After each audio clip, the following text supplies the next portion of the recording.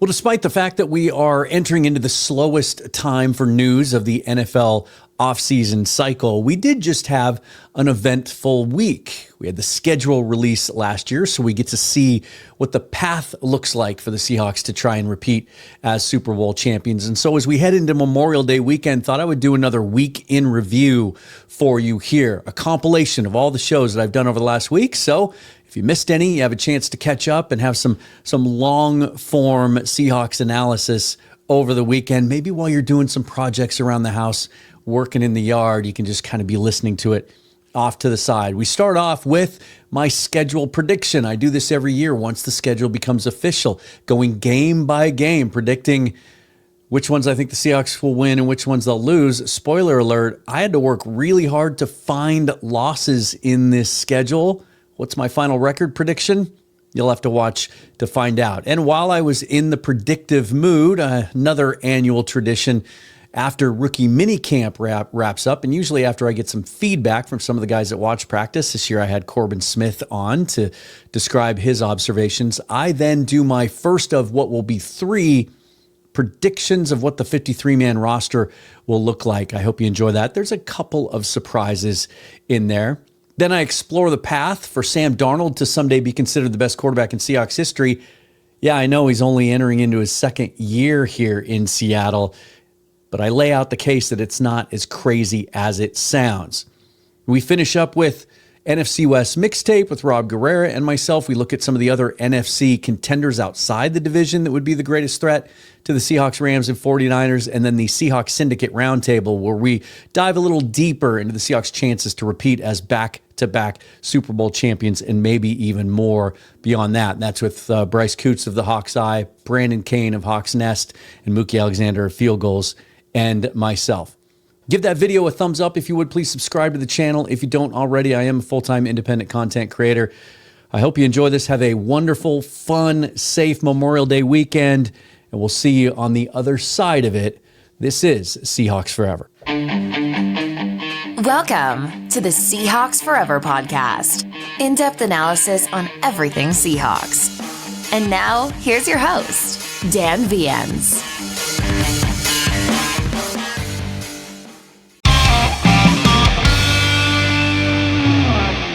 The time has come once again with the NFL's official release of the full schedule yesterday. There it is, committed to memory. Now you know it. We now have an idea of the landscape of the season for our Seattle Seahawks. And as I do every single year, I sit down with the schedule. I sit with it overnight. I try to look at it from as many angles as I can. And then I try to predict game by game how they're going to do. How accurate have I been? Last year I predicted 12-5. They end up 14-3. Now I got a little antsy about mid-season and I upped my prediction, but I still stuck with 12-5. I was off by 2, and I was off in the most glorious of ways. Of course, the Seahawks go on to win the Super Bowl. Well, this year, man, I've had a hard time with this schedule. I've looked through it forwards and backwards, upwards and downwards. And I came up with a final result in a number that makes me think I might be losing my mind, you guys. See for yourselves why I think I might be crazy coming up after this. This is Seahawks Forever, presented by Prize Picks, and this is the official 2026 schedule prediction show. Welcome to the Seahawks Forever podcast. In-depth analysis on everything Seahawks. And now, here's your host, Dan Viens.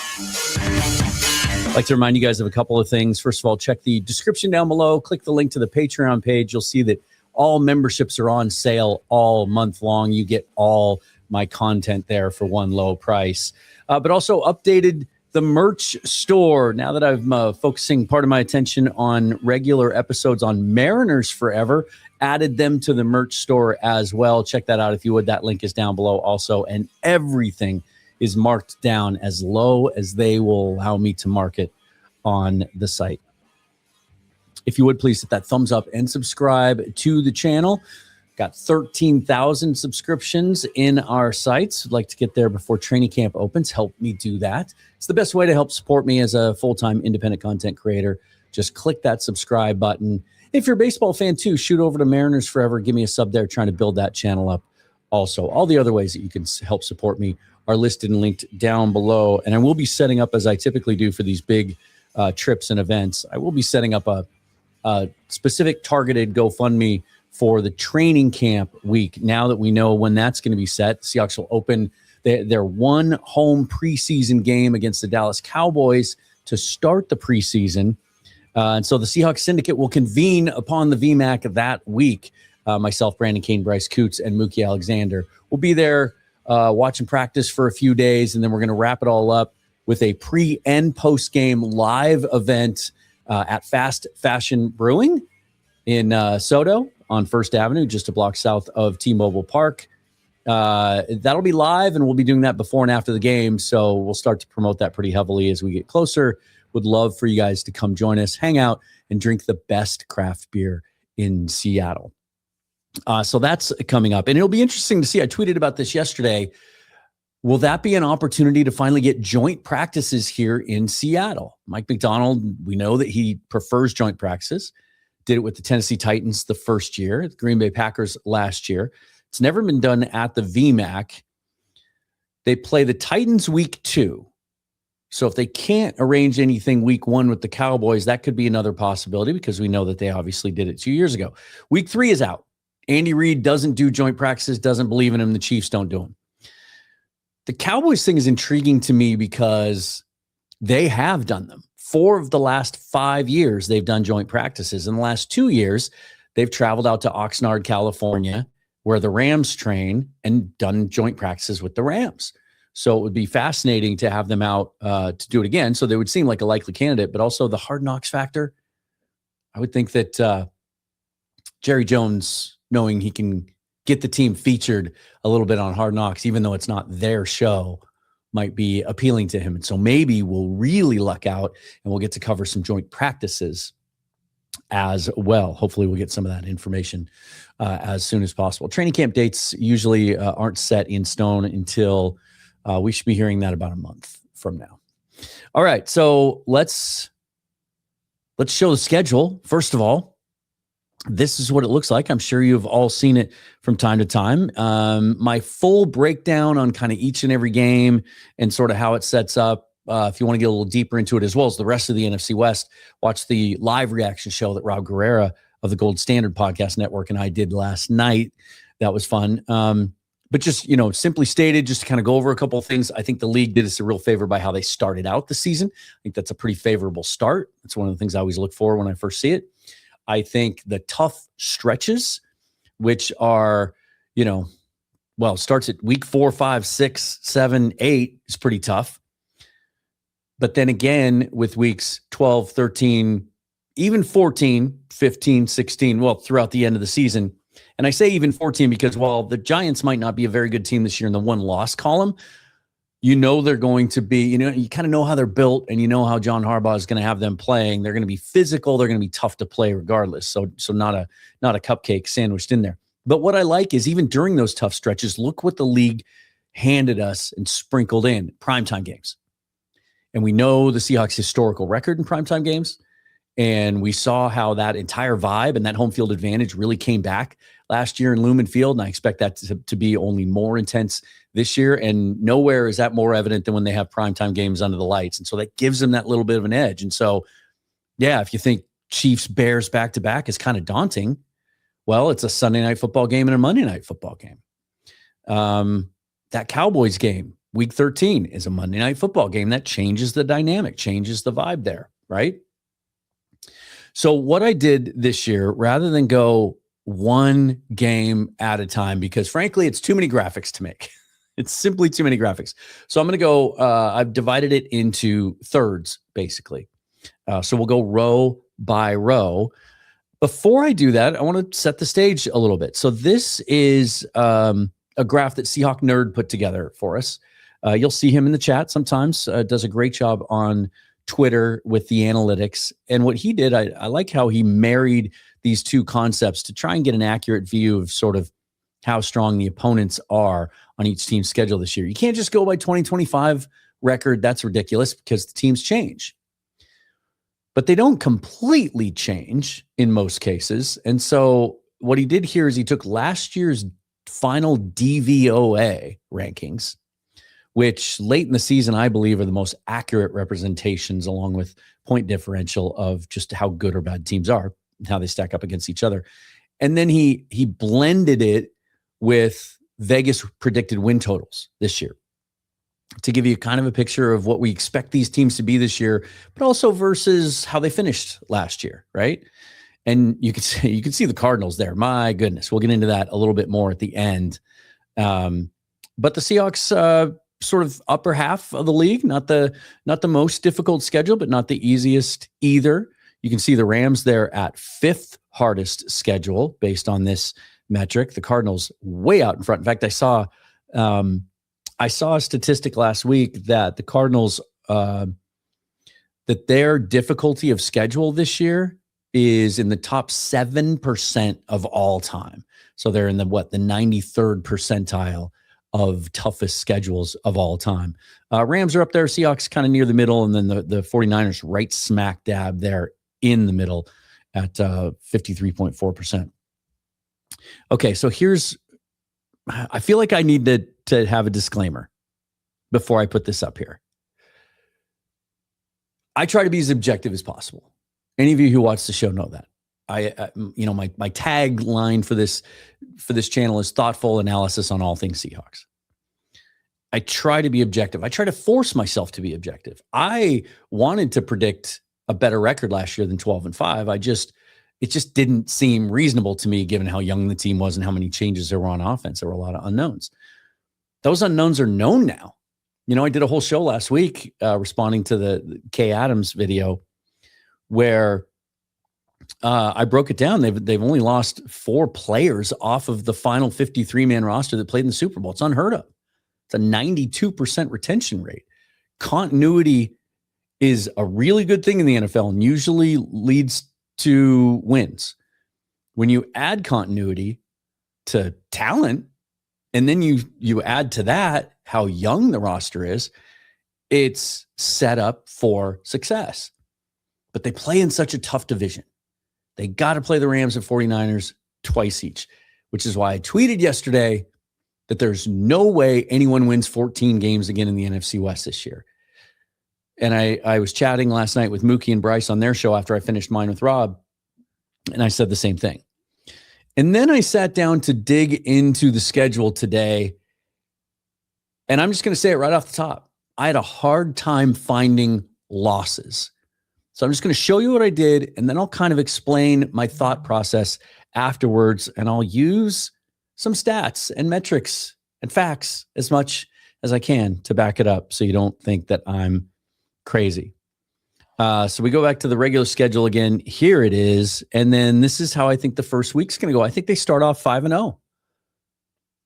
I really do. Now, I'm over being pissed about the first game. I'm over it. I think it's stupid. Maybe I'm not over it. Give me 30 seconds. I think it's absolutely fucking moronic to put the Patriots in the biggest spotlight game in the league this year, because that is going to dominate media coverage of this game leading up to the game. And I've had people kick back to me and say, it shouldn't matter. So what? It's about us raising the banner. I get that. It's fine. It stinks. It's dirty. And I think it detracts from what should be a pristine opener. And I think if they had given us the Bears or the Cowboys, for example, it would have been all about ball, all about football, and it would have been all about the game. All right. I've said what I said. From a football standpoint, though, I don't think the matchup is any better for the Patriots. I like some of the things they did this offseason, but they didn't make the sweeping grand moves that they did a year ago. They decided to kind of run it back and let that young team build, and that's fine. They took it to a Super Bowl, but we found the kinks in their armor, and I don't know that they adequately upgraded their weaknesses enough in the offseason. It's going to be the first regular season game with that revamped offensive line. We'll see how that goes for Drake May. But I think that's going to be real tough sledding. I don't think the matchup has gotten any easier for the Patriots. I think right out of the gate from a football standpoint, it's a nice opener for the Seahawks. And then you go on the road to the Cardinals, you go on the road to the Commanders, Commanders had a really nice offseason. I really like what they did to this roster, but there were so many changes that I think it's going to take a while to kind of find out who they are and to put those pieces together. And so I think it's a good time to play them. I'll be at that game in the nation's capital, so that will be very cool. Chargers, I had to hesitate at home because, I got into a debate with some fans online the other day that I think the Chargers aren't being talked about enough. And I think they're going to be really, really good. And I got some really stupid responses about Justin Herbert, and he stinks or whatever. And people really showing their lack of knowledge. I think this is going to look and feel like a Jim Harbaugh team. And I think Mike McDaniel, as much as I was surprised he didn't get another head coaching job right away, I think putting him in charge of that offense was a stroke of genius. And it might only be 1 year, but I think they've really given him some stuff to work with there, especially with Slater and Alt being back at tackle. But I just think, coming back home in front of the home crowd, they're going to be 3-0. The crowd's going to be amped up. I just think we're back to being a really, really tough team to beat at home. And I think we find a way to win that one. I think it's just a little too soon. I think we're going to see, the rewiring of Justin Herbert take a little bit of time. And then 49ers at home. That's my birthday weekend. They can't lose that one. I had to pick them that way. We've seen the matchup. I've been complimentary of the 49ers offseason. I think they made some nice kind of subtle under the radar moves. They might not be the flashy moves, but I think it'll help them become a better team. They will presumably be healthier. Certainly it'll be interesting in that matchup watching Brian Fleury go up against the Niners, but I like the fact that this will be 5 games in now for him. So hopefully he's kind of found his footing in calling plays for that offense. And I just think that Mike McDonald's defense and what they do to disrupt the timing of that offense and make life tough for Brock Purdy, I don't think that's going anywhere. I think that's going to be really tough. And I see that as a win for the Seahawks. Obviously, those last 2 could go either way. And I really struggled with trying to pick one of them as a loss just to keep the total win total down because of where I think it realistically should be. More on that in a minute. And then I had to pick a loss in here somewhere. And so I think at Broncos on a short week coming off the 49ers game is as close to it's sort of the reverse idea, the alternate universe idea of the definition of trap game, right? Trap game usually comes where the game before a big game, but coming off, you're 5-0, coming off a couple of home games, you beat your rival again, the 49ers. Now you got to turn around on a short week and go to the Mile High and play a Broncos team. Bo Nix should be healthy by then and hopefully back, in rhythm, in the flow. That Broncos defense is going to be super legitimate. They're going to have a really interesting running game there with Jonah Coleman now complimenting RJ Harvey. Got to pick a loss somewhere. I think Mike McDonald's in a vacuum. I like the Seahawks matchup against the Broncos because I like what Mike McDonald's defense can do to Bo Nix. Like they'll take away the long stuff, and that's kind of his weakness anyway. And so it's just going to be a lot of dink and dunk. And if we can slow their running game down, like it's the formula we've seen work for 2 years now. But had to pick a loss somewhere, and I think the Broncos are going to be really good. And so that is the one. But then they get to turn around, and we go into the second third of the season. And you get to come back home for that cool stretch, but now you have a little bit of extra rest to get ready for the Chiefs. You're a little pissed off because you lost your first game.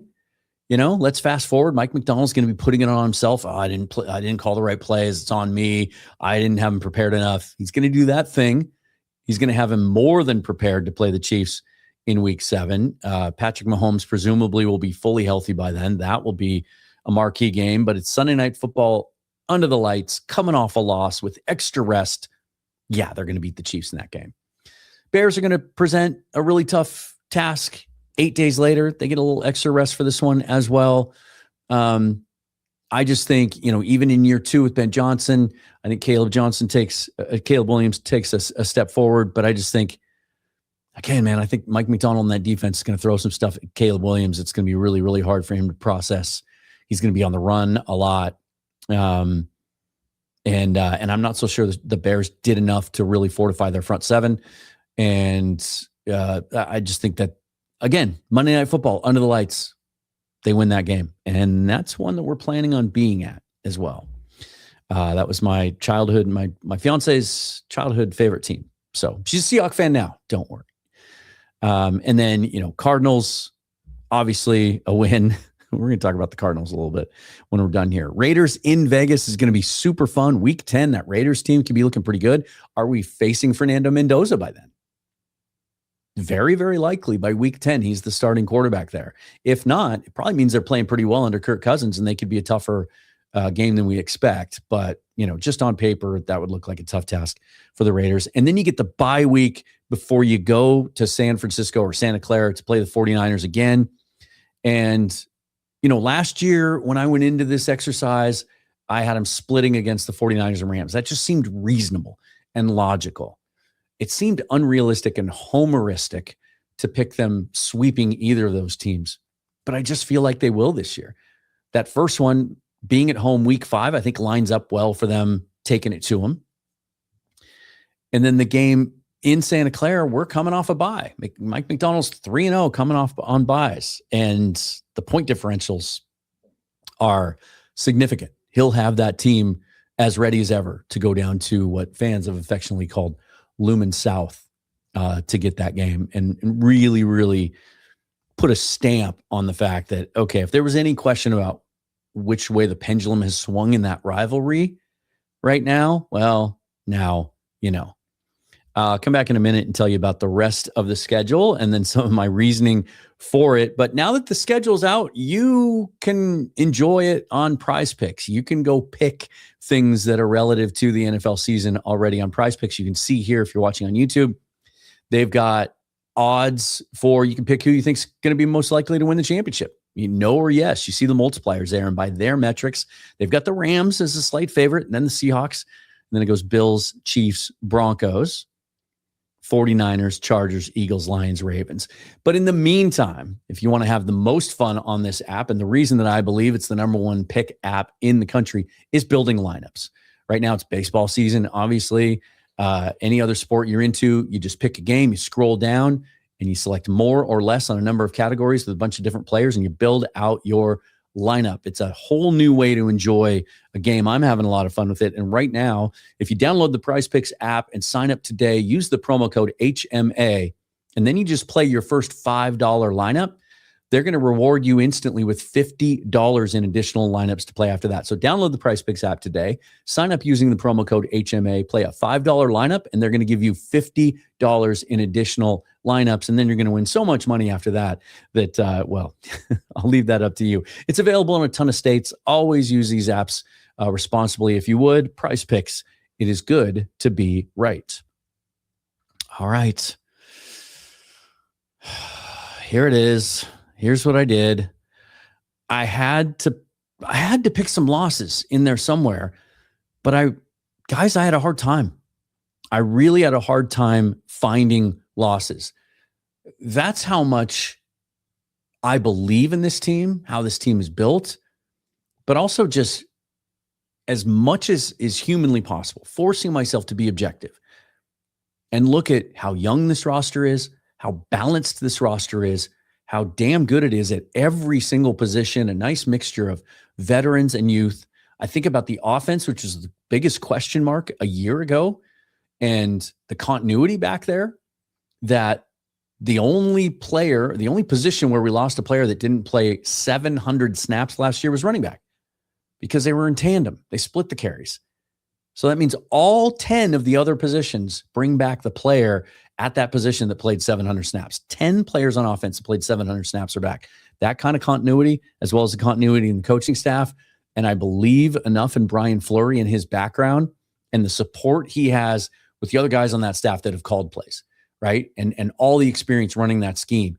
And John Benton and Justin Outen and Jake Peets.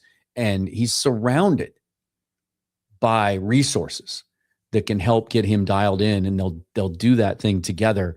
I think the offensive line is going to be better. It's going to allow them to play with fewer 6-man protections. They were near the top of the league last year. I think that's going to open up and unlock things. I think Sam Darnold in his second year, first time he's had continuity in back-to-back years since his years in Carolina. And just off the top of my head, I can't recall, but I bet if we went back and looked at the 2 years in Carolina, probably had a change in the coaching staff or a change somewhere in personnel where it wasn't really continuity. But the fact to come for the first time since his Jets days, really, to come back and be the man and start off with a full head of steam, right? With guys surrounding him and the offensive player of the year and a first round running back. And the optimism I have for this team and how I think the defense can actually take another step and be even better than they were a year ago. You get year 2 of Nick Emenwari and his development now, right? There's just so much to look forward to there. There's some questions about what the pass rush is going to look like with that piece together edge group. I don't think they're done yet. I do think one of the fascinating things about having the Rams and Seahawks play 2 of the last 3 weeks, which on its face is dumb. I don't think it should ever happen. I talked about that last night. I'm not going to bore you with it again today. But I think one of the most fascinating things is it's both those teams, I think, are going to be making big swings at the trade deadline. And they might be going after the same guys, right? If a Myles Garrett or a Max Crosby or a TJ Watt is available, keep your eye on TJ Watt, you guys. That Pittsburgh situation is very, very uncertain. Let's just say that. That could really impact these games as well. But I said I will share one more thing I said last night on the show that I think bears repeating. Some of their approach to the draft this year, and I shared this with you on the show at the time, a team source told me that, they were really, for obvious reasons, looking for players that would help them in the areas they needed some help in order to match up better with that Rams offense. And that is middle field coverage. Bud Clark, best ball hawking safety in the country, 15 interceptions in his career at TCU.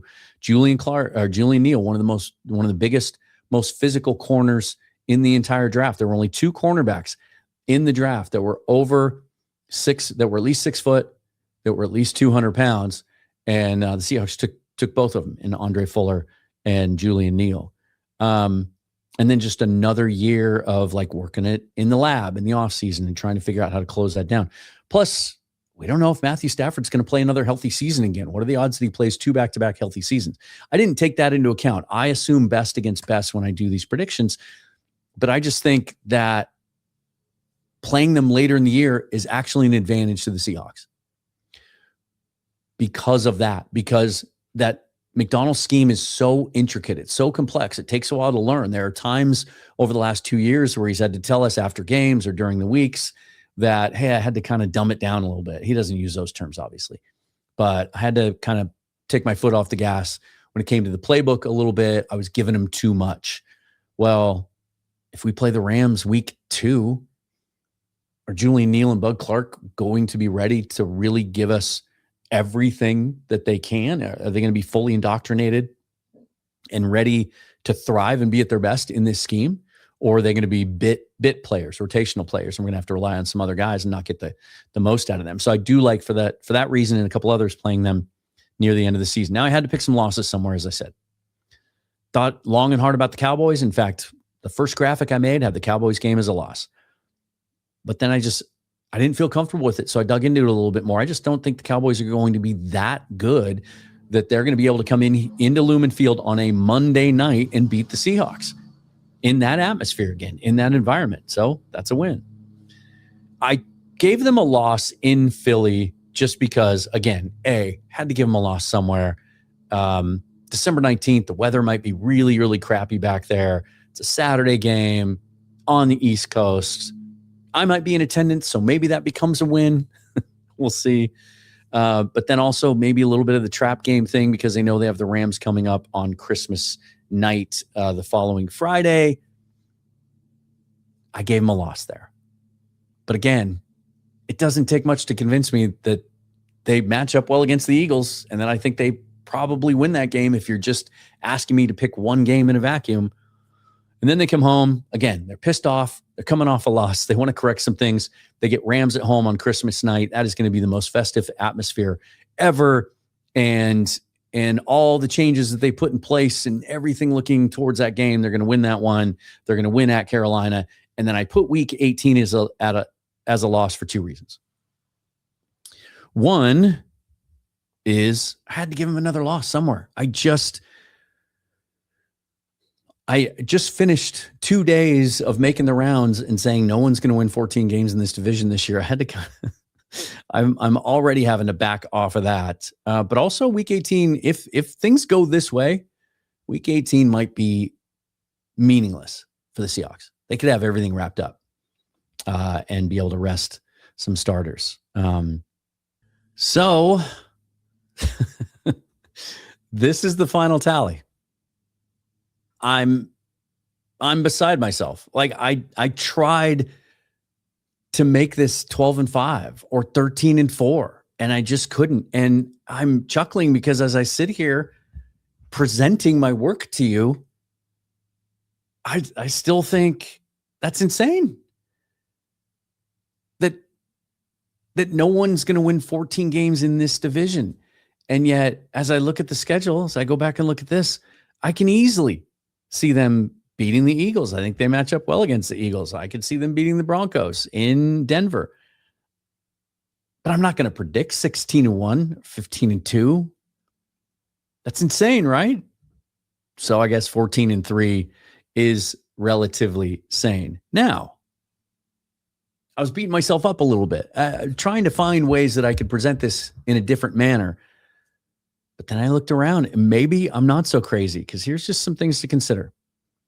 They don't face a single team coming off a bye. Here's the chart that shows you the Eagles and Chargers have 4 such games, right? None of the NFC West gets really hit hard by this at all. The Niners have 1 game facing a team off a bye. All the rest of us don't. Net rest days, right? This became a big thing last year when we started seeing this be calculated, where you look at days off, extra days off, and lost days off for your team versus your opponents, right? How often are you playing a team coming off a bye, or how often are you playing a team that played a Thursday game the week before, and so they have that extra 3 days of rest, so they're a little fresher playing you. The Seahawks come out very favorably in this. They are 7th in the league with +8 net rest days. You see Chicago there at number 1 at +15. Look at some of the rest of the NFC West. The LA Rams at -6 down there near the bottom. San Francisco's right smack in the middle at 0. And then let's see, where is Arizona? Arizona's at +1. But the Seahawks, the most favorable in the division, 7th in the league at +8 net rest days. And then I look at this. This is one of the sports books from Vegas and all the early odds. And you can see, I know it's small on your screen, but if you scroll across, the Seahawks are favored week 1, 2, 3, 4, 5, 6, 7, 8, 9, 10. They're favored in every game leading up to their bye. So according to Vegas, they'll be 10-0 heading into their bye instead of 9-1. So maybe I'm not so crazy. And then you come out of the bye and they've got us week 12, the game at San Francisco. They have us as a 1.5 underdog. They have us as a 1.5 underdog in Philly week 15, and then a 2.5 point underdog in LA the final week of the season. So Las Vegas has us going 14-3. So maybe I'm not that crazy. Now, while we're here, they only have the Rams favored or as an underdog once all season, and that's the game in Seattle week 16. Look at the Cardinals. Not only are they not favored to win a single game all season long, they're literally, Vegas thinks they're going to go 0-17. But look at the first 11. These are the point spreads that they're underdogs by. 11.5, 10, 11.5, 7, 8.5, 13.5, 7.5, 10.5, 13.5, 10.5, 11.5. I said on the show last night that I don't know if I see a win for them until week 15 when I think they play the Jets, and Vegas does not disagree. So welcome to the NFL as a head coach, Mike LaFleur. We'll see how that works out. Oh, it was quite the exercise. What do we think, guys? Am I crazy? Did I make a mistake? Where else is there a loss that I should be giving a little more consideration to? if I here's what I thought about doing just to make it 13 wins, I would have felt more comfortable with that. Well, they're probably going to split against the 49ers. 49ers are a very well coached team. They've made some good additions. Year 2 for some of those young defensive guys, Nick Bosa being back, et cetera, et cetera. I just think McDonald's got their number, and that matchup doesn't work well in their favor. Injuries can play a part in all of that, but we'll see how that goes. Have a great weekend, you guys. We'll be back next week to start breaking down everything over the offseason, start getting some guests on, getting their thoughts on what they think about this team. Other creators slow down this time of year. I just keep pushing with daily content. We'll take the weekend, though. So in the meantime, follow me on Twitter at Seahawks Forever. Subscribe to this channel if you would, please. Check the description for all the other ways that you can help support me. And, training camp is going to be here before you know it, guys. This is a lot of fun. Let me know in the comments what you think their final record is going to be and why. Forever and always go Hawks. Thanks for watching, you guys. We'll see you next time. All right, you guys. Well, it's time. It's time for the official offseason. The next couple of months. We always have fun this time of year. We do some big picture stuff. We're going to talk about best Seahawks of all time, worst Seahawks, best trades, worst trades, signings, etc. But I will always be here on a daily basis throughout the entire offseason. When a lot of other channels might take their foot off the gas ever so slightly, I keep mine on it to continue to give you something to think about and something to talk about, something for us to engage over, because training camp is going to be here before you know it. Those dates should be out in a couple of weeks, and then we can make our plans for the trip back to training camp to cover that whole week. As it sits right now, I will give you a little bit of insight. I reached out to a team source and asked about the possibility of joint practices being held at VMAC in Renton before that week 1 game against the Cowboys. There are 2 opportunities for joint practices this preseason. We know Mike Macdonald has been emphatic about saying he wants to do this on a regular basis, and twice if he can. Maybe that'll happen this year, because while their 3rd preseason game is against the Chiefs, and Andy Reid just does not believe in joint practices, so that is not on the table. Week 2 at Tennessee, we know that 2 years ago in Mike Macdonald's first season, that's where they had their joint practices, 2 days worth of them. So that's a possibility, but also maybe at home with the Hard Knocks cameras up and running at the VMAC, maybe in front of the public. I don't know if they would allow that or not, but the Cowboys do have a history of liking joint practices themselves. They've done it for the last 5 years. In the last 2 years, they've gone out to the Rams training facility and done it against them. And so they are a strong possibility. I reached out to my source and asked him about it, and he said, I think it's going to happen. So look for that, something to look forward to. But just my point there is just training camp's going to be here before you know it. So thanks for being here tonight. I know there's a lot of stuff going on. We get into summertime here pretty soon. The weather's turning. There's a lot more to do. It's light later. There's baseball.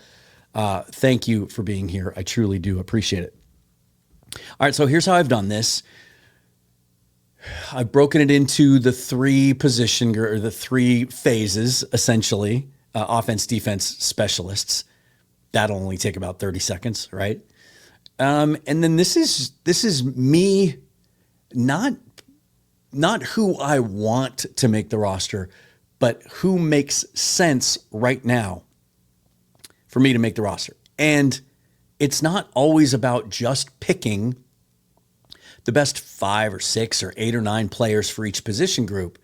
It's not about the best. It's about complementary players. It's about who fits. It's about special teams in some cases. It's about a specific role, but it's also about who you can get through waivers on the cut down and get to the practice squad. Sometimes you keep someone on your 53 that might even in your plans be projected by the organization, by the team, to contribute less to the team on the field than somebody on the practice squad. Here's a good example. Last year on the 53-man roster, Connor O'Toole and Jared Ivey made it and were on the roster all year long. Not because they ever worked their way into the rotation or the Seahawks thought they were going to, but because they liked the upside, the future of those 2 players, and they just didn't want to expose them to waivers because they were afraid they would lose them. Now we'll see if that pays off or not this year. We've got some questions in the edge group. Mike McDonald brings up Jared Ivey's name a lot. He brings up O'Toole's also, but not as much as Ivey.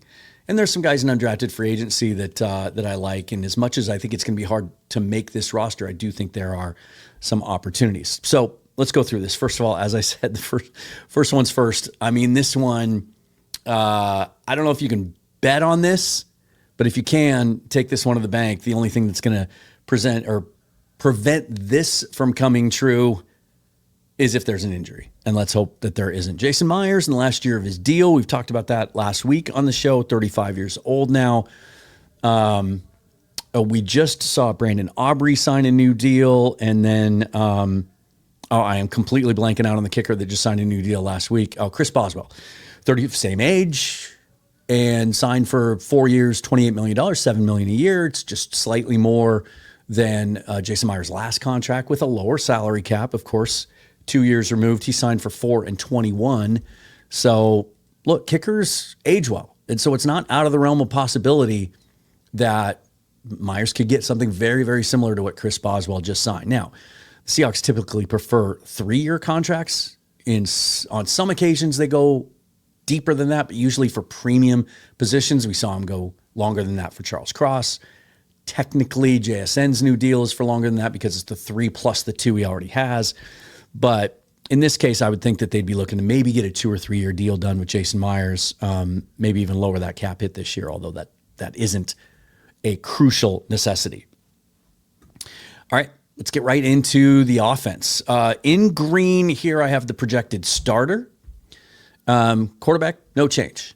Sam Darnold, Drew Lock, Jalen Milroe. We've talked about this subject on the show already. I'm sure we'll continue to talk about it throughout the season or throughout the summer. What an important offseason this is for Milroe, because a year from now, I think 2026 is the last year they carry 3 quarterbacks on their roster. Because one of two things is going to happen. Either in 2026, they're going to see enough from Jalen Milroe that they feel comfortable not bringing Drew Lock back in 2027. His contract expires after this year, saving a little bit of money that way and having Jalen Milroe be the backup and then carrying someone on the practice squad as an emergency quarterback. Or they're not going to see what they like from Milroe, and they could bring Drew Lock again in 2027 and just do the Geno Smith thing, where they just sign him to 1-year deals every year for $3-4 million, whatever the Andy Dalton going rate contract is for a backup quarterback. And they could do that. I suppose there's a third possibility, which is Milroe could show enough that there's some trade value there next summer, potentially. And that would coincide, presumably, with the Seahawks giving Sam Darnold a long-term extension, which he'll be eligible for next season. So no real shakeup at the quarterback position. Running backs, I think we all kind of agree on this. It's all pretty cut and dry. Jadarian Price, the rookie, looks to be the lead back as soon as he's ready. Emmanuel Wilson, who they signed in free agency. George Halani, given if he's healthy. It's been an issue for him. And then Robbie Oots as the fullback. Now, I will say this, and I meant to say this off the top. I used a couple of different things here to try and get a feel for how many at each position they might keep. I looked at 2 things. I looked at their initial 53-man roster last year, because that can be telling. And then I also looked at their Super Bowl roster. I put more weight on the opening day roster because that speaks, I think, more to big picture roster construction than the Super Bowl. You know, it's just one game to play.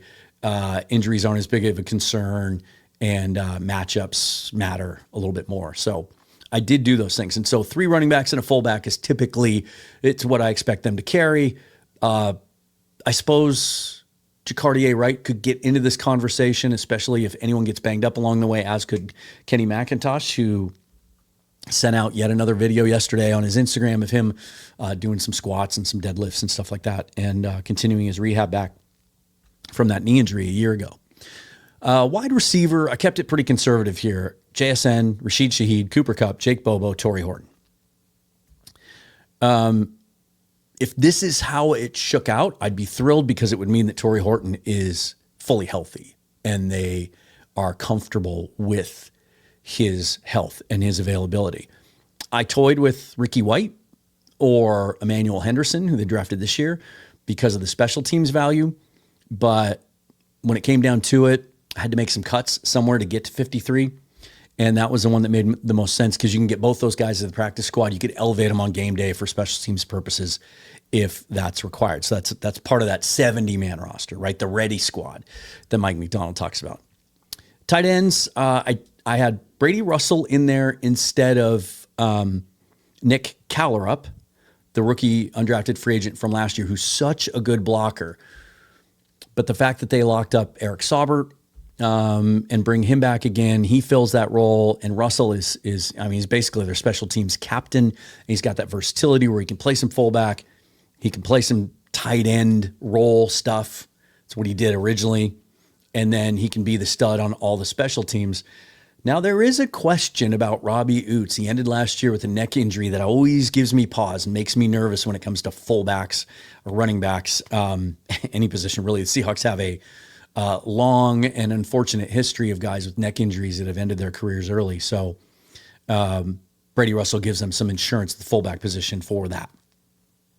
And then offensive line, and this one, there have been times over the last couple of years, 2 years ago, they kept 10, but it's because they really wanted to hang on to all the young offensive linemen that they were high on at the time. It was Michael Jarrell, it was Tala Lamea, and it was Christian Haynes. Well, not the case now. They have so much continuity coming back, and the guys they have coming back, most of them have positional versatility, which allows you to save a roster spot. And so I've got 9 offensive linemen here.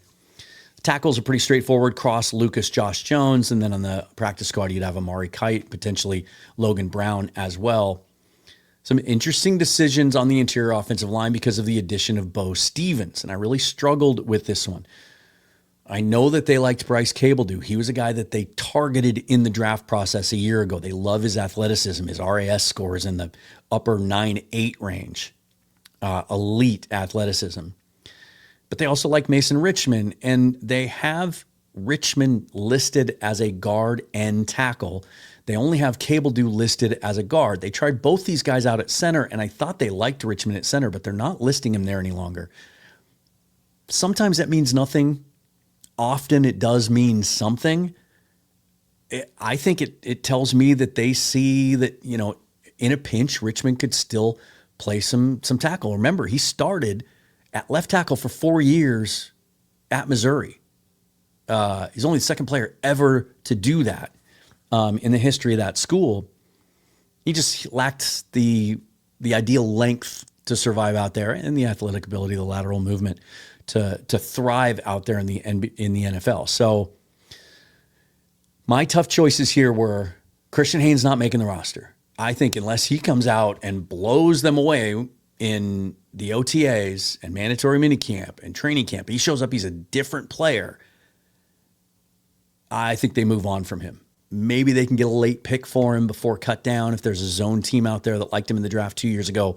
But he just seems like dead weight. He just seems like a guy that they don't see the upside of anymore. So he's off the roster, whether it's trade or, maybe nobody claims him and you can put him on the practice squad, but he's off the roster. And then I've got Cabledew off the roster because I felt like Richmond's ability to play tackle. And then obviously Zabel, Bo Stevens, the rookie, Jalen Sundell, the center, Oluwatimi, the backup center. I toyed with doing something with Oluwatimi, maybe not having him on the roster. We heard through the draft process that there was some consideration to possibly trade him. He's started and played well before. He has shown to be of starter quality. There's still some teams out there that are looking for centers. Baltimore Ravens, not the least of which. But the fact that they don't really see Richmond as a center anymore, it just gave me pause. So these are the 5 interior offensive linemen that I went with. 6, I'm sorry. But one thing could change this. If Bo Stevens wins the right guard job before week 1, I think there's a really good chance they trade Anthony Bradford. He is a starting caliber guard in the NFL, regardless of what you think about him. I don't want to get into another discussion about whether he's good or not tonight. I'm exhausted by it. That's not the point here. The point is, if he's on the roster, there's a good chance he's still going to be the starter because he's won the job 3 years in a row under 2 different head coaches and 3 different offensive line coaches. And John Benton believes in him. But if he does get beat out by Stevens, then Bradford has no positional versatility. He can't play tackle anymore. He played it at LSU a little bit, but not since. He's never played left guard. He's only played on the right side with the Seahawks.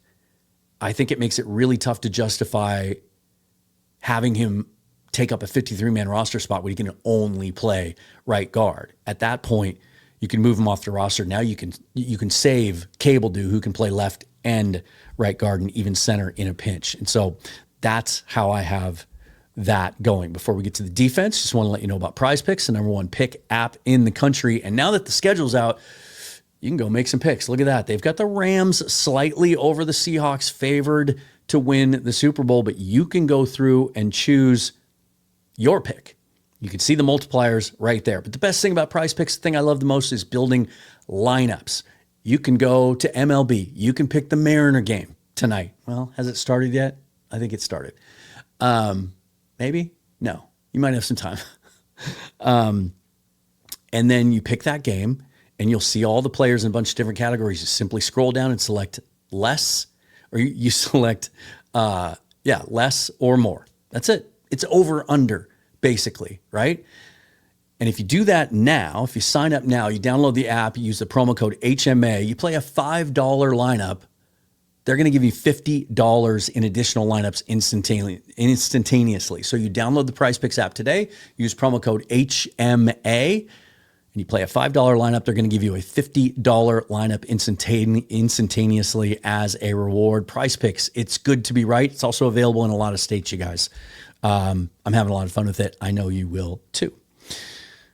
All right, let's look at the defense, and then we'll get to your questions and comments. The starters again in green.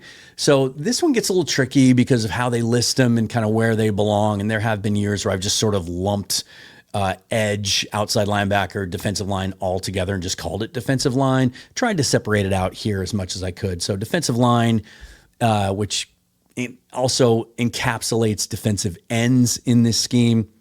Leonard Williams, Byron Murphy, Jaron Reed, of course.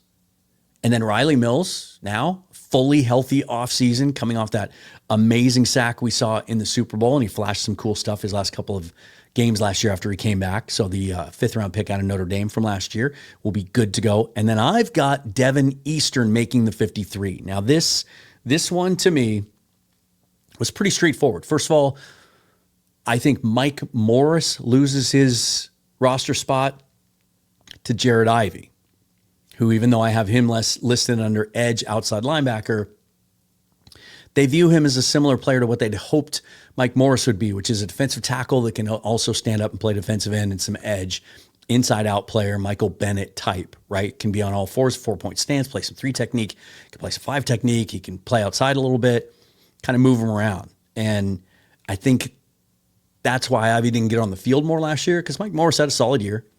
But Mike Morris is who he is, and I would call him a replacement level player. Solid player, but you can find those guys as street free agents if you ever need to, or keep them on your practice squad. And so I've got him not making the roster, whether he comes back to the practice squad or not. He's probably a guy that another team would sign, given his background here in Seattle and his youth. But I think Brandon Peely is a guy that, again, you can just kind of perpetually get to the practice squad, and I think that would be the priority there. They've done it dozens of times. I'm probably exaggerating, but it seems like a ton of times that they've been able to do that without him ever being claimed. And so I think you get him to 53, whereas a guy like Devin Eastern, if he goes out and shows out in the preseason with those long arms and that motor and that skill set, I just think that's a real boost to get a 7th rounder that has his upside and get a guy in this defensive tackle group that's under contract for 3 years, plus then he'd be a restricted free agent. So you're talking about contractual control here, to borrow a baseball term, because Leonard Williams, 32 years old now, last year of his deal, don't know how much longer he wants to continue to play. Byron Murphy's about to get paid, so you don't want to have to go out there looking at the, in unrestricted free agency for a good tackle should Williams ever get hurt or decide to walk away. Jaron Reed, 33 years old, I think now, don't know how much longer he's going to play, even though he has 2 years left on his deal. He seems to be aging well as long as you can keep him fresh in a rotation, but just another reason to keep a young body like Eastern on there And I think the reason you keep him over Peely is there's a better chance that Eastern gets claimed, and then Riley Mills, who they have listed as defensive end now, but I think he's going to play some interior as well. Then that edge group, and this includes 6 names, which usually they only really have 5 quote-unquote outside pass rushers on the roster. But again, Ivy, a two-way player, I could have listed him at defensive line instead of edge, but this is the way that I did it. So Hall, Nwosu, DeMarcus Lawrence, who's going to be back, maybe his final year before he retires. He does have 1 year left on his deal, but he has contemplated retirement the last 2 years. Dante Fowler, who they signed a week ago, who I told you 6 weeks ago they were going to sign. And then Ivy. And then I've got Aiden Hubbard making this roster with one caveat. For a bunch of reasons. As soon as they signed him in undrafted free agency, I went and did as much work on him as I could and loved the tape. Why this guy wasn't drafted, I don't know. If I had found him in the process this year leading up to the draft, I would have had a draftable grade on him. And then I was told by a team source that he has a really good chance to make this roster. He's got power. He's got athletic ability. He's got bend. He has motor for days. And he had some productivity in the Big Ten. So I really like him. But the caveat that I told you about, if they make another big move this summer, then that's where you plug him in. If they sign a Jadeveon Clowney, who I'm told is at the top of their list, if they were to sign another veteran edge, if they were to make a bigger splash and make a trade for one of the bigger name edge players out there that might become available later in the summer, then that's the spot you would slide him into. I suppose you could consider the possibility that Uchenna Nwosu would become vulnerable in that case and that they'd still want to keep a younger guy there, save the money with Nwosu. Maybe you try to negotiate a deal with him. They've done those in the past. I seem to recall at the end of one of Tyler Lockett's contracts, he only had 1 year left on his deal, and I think they basically just came to an agreement that they would pay him less in that 1 year in order to keep him on the roster. And then they just, I think they tacked on some void years. So something you can do there, or you could, if they think he's healthy and capable of playing longer, they could tack on a year or two, or they could release him, sign him back at a lower number. He might become a vulnerable, but I just think he's such a clubhouse presence. He's just turning 30. He was healthy all year last year. Now he gets a full healthy offseason. I think his value is better on the roster than off of it to save some cap money. But I like that group. Inside linebacker, they sometimes keep 5. Chaz Surratt was a 5th inside linebacker for much of last year for special teams purposes, but that's where I made a little bit of a change. So Ernest Jones, Drake Thomas, Tyrese Knight, those are the guys, right? Knight can play either spot. He's kind of the ideal backup. He's still very young, entering his 3rd season. He will now have, presumably, a healthy offseason, which he didn't have last year. But then I've got Chris Paul Jr. making the roster, the 5th round pick last year by the Rams. The Rams traded up to get him in the draft, and then they got to training camp and realized that their bargain basement free agent Nate Landman turned out to be a really good player, and he was a revelation. Their undrafted free agent Sean Dolak out of Buffalo was a revelation, and so they tried to sneak Paul through to the practice squad, and the Seahawks pulled a Drake Thomas, did the exact same thing that they did to the Raiders 3 years previously, and claimed Paul, and then were able to get him to the practice squad, where I've been told that they're very high on him. His dad has told me that he's being told that the team really likes his future. And then Corbin said he showed up. The one knock on him in the draft process was too small, right? He can run sideline to sideline. He can cover like a demon. He can fly around the football field, but a little small. He's 220, 222, I think, coming out in the draft. Corbin said he looked like he's put 10 to 15 good pounds on. And if that's the case, I think it gives him a real opportunity to make the roster. And the reason that I felt comfortable leaving Patrick O'Connell off of this roster and Chaz Surratt, O'Connell probably get to the practice squad again, as they have many times over his career. And Chris Paul played a ton of special teams in college, hundreds of snaps. He is not foreign to special teams. And so he does have that in his hip pocket. And I think that gives them the opportunity to have him on the roster instead of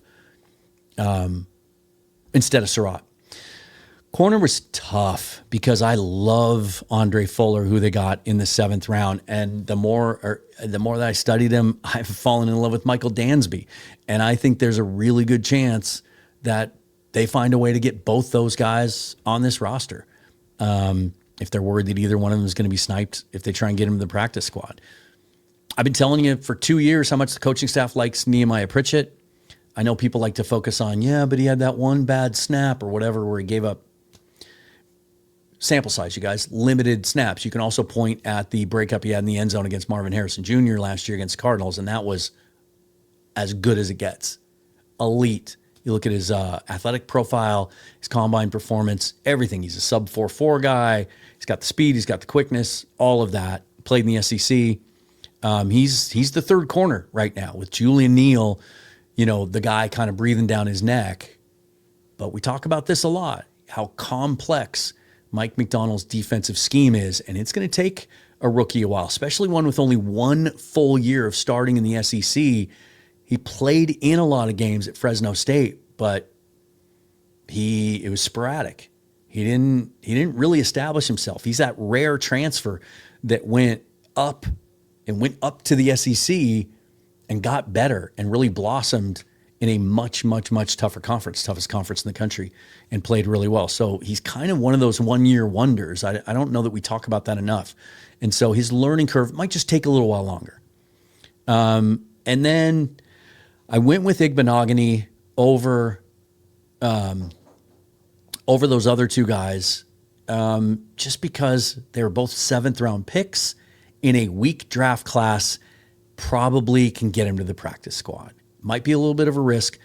And if I probably would have put Fuller on this roster instead of Igbenogany if it wasn't for one thing, and that is the fact that John Schneider's been trying to acquire Igbenogany for 2 years in free agency and through trade, hadn't been able to get him. He's a guy they really like with that inside-out versatility, and really kind of, he was seen as a bust because he was a first-round pick in Miami and didn't really live up to those expectations, but did some good things the last couple of years. And, maybe he's kind of that late bloomer that the bottom line is they like him enough that I went with him here. But if one of those guys if Dansby or Fuller has a really stellar preseason, then Igbenogany too, as a guy who's really kicked around the league now since he was drafted, you can probably get him to the practice squad too. So there's an opportunity there for one of those other rookies to make this roster. And then at safety, Julian Love, Nick Emanwori, of course, Ty Okada, Bud Clark, the rookie out of TCU, and then Rodney Thomas, who they signed in undrafted free agency. And they really, really like. He's got borderline elite athleticism. He's got some cornerback in his background. Some people thought when they signed him that maybe that was in the plans to convert him. And he has a ton of special teams in his experience too. And so keeping that fifth safety, they'll do that quite a bit if that guy is a special teams standout. So I think I've got special teams covered between both of these. But just go back and look at offense again, put that on the screen if you're just joining me. I guess the surprise here that most people would consider as a surprise, and I'll get to your comments here in a moment. I don't have them on the screen just yet. I guess the surprise would be Christian Haynes not making the roster, Bryce Cable not making the roster, although, as I said earlier, if Bo Stevens beats out Anthony Bradford, I think Bradford then becomes a trade candidate and Cable is on the roster. And then just keeping 5 receivers instead of 6, because I think guys like Ricky White and Emmanuel Henderson, you can get them through the practice squad and elevate them on game day for special teams purposes. And then, of course, the specialists, like nothing is going to change there, right? So how we doing, guys? What is up? Good to see you all here. Hank Murbach already in. He says, I already know we're going to spend 30 minutes talking about Anthony Bradford. Not 30, maybe 3. Rockman Drums says, AB, my hero, because I put him on the thumbnail. You guys, I wanted to, I'll never, and I'm adamant about this, and I've argued with people over it. I've been, people have said things to me before along the lines of, oh, that was clickbait. And I will always push back on that. I will never give you clickbait. But there's a definition to clickbait that I think people lose sometimes. I'll never trick you. I'll never deceive you. I'll never give you a headline that is meant to suck you into the video and then not deliver on that promise. A good example would be, you know what that one place, Chat Sports, does, although it seems like they're kind of doing this less often lately from what I see pop up in my feed. Maybe that's a good thing. I don't know. Where the headline will be something like, the thumbnail will be like, Seahawks set to acquire former all-pro pass rusher. Right? I remember this from a couple years ago. And now I can't even remember the player's name, but it was some veteran pass rusher who just every single year kind of kicked around and signed with a different team each year. He was sort of that version of what Dante Fowler has become now. And it was, when I went in and read the story, it was just some guy spitballing in his basement, some guy that writes a blog that I'd never even heard of, just saying, this guy would make sense for the Seahawks. And then, so for them to take that and package it as Seahawks on the verge of acquiring, that's deceptive bullshit. It's Bush League. It's amateur hour. I will never do that. I say that to say this. I also want to attract your attention, and I want people to watch the video. So I am going to put little Easter eggs sometimes in the thumbnail. And I knew if I put Anthony Bradford on there for a roster projection, it might make some people think, I wonder what he has to say about Anthony Bradford. So there you go. I just gave you a little peek behind the curtain of some of the thought process that goes into this. Jeff Fornall is here, says, yes, sir, let's go. Can't wait for the season. Go Hawks. GZ Doctor Forever, here from Twitch, by the way. Welcome. I stream to Twitch, but I'm not very active there, and occasionally I'll see 1 or 2 viewers from there. So pretty consistently 1, so it must be you. So thank you for being here whenever I stream to Twitch. So there was a report today. Admittedly, I did not read the story. I just read the headline in my Twitter feed, but it was Pro Football Rumors, so it was Mike Florio's site, right? And he said that there are those who believe in the media world that the NFL specifically scheduled the Patriots for us week 1 because they thought all the off-field bullshit publicity would result in higher ratings. Which, if that's true, F you, NFL, but I also have a hard time buying it. Again, didn't read the story, so maybe Florio kind of went in and covered all his bases here. But that game should stand on its own. And if you had scheduled one of the other teams we thought it was going to be, the Cowboys, they're America's team. The Bears, third largest media market in the country, and a rising star head coach and quarterback and names you recognize. And then there was a report a couple days ago, the Giants were one of the other teams under consideration. That would have been cool. I mean, it would have been great for us because you're getting, a rebuilding team in their first game, but it's the Giants. They're a legacy team, number 1 media market in the country, and a lot of intrigue with a young quarterback and John Harbaugh going over there and everything else. That would have made more sense, but I hope that's not true. I do, and I do hope it wanes. What I think if no new bombshells come along, it'll quiet down and then it'll rear itself back up during the week. Now, the one curveball to this whole thing could be there are indications that at some point Rossini's going to come out of the woodwork and tell all, right? Whether that's in a piece that she pens or she goes on a podcast or starts her own podcast or whatever. And if she's looking for maximum publicity and exposure and eyeballs and subscriptions and all of that, she would probably do it right before, the week before the game, right? So, again, I don't think there's any way we escape it. I hate that they did this. But from a football perspective, I don't mind it because I think we'll stomp them week 1. Jason Anderson says, I wonder how different this year's practice squad will be from last year's. It's a great question. They brought back the entire practice squad from last year except for Shaq Griffin, who I think we'll probably find at some point this offseason will probably announce his retirement. That's just my sense. But they even brought back Shamar Jean-Charles. And And so not all those guys are going to make it because they signed some new undrafted free agents and they have 8 draft picks, and then not all 8 of them are going to make the team, right? So I do think there will be some changeover. I think this will be one of those years. There's so much depth on this team, on their entire roster. I did the calculations this morning. Their 90-man roster, their average age of their 90-man roster is under 26. I'm not going to go through all 32 rosters and calculate the average age.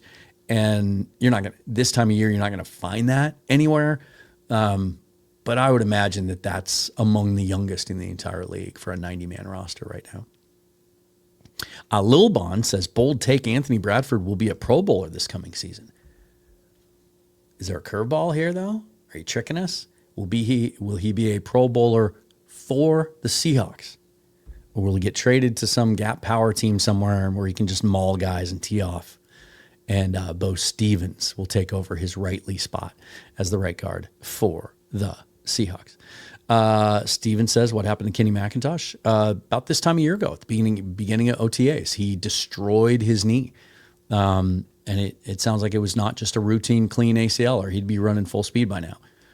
John Schneider, every time he's asked about it, talks about how tough the injury was. So now here we're 12 months later, and he can't resume football activities yet.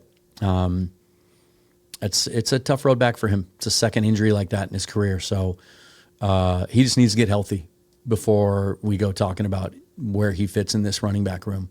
Like, we need to see him on the field first and foremost, or he's just someone I've set off to the side, set on the back burner. Hoop Craze says, haven't been here in a while, man. How you been? You been crazing? You been hoop crazing? That season just ended, didn't it? Didn't the NBA season just end? They just had their draft, so it must be over, right? Well, now you can get back to football, even though it's not really football season right now. Yeah. Let's see. Hank says, I got Bud over Ty. You just mean as a starter? Well, here's the thing. And maybe you put this comment in. Yeah, you probably did before I mentioned it when I went through the safeties. Really, really, really, really complex defense. There have been times where McDonald has said, hey, I had to kind of lighten up the playbook. I had to pull some of the stuff off their plate. I was giving him too much, especially for safety. It's such a key component in his defense, and being able to communicate and make all the signals and the calls and understand the signals and the calls and be able to react immediately. Go back and watch the soundbite from Kirk Cousins a couple of weeks ago on Seattle Sports 710, where he talks about how they're so good at disguising coverages that a lot of times teams will disguise coverages, but then right before the snap, you see them declare. He says, Mike McDonald's defense, it's after the snap. Like, as you're in your drop, you see, oh shit, I thought that was going to be too high, but now they're rotating into cover 3 after the snap. And sometimes that's pre-called, and sometimes it's based on what happens at the snap. And that's where the communication comes into play, right? It's going to take a rookie a little longer to be the man. So yeah, I think Bud Clark ultimately becomes the starting free safety on this team, which Julian loved playing strong safety. But it's not going to be week 1. Hey, and Nicholas agrees with me right there. Let's see. And then we talk about Emin Wari. He gets into the conversation too. But Hank, I would caution you with this. It was a different role. They purposely made him a box safety right off the bat, play nickel, because it's not as complex in his defense. That's why they're spoon feeding him the deep safety stuff. It's part of the plan. McDonald's talked about it from day one, but they played him in a more limited role. That might seem counterintuitive because his versatility makes it unlimited where you can play him. But it was a lot more of just like, see it, react to it, instead of having to be in control of the communication as much as the free safety would have to be. Torrey Horton. Yeah, if he's healthy. I hope so, young guns. I hope so. Charlie the Unicorn says Vrabel might get suspended. Everything I have read, in fact, the reports that I've read said the league is not going to investigate it as a violation of their personal conduct policy. And that's probably one of those things where it's like, There's a reason a lot of coaches haven't talked on this. There's a reason a lot of prominent media members have not uttered a peep about this, because they know that this kind of stuff happens more often than people know. And that'd be pretty hypocritical, I think, if the NFL were to start, if you started considering, I'd like to think things are better now than they were 10, 20, 30 years ago. And they probably are. I really do. I'm an optimist. I'm a hopeful person. I try to always think the best people, think positive. But if the league wants to start trying to regulate and punish infidelity in the league, man, you talk about a can of worms. They would just prefer that this just fades away and dies. And Nicholas says, suspended, he's lucky to not get fired. Now, who did I just have on the show the other day who said that, there's some people who think that Vrabel might not coach week 1. I think it was Rob Guerrero on the NFC West mixtape when we did the schedule reveal last week. And maybe, but I think that would have happened already. And also keep in mind, the owner has been caught in scandals before. The team's been penalized for cheating. Like, it'd be pretty hypocritical to fire a coach for having an affair, especially when the affair allegedly has been going on for 6 years, and your background check when you hired him didn't reveal it. So there's some accountability there from the organization as well. Nicholas says Cowboys aren't America's team. That's just a brand. They're always going to be known as that, whether they are or not. I get it. But my point is, they are one of those legacy teams that has fans everywhere, nationwide. They're not just a regional fan base like a lot of other teams are.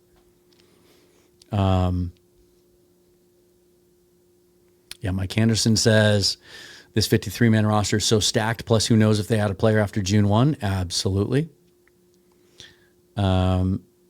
Nicholas brings up a point. I like to talk about this occasionally. He says, I hate ads. Dan was talking and I missed a solid minute. I understand that. I understand how frustrating that might be. But YouTube, I have about 3 or 4 different revenue streams that keep me afloat, that allow me to do this full time. YouTube makes up more than 50% of that.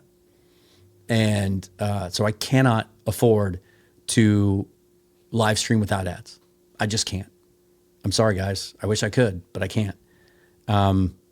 Trust me, I've been doing this full time for about 1.5 years now, and it's not easy. It's a lot of stress. It's a lot of struggle. It's not comfortable. I do it because I believe in it and I'm passionate about it, and I believe that over time it'll get to a point where it is more comfortable for me. I thought it would have happened by now. It hasn't. It's hard. So I'm not asking for your sympathy. I'm just telling you how it is. I got to have the ads. If I could afford to stream ad-free, I would. Trust me, I would. But I can't. I will say this, though. More than 50% of people that watch YouTube now watch it on televisions. People are using YouTube now as their hub. They're getting their entertainment from there. They're watching podcasts, but they're watching television episodes. They're watching movies. They're watching documentaries on YouTube. It's becoming the dominant method of people getting their entertainment and information. And so that, I think I pay $13.99 a month for YouTube Premium. It's the best of all the streaming services and everything else that I pay for, and internet and the whole thing.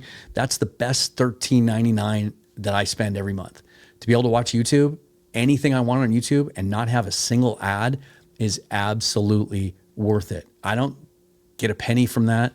I'm just telling you because, if you're on YouTube a lot, think about it. I would cancel, if it came down to it and I couldn't afford $13 more, I would cancel Peacock or one of the other streamers or something like that. I would keep YouTube Premium. It is absolutely worth it. So anyway, thank you guys. I just wanted to address that because it is important. I understand and I get it. Randall Handel says Seahawks are America's team. Hey, they go win 3 of the next 5 Super Bowls, which they're as set up to do as anyone in the league when you look at their long-term prognosis, and they'll become America's team. They will indeed. Yeah. Let's see. Hank says, I'm pretty sure Dan makes the ads appear a lot less. I've seen some people make the entire video ads. So you are given, when I go set up a stream, you are given options. And I think it's conservative, medium, and aggressive, I believe are the three. I always set it at medium. Or I think it's called balanced, which is the medium setting. I was having a conversation with Brandon Kane a couple of weeks ago, and he said that he sets it up so that they're at the beginning and the end, but not mid-roll. I spent hours trying to figure out how to do that and can't. If I ever can figure out how to do that, I'll try that. But again, I wouldn't be able to do that all the time because it would, fewer ads means less revenue. And I wouldn't be able to survive that. Yeah. And Nicholas, thank you it wasn't, I hope you didn't think I was calling you out. I appreciate you bringing it to my attention and mentioning it. Don't ever feel like you can't. But the beauty of it is after a live stream's over, it lives on the channel just as a standalone video forever. And so you can go back if you want to check it out at a later time and see what you missed. It's definitely Ryan chiming in with some great advice. Student discount on YouTube Premium is the best investment ever. Do you have to show evidence of being a student, or can you just say? Is it like when you go online and designate your pet as a emotional support pet and you don't have to show any proof? Is it kind of like that? Yeah, Safari Hyper says, I didn't mean for this to become a promo for YouTube Premium.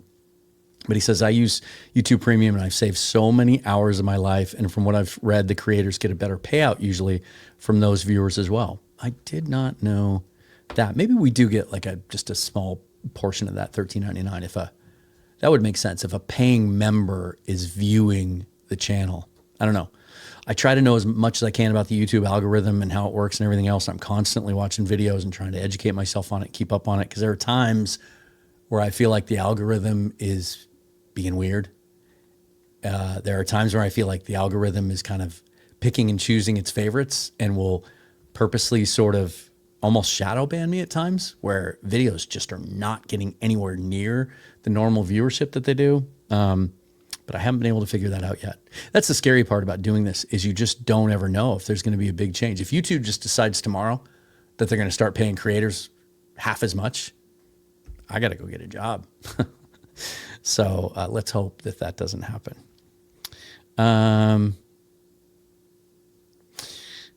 Charlie the Unicorn says, talking about streaming, Dan, any thoughts on YouTube not re-upping NFL broadcast rights? I hadn't read that. There's been so much news about negotiations and new broadcast deals, and Amazon might be buying Sunday night, and Netflix wants to do more, that I did not see this one specifically. They just got into it. Are you saying that it expires in a couple of years and they've just already announced they're not going to re-up it after it expires? That'd be interesting. Yeah.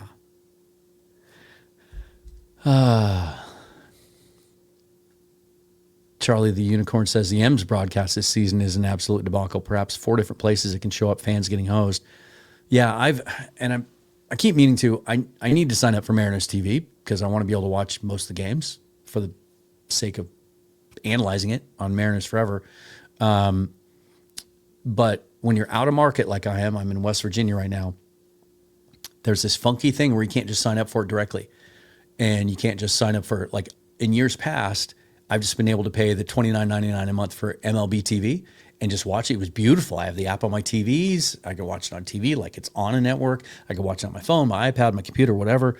Well, this year, you still go through MLB TV, but you have to subscribe to ESPN Extra or Plus or whatever it's called, their big streaming service first. And it even says in the fine print, you can cancel immediately and keep your MLB TV. It's so stupid. It's like the insurance companies that just turn down all your claims because they know that most people aren't going to continue to fight.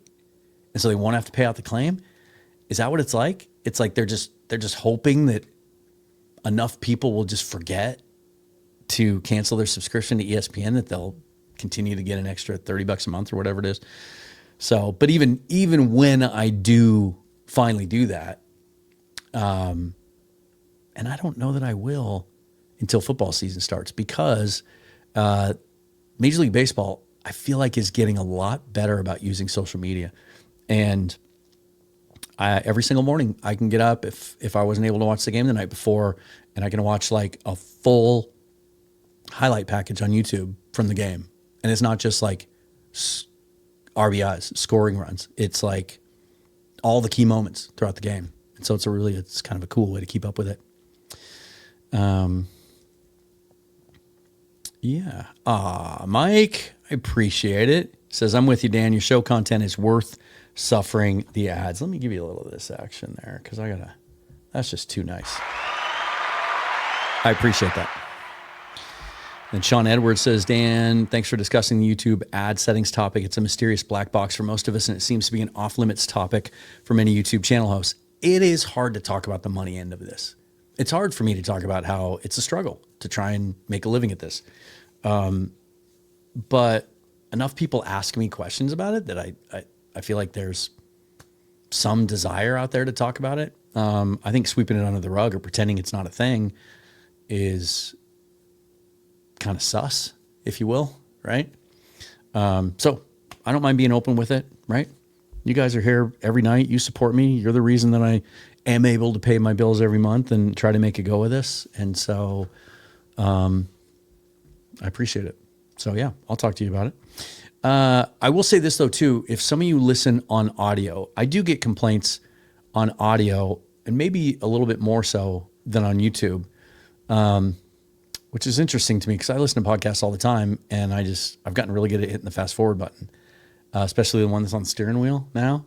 I can just fast forward through ads, and it's pretty clean. It's like, boom, 30 seconds. So it's like, doop, doop. On the audio side, it's a little different because I am contractually obligated by the Blue Wire network that carries my show and provides promotional opportunities for me. It's probably consistently my second biggest revenue stream. There's a certain number of ad spots I have to insert in every audio episode. So I do not control that part of it.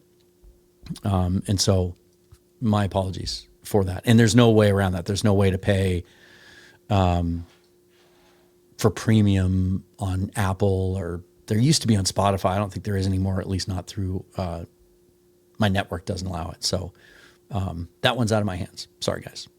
There you go. Oh, I shouldn't put that up there, Hank. I just pirate the games. What does that mean? I don't know what that means. I don't know. What is it that you're saying? Do I have any? Whoops. Hold on.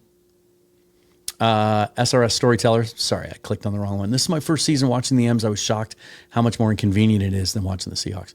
The thing I don't understand is, why is it harder for me to sign up for Mariners TV when I'm out of market? Why? I would think in market would be a bigger issue. I just don't get it. I don't understand why I can't just sign up for it directly like everybody else. Hank asked if I have any interest in a fantasy football league. We did one. Well,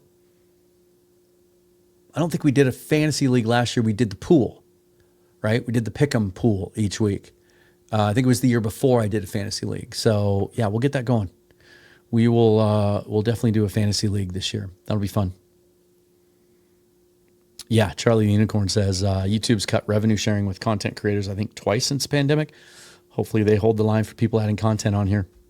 Yeah, let me put it this way. In February of 2025, which is when I walked away from my long, successful career in hospitality in a leadership position at El Gaucho in Bellevue, made really good money, had benefits, worked with an amazing team, made friends for life, walked away from that to take this chance at the encouragement of my fiance, and it allowed me to then go out on the road with her. She's a travel nurse. She does short-term travel contracts, and it was a life changer. And love it. Love everything about it except for the financial stress part of it. But at that time, I had about 7,500 subscribers. I've almost doubled that. I have 12,600 now. And yet I have yet to, let me put it this way. I think March of last year was the best month I'd ever had on YouTube, revenue-wise.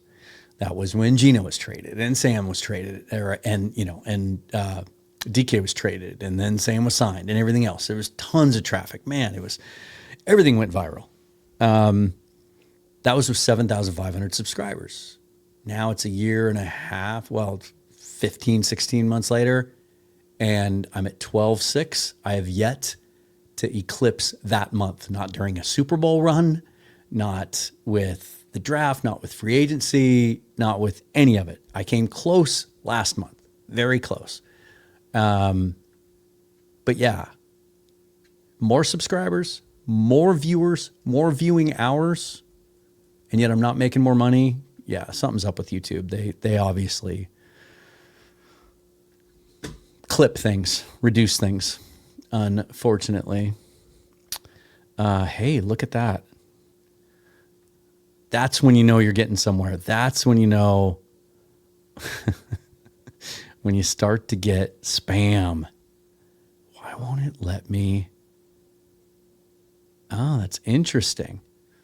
Every other message, if I want to, I can put it in timeout, or I can ban it and delete the comment, but not that one because it's coming from Twitch.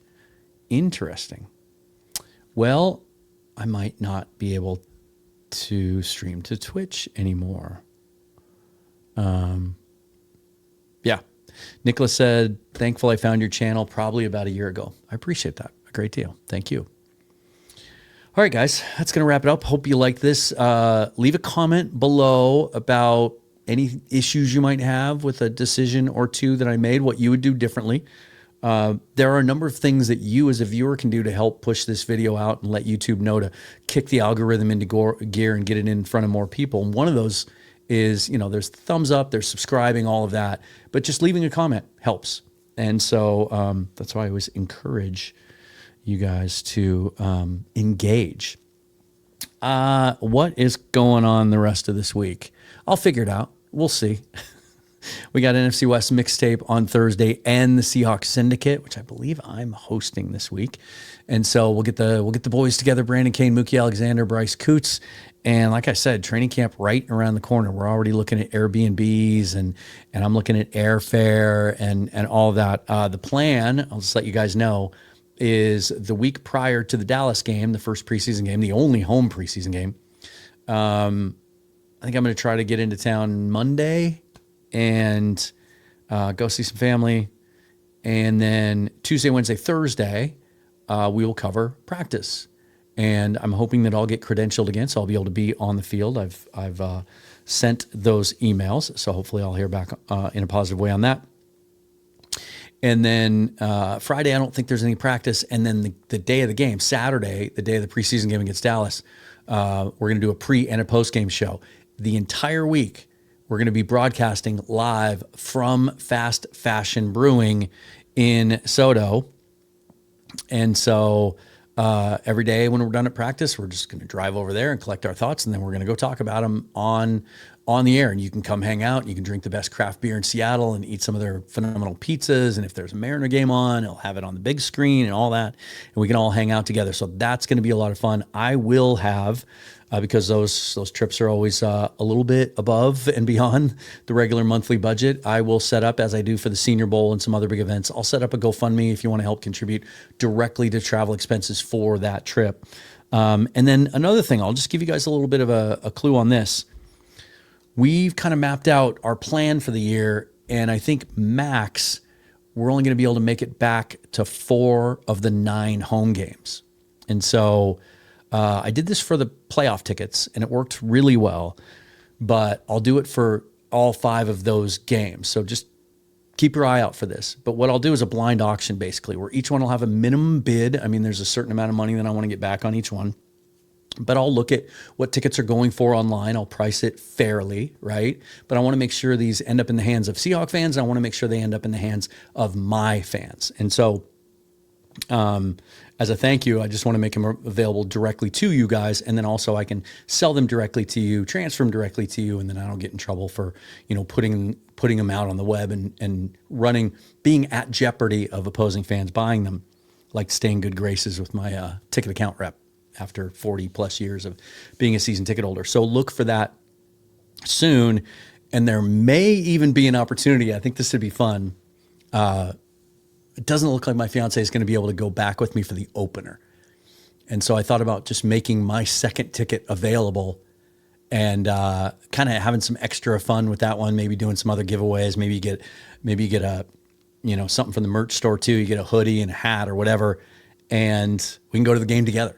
So that's the way I'm leaning, unless she thinks she'll be able to make it work. She just started a new staff job here. And so flexibility isn't what she's used to when it comes to getting some time off. So anyway, just a couple of things to keep in mind there.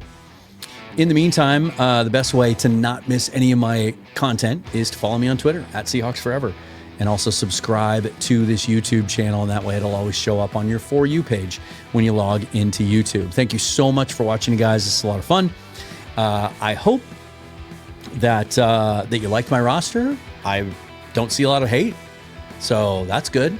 But we'll see once this thing gets up on YouTube and some of the other comments come in. It's obviously hypothetical. It's a fun exercise, though. But we got some more OTAs going on over the next couple of weeks. Next week, I've got a show I'm really excited about. Chris Clough, who was a longtime beat writer, covered the Seahawks for many years and still writes on a website. He's written a couple of books about the Seahawks as well. He does a really great job of keeping a 3-year spreadsheet of future rosters to show like how strong each position group is and how young it is and how much contractual control we have moving forward. And so he's in Cabo right now on vacation, so I'm jealous. But he's going to join me next week when he comes on, and we're going to take a 3-year look at this championship window. So just one of the little things that I'm working on in the future. All right, guys. Thank you so much. Appreciate it. Forever and always. Go Hawks. We'll see you tomorrow.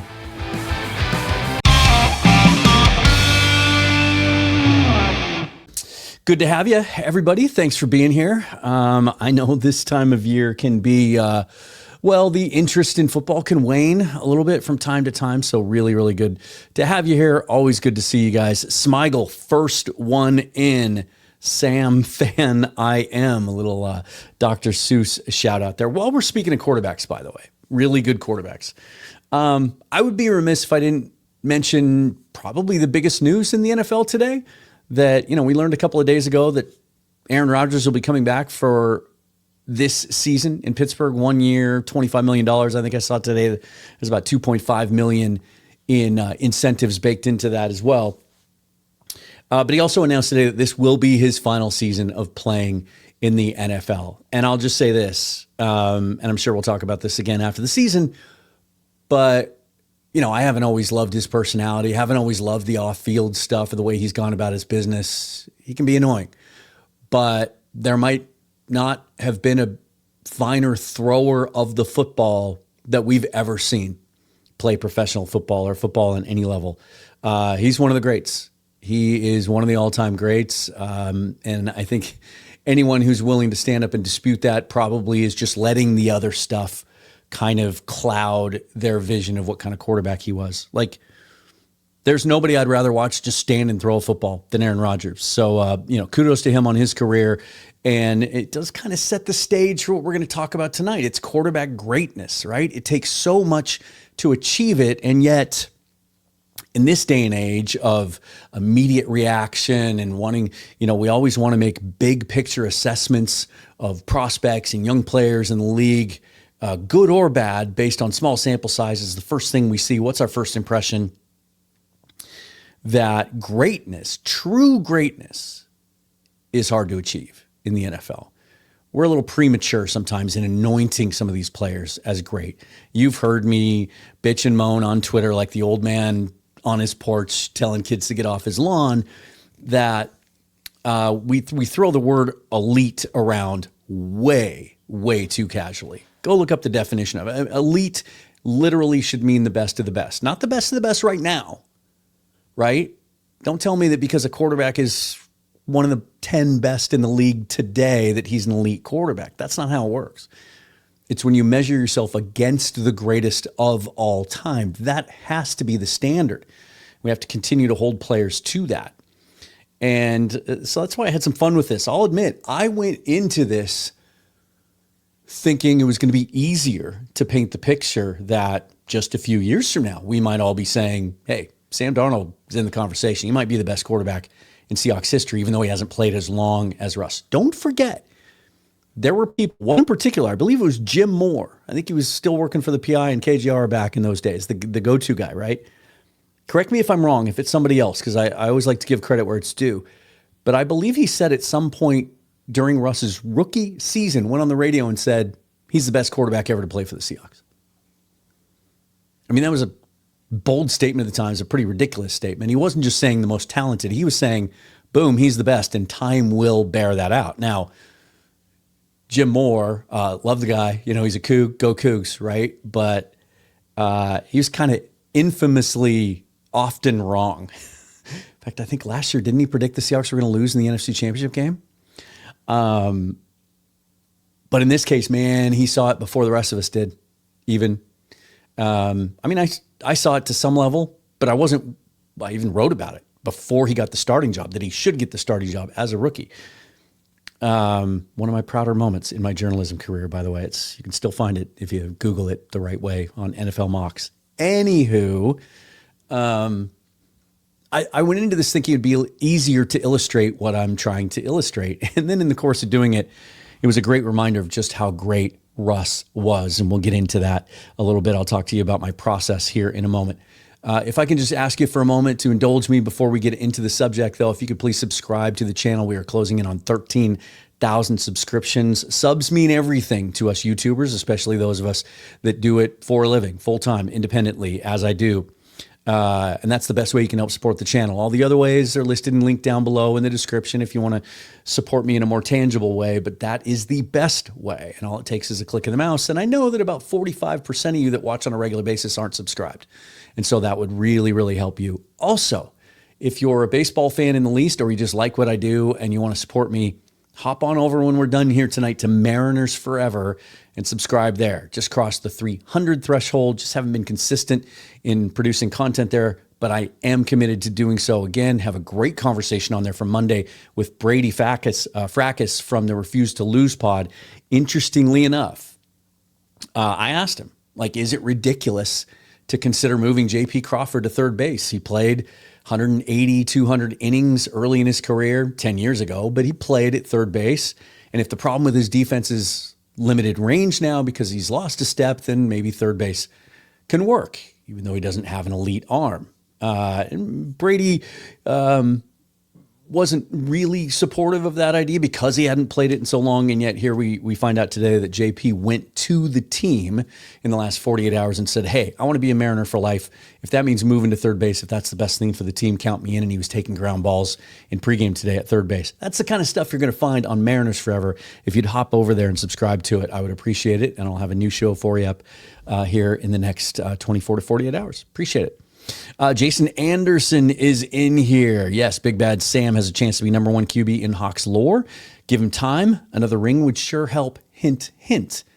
You obviously saw a peek of my rundown for today. Dogzilla's here. Good to see you, buddy. And then Smigel shouting out Zilla Monster. So we got everybody interacting in the comments. All right. Here's what I did. So I wanted as much as possible to try to compare apples to apples statistically. And there were a couple of ways that I wanted to approach this.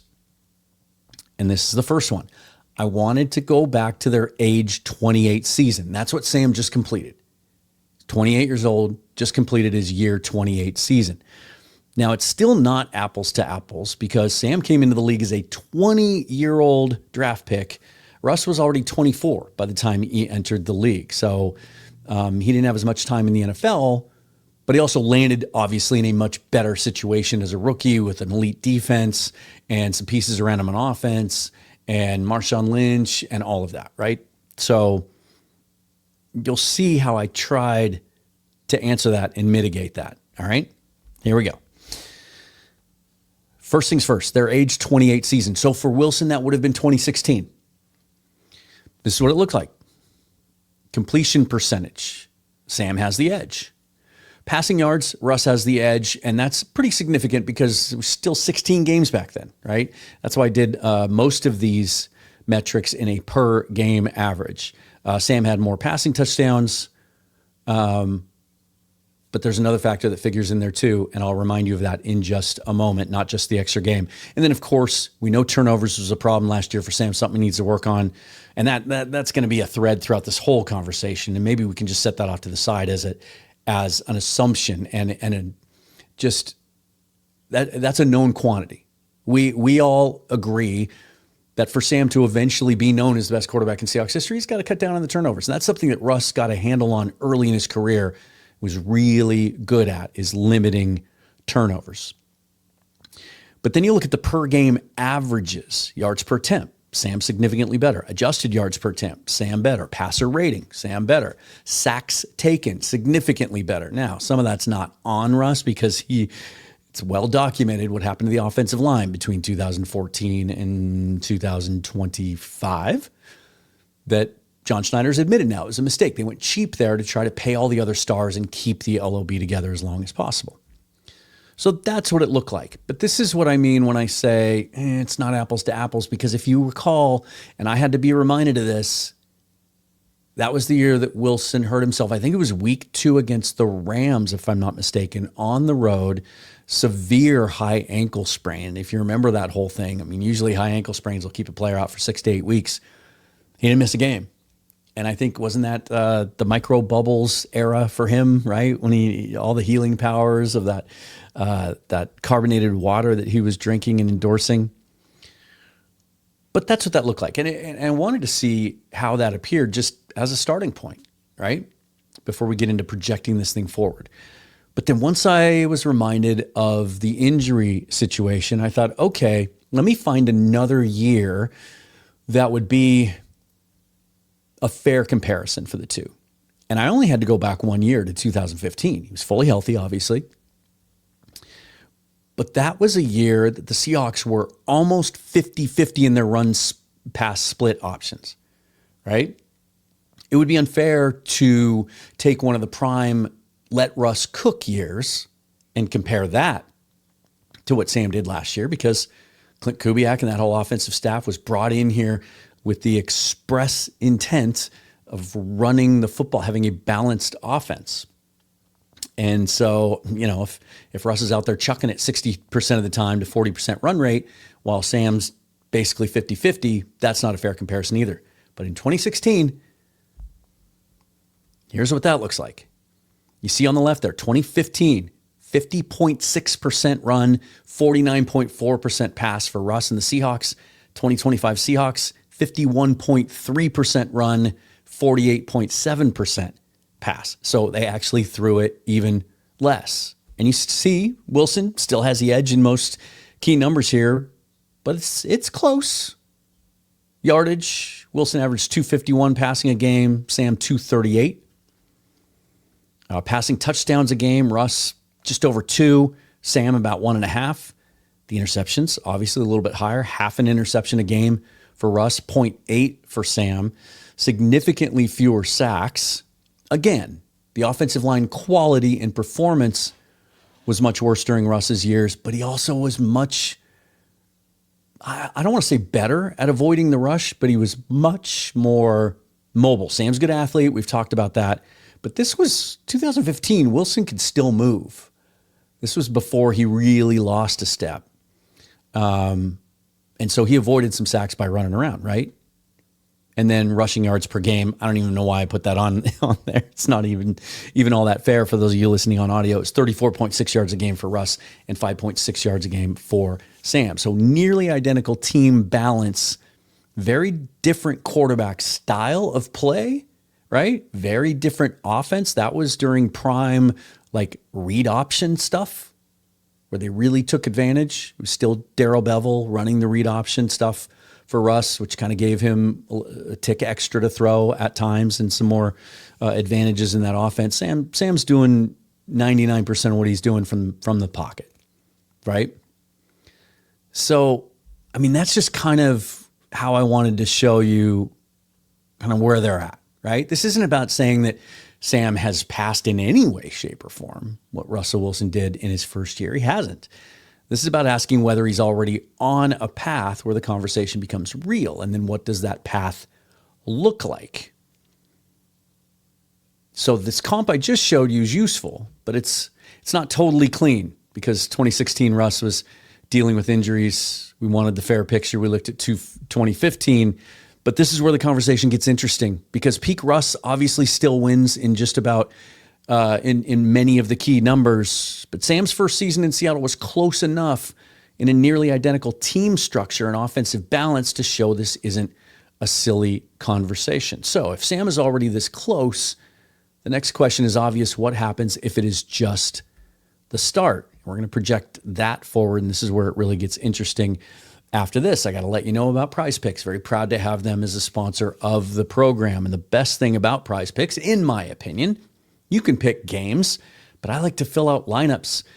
You pick the Mariner game, you go Mariners, White Sox today. You scroll down through the game and it lists every player appearing in the game under a number of different categories. You simply select more or less. Shows you the multipliers right there. So you can kind of gauge how aggressive you want to be. And then you can choose flex play, where you can get 4, 5, or 6 right in your lineup and get different payouts, or power play, where you got to get all 6 in order to win. And if you want to try it out, now's the best time. Download the app, use the promo code HMA, and just play a $5 lineup.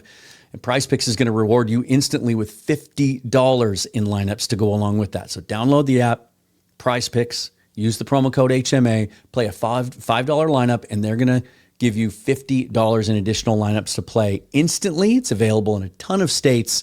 Prize Picks, it is good to be right. All right, so here's where I wanted to go next with this, is how long will Sam have to play and at what level in order to not only make this more of a prevalent conversation among the fan base.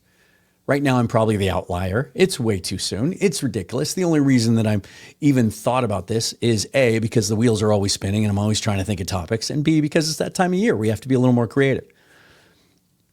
What's it going to take for him to get there and then potentially win this debate and be known as the guy? Because there were even people, even after Russ won his first Super Bowl, his second year, that would argue that Matt Hasselbeck was the best quarterback in Seahawks history, even without the championship trophy, because of longevity and some of the things he had to overcome.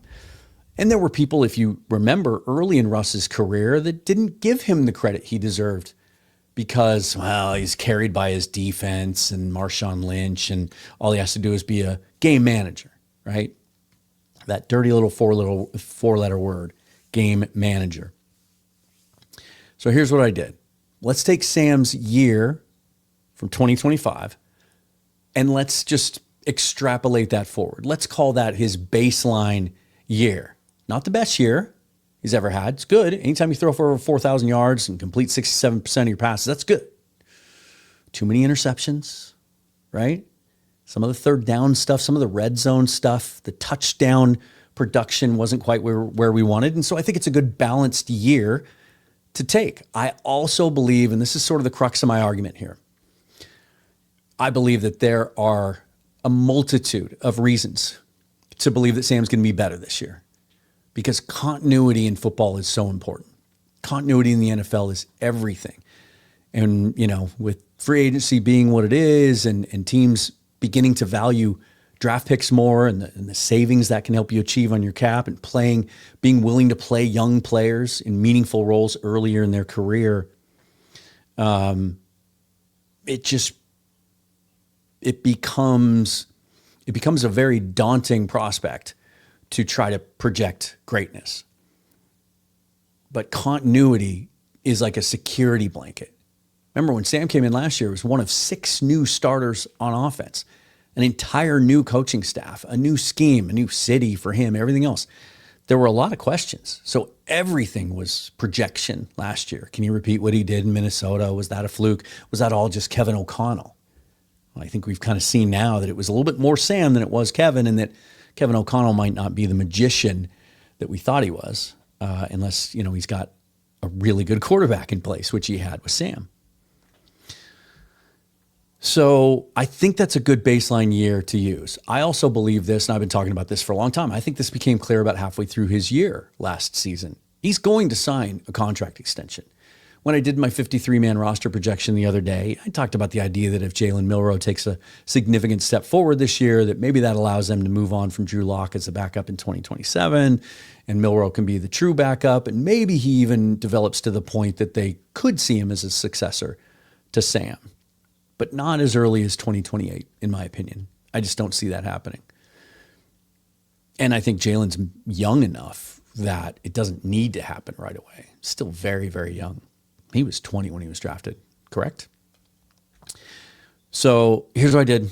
I went 7 years because he's got 2 years left on his deal. I think he'll get extended next year. When it comes to quarterback contracts, longer's better. I know John Schneider likes to do 3-year deals, but for premium positions, he's willing to go longer, right? 4 years on Charles Cross makes it a 5-year contract. JSN's 3-year extension really makes it a 5-year deal. But when we're talking quarterbacks, and Daniel Jeremiah was just on local radio a couple days ago saying he thinks Sam's going to be a $50 million quarterback. I agree. And if those of you out there are wincing a little bit because you have this perceived value attached to the number $50 million AAV, and you have a picture in your mind of what sort of quarterback that should be, keep in mind the cap goes up significantly every season. And so by the time this contract kicked in 2028, it's when you look at percentage of the cap, it's not going to be that much different than what he's making now. And so I think $50 million a year starting in 2028 be a very reasonable contract for a Super Bowl winning franchise quarterback that will only be turning 30 at the end of this current deal. So I'm envisioning a 5-year contract, which would mean 7 more years in Seattle. It would put him at his age 35. He conceivably could play well beyond that. I think it's reasonable to expect him to be in his prime from now until age 35. That makes sense to me. Here's what that would look like if we do a little math. Boom.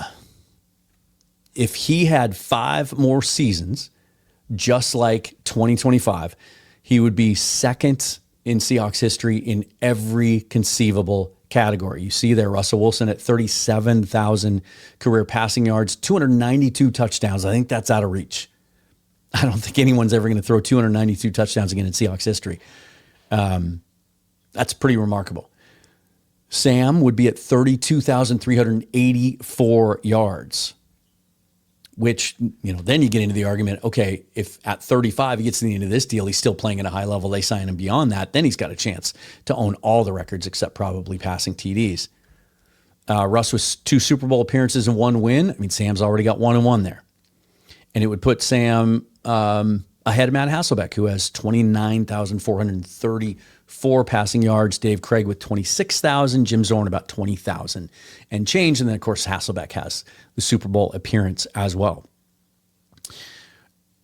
And so I think, if this were to happen, I don't think there's much question that we'll be talking 5-6 years from now about Sam being the best quarterback in Seahawks history, because I would expect then if he plays at that level for the next 7 years, Mike McDonald's still the head coach, John Schneider's still around, they're going to win at least 1 more Super Bowl. And to me, that's the key.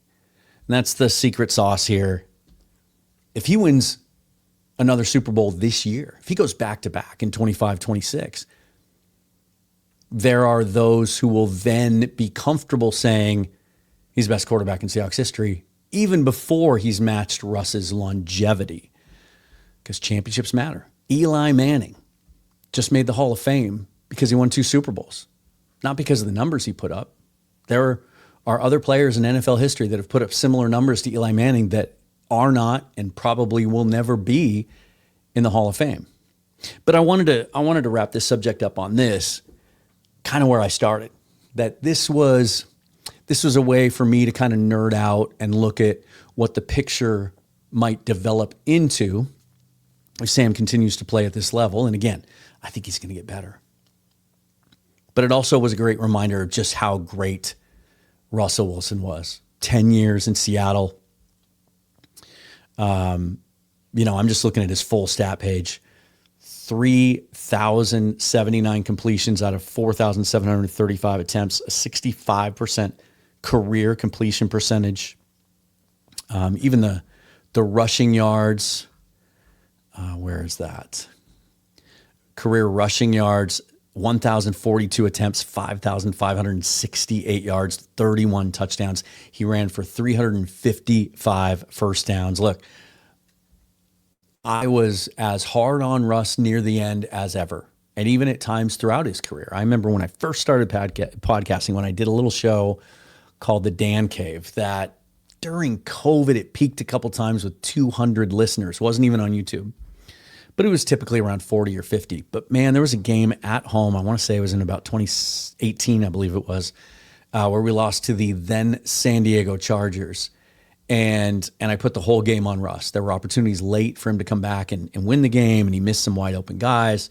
The Red Seas parted, and he wasn't as aggressive running the football that year, especially that game. I thought there were opportunities to win the game, and he blew it. And a player of his caliber in the prime of his career on a team that has aspirations to make the playoffs needed to be held accountable for that. And I ranted and raved on my podcast like you've probably never heard me do.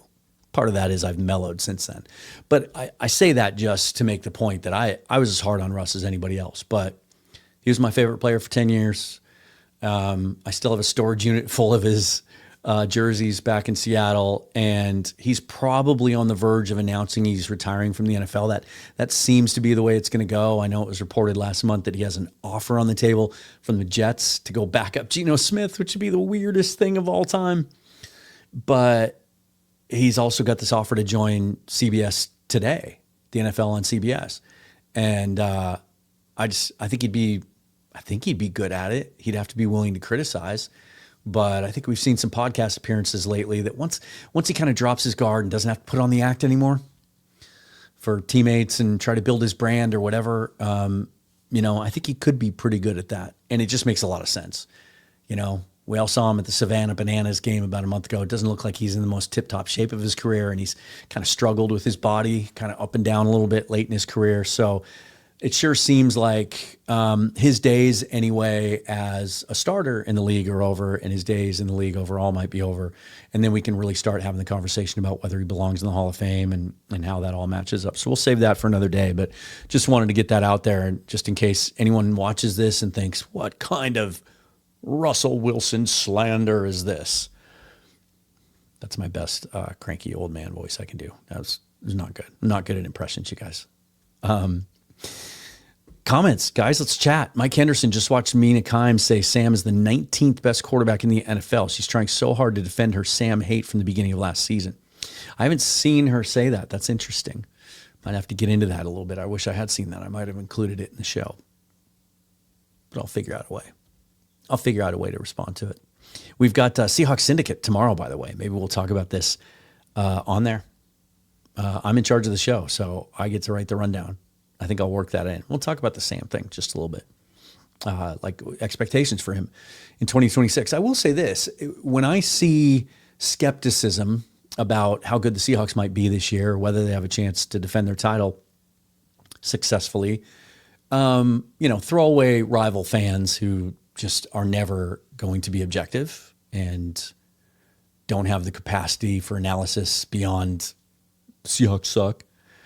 But even among a lot of the national pundits and experts, there are still, they're top 5 in most power rankings, but they're behind the Rams, certainly. They're behind the Eagles in many of them. They're behind the Ravens. I saw the Ravens at number 1 on a power ranking recently. The biggest concern seems to be, whereas a year ago it was, I don't know about Sam Darnold, if he can repeat what he did with the Vikings. I don't know about all the changes on offense. I don't know about signing Cooper Kupp, et cetera, et cetera. This year it's first-time play caller. Brian Fleury's never called plays before. You just lost an elite offensive coordinator, and now you have a first-time play caller. That's going to lead to some regression. I don't think the Seahawks are going to be as good. To which I would say 2 things. Number one, the swiftness with which a lot of people are just piling the platitudes on Clint Kubiak look, he turned out to be a very good offensive coordinator. Probably the best one we've had since peak Darrell Bevell. But was he perfect? Like, let's rewind the tape. Let's go back to every reaction show to every game last year and a lot of the analysis from other creators like me and other writers. And there was a lot of hand wringing. There was third down's not very good. He's not getting the tight ends involved. He's not getting the running backs involved in the passing game. He's not putting Sam on the move as much. Week 1, we blamed him for losing the game with that. What was that play calling, right? But suddenly now, because they won the Super Bowl and he gets hired as a head coach, he's elite. Again, we throw that word around way too casually. Very, very good. But the year he had in Minnesota was middle of the pack. The year he had in New Orleans, I get it, not a good team, but they got off to that amazing start. And then they had some injuries. So they got the big, it's like, I don't know, it's like getting a head start in a 200-meter dash and the starter lets you get a 2 or 3 yard start. Like they averaged 40 points a game in the first 2 games and then still finished at the bottom of the league. I think they were 26th in scoring after that. So it's not like he did a whole lot to earn the elite title before last year. And I don't even think he did enough last year to earn the elite title. Let's pump the brakes on that word. Sean McVay, yeah. Kyle Shanahan, elite. Ben Johnson, elite. We've seen that now over a big enough sample size to where that fits in, like historically when we think about the great play callers. Let's see what Clint does for the next year or two. I think he'll get there. I do. I saw enough from him, but we're a little premature on that. Anyway, but the Brian Fleury thing. If you're going to put the Baltimore Ravens at number 1 in your power rankings, do you not care that Declan Doyle's never called plays? If you're going to put the Philadelphia Eagles at first place or even in the top 3 in the power rankings, are you not concerned about Sean Mannion never having called plays in the NFL? Right? Davis Webb's never called plays, but Sean Payton's probably going to there. He says Webb's going to call plays, but it's probably going to be Payton, so that's not a good example. But Eagles and Ravens, they're in the same boat. Everybody has to start somewhere. Sean McVay had to call plays for the first time. Kyle Shanahan had to call plays for the first time. And maybe it wasn't always great right out of the gate, but they were pretty good right out of the gate as well. And Fleury spent the last 7 years learning from the best in San Francisco. And he just strikes me as someone that's really smart. He's got the support staff around him as well. If he struggles as a play caller, he's got Justin Outen there. He's got Jake Peetz there, right? He has so much support around him that I expect him to be pretty good. But it's one of the things I like about the schedule. Those first 3 games are pretty favorable. I think it gives him a nice little landing spot to work out some of the early machinations of calling plays. Matts says, I hope everyone sleeps on the Hawks again. Yeah, we like being the underdog, don't we? I mean, from a pride standpoint, it kind of ticks us off a little bit. Like, we want everyone to acknowledge that our team is the best in the league, but they're going to think what they think, right? Let's see. Yeah, John Crone says, I think a lot of Wilson's movement was because of his stature. He isn't as tall as Darnold, so you had to get out of the pocket more to be able to see everything, something Murray has to learn to do, certainly. But he had, I think the thing that separates him from Murray is once he got out on the move, he had a real knack for making plays. I don't think Murray does. I think Murray's dangerous when he decides to run the football himself, just because he's so quick and he's got that weird running style. And that, I think if you're chasing down Kyler Murray, it's not a matter of like, he's a 4-4 guy and I'm a 4-5 guy. How am I going to chase him down? It's like being so weirded out by his running style that it just kind of slows you up a step. I don't know. Yeah, Smigel says, all Sam needs to do is lead the Seahawks to another Super Bowl. When he does that, I rest my case. Jason says, the current coaching staff and front office has lately given me nothing but confidence going forward, including coaching, refining our QBs. Absolutely. And I'm really curious, too, even though they didn't give him the quarterback coach title, I'm curious to see what impact and ultimately what his real role is going to be. I know what they call his role, but Daniel Stern, the guy they brought in from the Commanders, who's considered one of the great young minds in all of football. I wasn't familiar with him when they hired him, and then, I had to dig into him and read a lot of the things about him. But it he seemed like someone that he was kind of an extra. He's a luxury on that coaching staff. It's not like they really needed to fill. I think they kind of made up a title for him. But I kind of feel like they're grooming him to potentially be, at minimum, a quarterback coach at some point. But potentially maybe even a play caller himself and a coordinator. I'm really, really intrigued by what he can do. Smigel says the only thing they could screw it up is some weirdo owner, like the sort of owner that likes too much to get into things like personnel, like a Jerry Jones type of personality, as an example. Excuse me. I agree with you. And, it's a conversation I had with Danny O'Neill, who used to cover the Seahawks for the PI and the Times and also was on local radio for a long time. Very good journalistic, analytical mind. Had a great conversation with him last week about the ownership situation, the stadium situation, all of that. I urge you to check that out if you haven't yet. And I asked him point blank if he knew how the language in the trust was written in regards to this one aspect, and he did not. But I've done some research on how trusts work, and some of them are written in such a way that Jody doesn't have a choice who to sell it to. That some trusts that are of this nature are written in such a way as to require that the highest bid be accepted.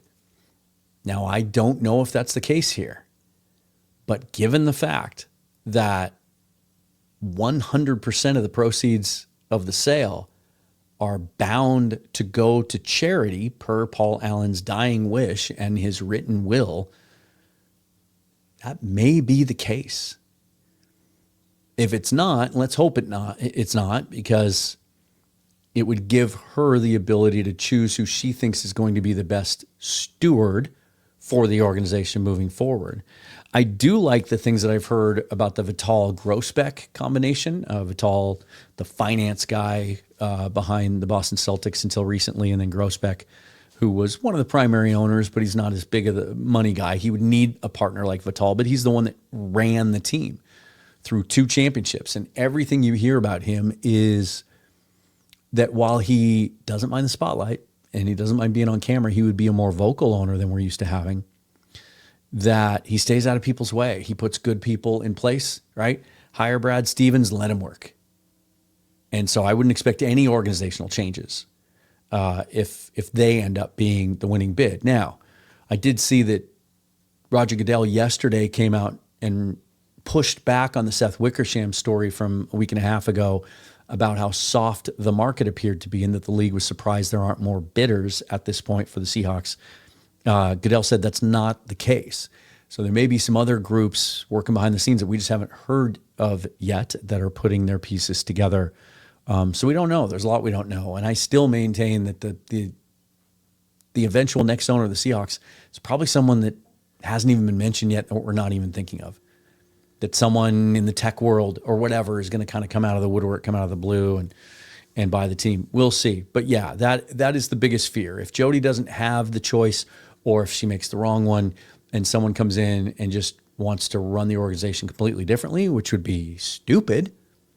Why would you take a wildly successful organization that is running on all cylinders, literally running as a fine-tuned machine as much as it ever has been, and also projects to be in a championship contention window for the foreseeable future? Why would you want to mess that up? Because if you're not buying the team as a passion project, well, if you're buying the team as a passion project, you're going to want to keep winning. So you're going to want to not mess with anything. If you're buying it just for the financial investment, hoping that in 10, 20 years, you can sell it for $20 billion, you still want everything to run as smoothly and successfully as possible. So the value continues to grow and you continue to have a strong season ticket base and you are able to attract big money sponsors and advertisers and sell suites and all of that stuff. So why would you mess with it? So yeah, I'm with you. I'm not worried about it. I would say that I'm 80% confident that this won't be an issue, but there's always that seed of doubt because we just don't know who it's ultimately going to be. John Crone says, Sam just needs 25-ish touchdowns per year for the remainder of your proposed contract life to pass Wilson in touchdowns.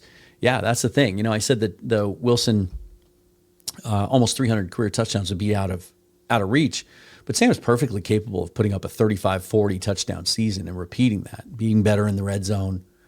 And I think the biggest factor that leads me to believe that statistically his 2026 is going to be superior to 2025 is the continuity in the offensive line, bringing that whole line back. And also, by the way, adding a guy in Bo Stevens that I think has a much higher ceiling than anyone else on that interior offensive line other than Gray Zabel to eventually succeed Anthony Bradford if it doesn't happen this year and make that line even better. And I just think that'll make them much better in the red zone, allow them to run with fewer six-man protections. They were near the top of the league last year in that, which allows, one more player to get out in a pass pattern, give Sam that extra tick to get rid of the football. I think that's going to be a factor that maybe we're not talking enough about. It's amazing how for 10 years the offensive line was the biggest story. It was the biggest issue.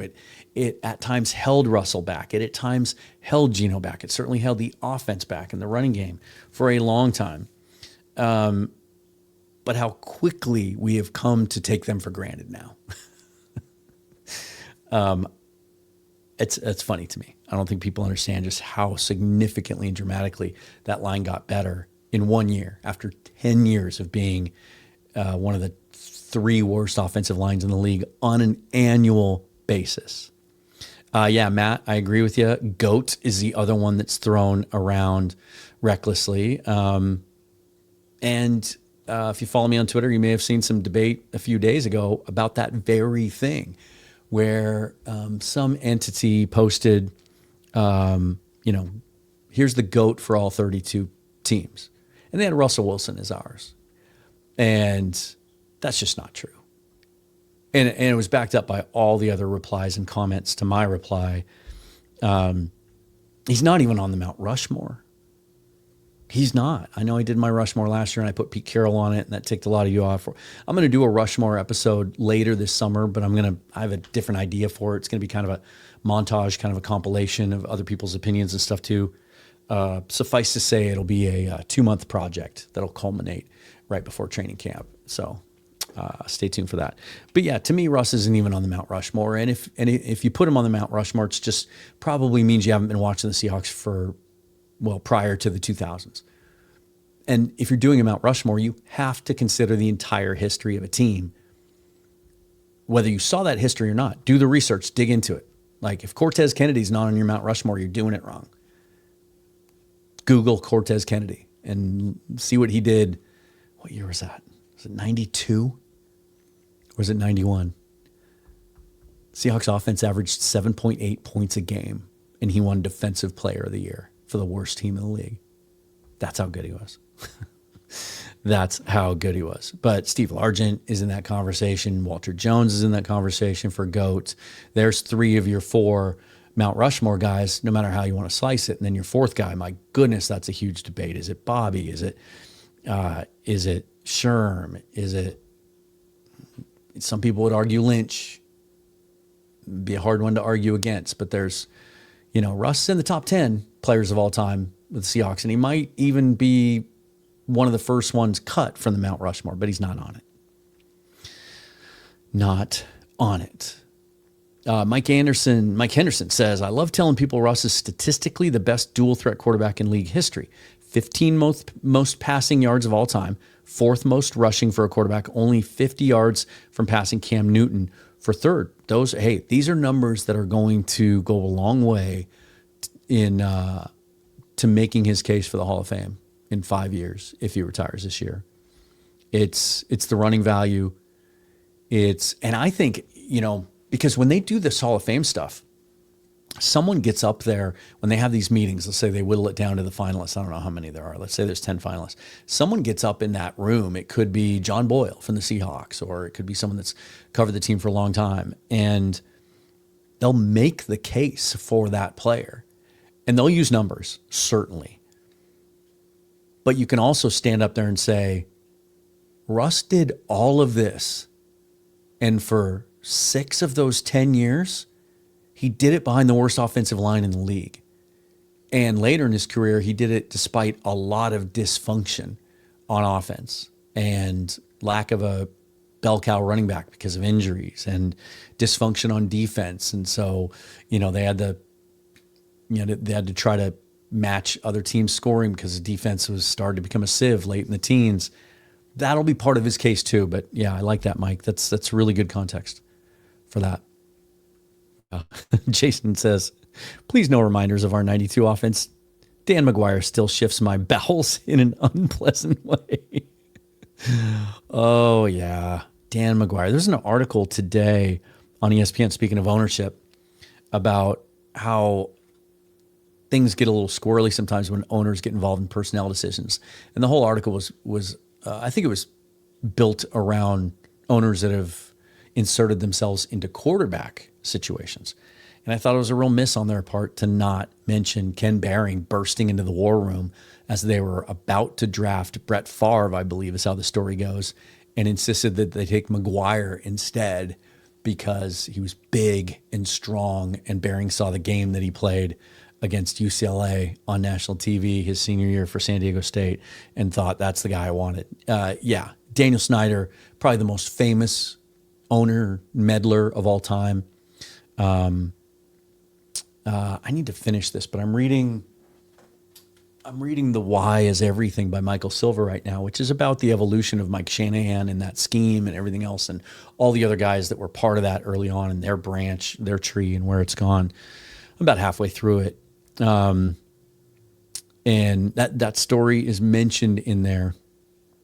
But there's a lot of talk about Daniel Snyder because obviously that's where Kyle started his career, was with Washington, and that's where a lot of those guys, Mike McDaniel and McVay and Raheem Morris, Bobby Slowick, like so many of those guys started out there. And they talk about how Snyder would, Scott McCloughan would want to draft a particular player, and Snyder would just say, nope, we're not going to draft that player no matter what. Wouldn't let him draft Stephon Diggs is one of the specific examples. And the guy they took instead had like 0 NFL career, and, Diggs is still out there playing. So just one example, but there were a number of other ones. And Matt says, always like Kenny Easley, though not GOAT material, just because he didn't play enough. If Easley had played 3 or 4 more years, people wouldn't forget about him the way they do when they talk about the greatest safeties of all time. Like, the amazing thing about Easley is, and I've had Paul Moyer, his former teammate, on the show several times, and we usually end up talking about Kenny in some way, shape, or form. And he says, best football player I ever was around in my career as a player or a coach. He coached DBs for the Seahawks for several years as well. He was basically a strong safety with free safety skills. Like, he was big and strong and fast and could hit you like Cam, but he could cover ground like Earl Thomas. I think in back-to-back years, his best 2-year stretch as a Seahawk, he had 15 interceptions in 2 years combined. That's unbelievable. We just drafted Bud Clark out of TCU. He was one of those COVID guys. He played 6 years at TCU and played. Like, he didn't have to wait 3 or 4 years for his turn. And he had 15 career interceptions in college. And we talk about that as if that's a lot. It is in college. And Kenny Easley did that in 2 years in the NFL while also just trucking dudes and making plays all over the field. Real shame that he had the health issues that shortened his career. Real bummer. And Smigel says our new owner could be a big cheap ass too, like a Paul Brown, some guy that might even doesn't max the cap out, likes to save dough, tight pockets. Well, keep in mind you have to spend 90% of the cap, so there's only so far you can go with that. Where an owner can play a part is how much cash he's willing to put up. Because one thing that I think a lot of people don't know about, and it's probably about time, it's about the right time of year, where I'll have Curtis Allen on the show here over the next month, and we'll really dig into the salary cap situation because we can do that with Curtis in a way that I can't quite do it just by myself. But we'll talk about how that impacts things. But every time that you sign a player to a contract, let's say you sign player X to a 5-year, $100 million deal with $30 million signing bonus and $60 million in guarantees. That signing bonus gets paid right away in most cases, so that's cash. But the $60 million in guarantees has to be put into escrow immediately. You have to have that money in the bank the moment it's guaranteed. So someone who's worth billions of dollars could still choose to run the organization more frugally. We're seeing that happen right now down in Portland with the new Trailblazer owner, right? He's really cutting back. He's laying people off. He's trying to run that thing as lean as possible. He's already alienating a lot of the fan base, players, executives, maybe other people in the league as well.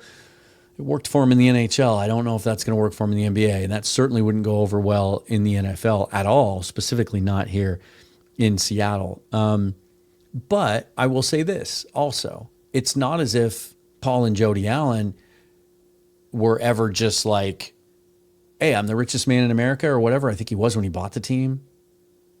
Just spend whatever you want to spend. I've got all the cash. Do it. They weren't. They required that John Schneider always match cash with cap.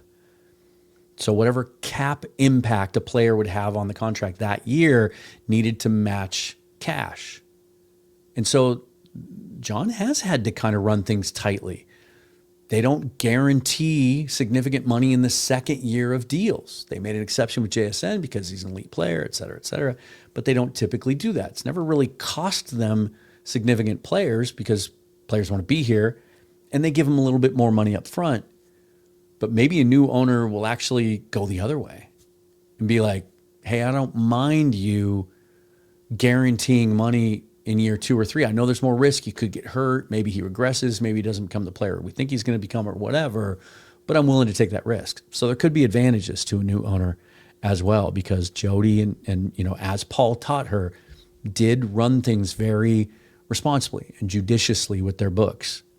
We don't ever want an owner that's willing to do what we've seen the Saints do and the Cowboys do and other organizations where they'll sign players to whatever they have to sign them for, overpay them to get them in the door, whatever, and then just restructure deals every single year, keep kicking the can down the road. And then you get to a point where you have to rebuild the entire roster because you're in cap hell. So doing it judiciously as they have done is the smarter way. But there's probably a few times over the last 15 years that John has thought, God, if I could just get a little bit more commitment from the owner, we could have got that guy. Those are the kind of stories we may never hear, or at least not until John hangs it up, right? Yeah, we're getting into a fun quarterback conversation here. We'll have some conversations over the next month or two, like I said, when subjects are a little tougher to come up with, about the worst. In fact, I've done most underrated teams. I've done, obviously all-time great teams. I've never done an all-time worst team. That would be a lot of fun. Here we go. Wait, where's my... Just going to write it on my list of future show ideas right here. Worst all-time Seahawks team. Have to be a little creative because they'll have to be starters, right? You can't say someone's the worst, your fifth cornerback or whatever. Say, well, he's the worst Seahawk of all time. All right, you guys. Anything else you want to talk about before I go? Let me see if there's any other kind of newsy stuff. Nolan Teasley, John Schneider's right-hand man, assistant GM, is one of 5 people who has been asked by the Vikings for a second interview. I think he's got a really good shot at that job. Teams want to take from the champion. They want, and who better? Clearly, the Vikings are looking for someone with a scouting background. All 5 of these finalists are guys who came up as scouts, not personnel guys. Well, Teasley has been under Schneider the whole time, came up through the Seahawks. You've seen the success in the drafts the last 4 or 5 years the Seahawks have had. You've seen some of their really shrewd free agency signings the last couple of years, some big ticket, some not. I think he's a strong candidate for that position. And just remember, if he gets that job, because he is a minority candidate, the Seahawks would then be rewarded 2 third-round draft picks, one in 2027 and one in 2028 at the end of the third round. And so that bounty of picks that we already have for 2027 currently sits at 11, could end up being 12, and that pick would end up being another day 2 pick, which would give you 4 in the top 100 and 12 total in what is being considered a historically strong draft. And I'm telling you guys, I've already started to look at it. Some of you have heard me say this. The positions this draft is strongest at, and we're a year out, right? Things can change. But it's the positions that the Seahawks will most likely be looking most heavily at in the draft next year, and that's defensive line and edge, pass rusher. Loaded. You guys, and I'm not talking about like 4 or 5 good ones. We can get one in the first round. I'm talking about all the way through. I'm talking about I've watched 20 of them already, and there's 20 more to watch. That Seahawks might be looking to double dip at edge next year with the way that room looks now and with some age and contractual issues. So having another third next year could be big. So keep your eye on that. Again, subscribe to the channel if you would, please. Really appreciate it. Hit that thumbs up. The thumbs up helps the video itself in the algorithm. The more thumbs up, the more YouTube will push it out to people that want this kind of content. The subscribe is so that it shows up on your For You page. So when you log into YouTube and you see what's on, if I have a new video up or a live stream, it'll show up. You don't get notified, so it's not that intrusive, but you won't miss anything either. And it's really the best way to help support the channel. Also, if you are a baseball fan, or even if you're not, you just want to help support me, get on over to Mariners Forever and hit subscribe there as well. I'll be doing a new show there on Friday. We'll kind of do a weekend review, and then I've got Casey McLean joining me again on Tuesday after Memorial Day to talk about the infield issue and some of those things moving forward. So bottom line is consistent content again over there. If you would check it out, please, and subscribe and help me build that up, that would be fantastic. In the meantime, let's do this. Let's go. What do we want to end on? Let's go here. I know it sounds like AC/DC, but it's not. That would get me in trouble. This is a royalty-free likeness. What do you guys think? Sam, Russ, what would it take? How many good years would it take for you to be comfortable talking about Sam on the same level as Russ and potentially being the best quarterback in Seahawks history? And then how would you rank them? Also, give me that in the comments. How would you rank the Seahawks in their history right now from best to worst? Starters. Let's go with the big 5, right? It's Zorn, Craig, Hasselbeck, Russ, and, 6, because Gino and Sam. Rank those 6 for me down in the comments. In the meantime, follow me on Twitter at Seahawks Forever.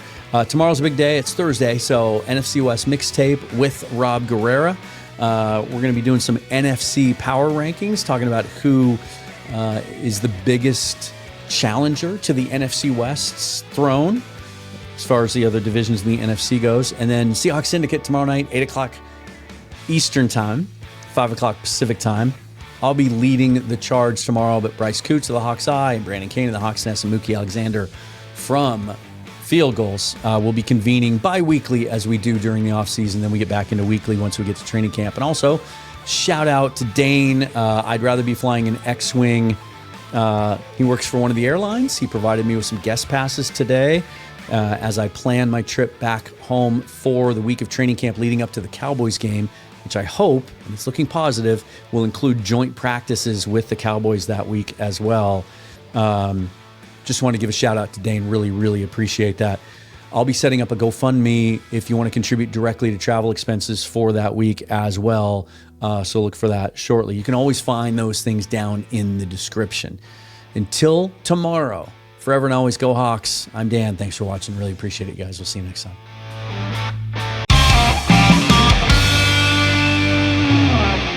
Welcome back to the NFC West mixtape. I'm Rob Stats Guerrera from the 49ers Gold Standard Podcast Network, alongside Dan Bienz of the Seahawks Forever podcast. This is the show where we break down the best division in football.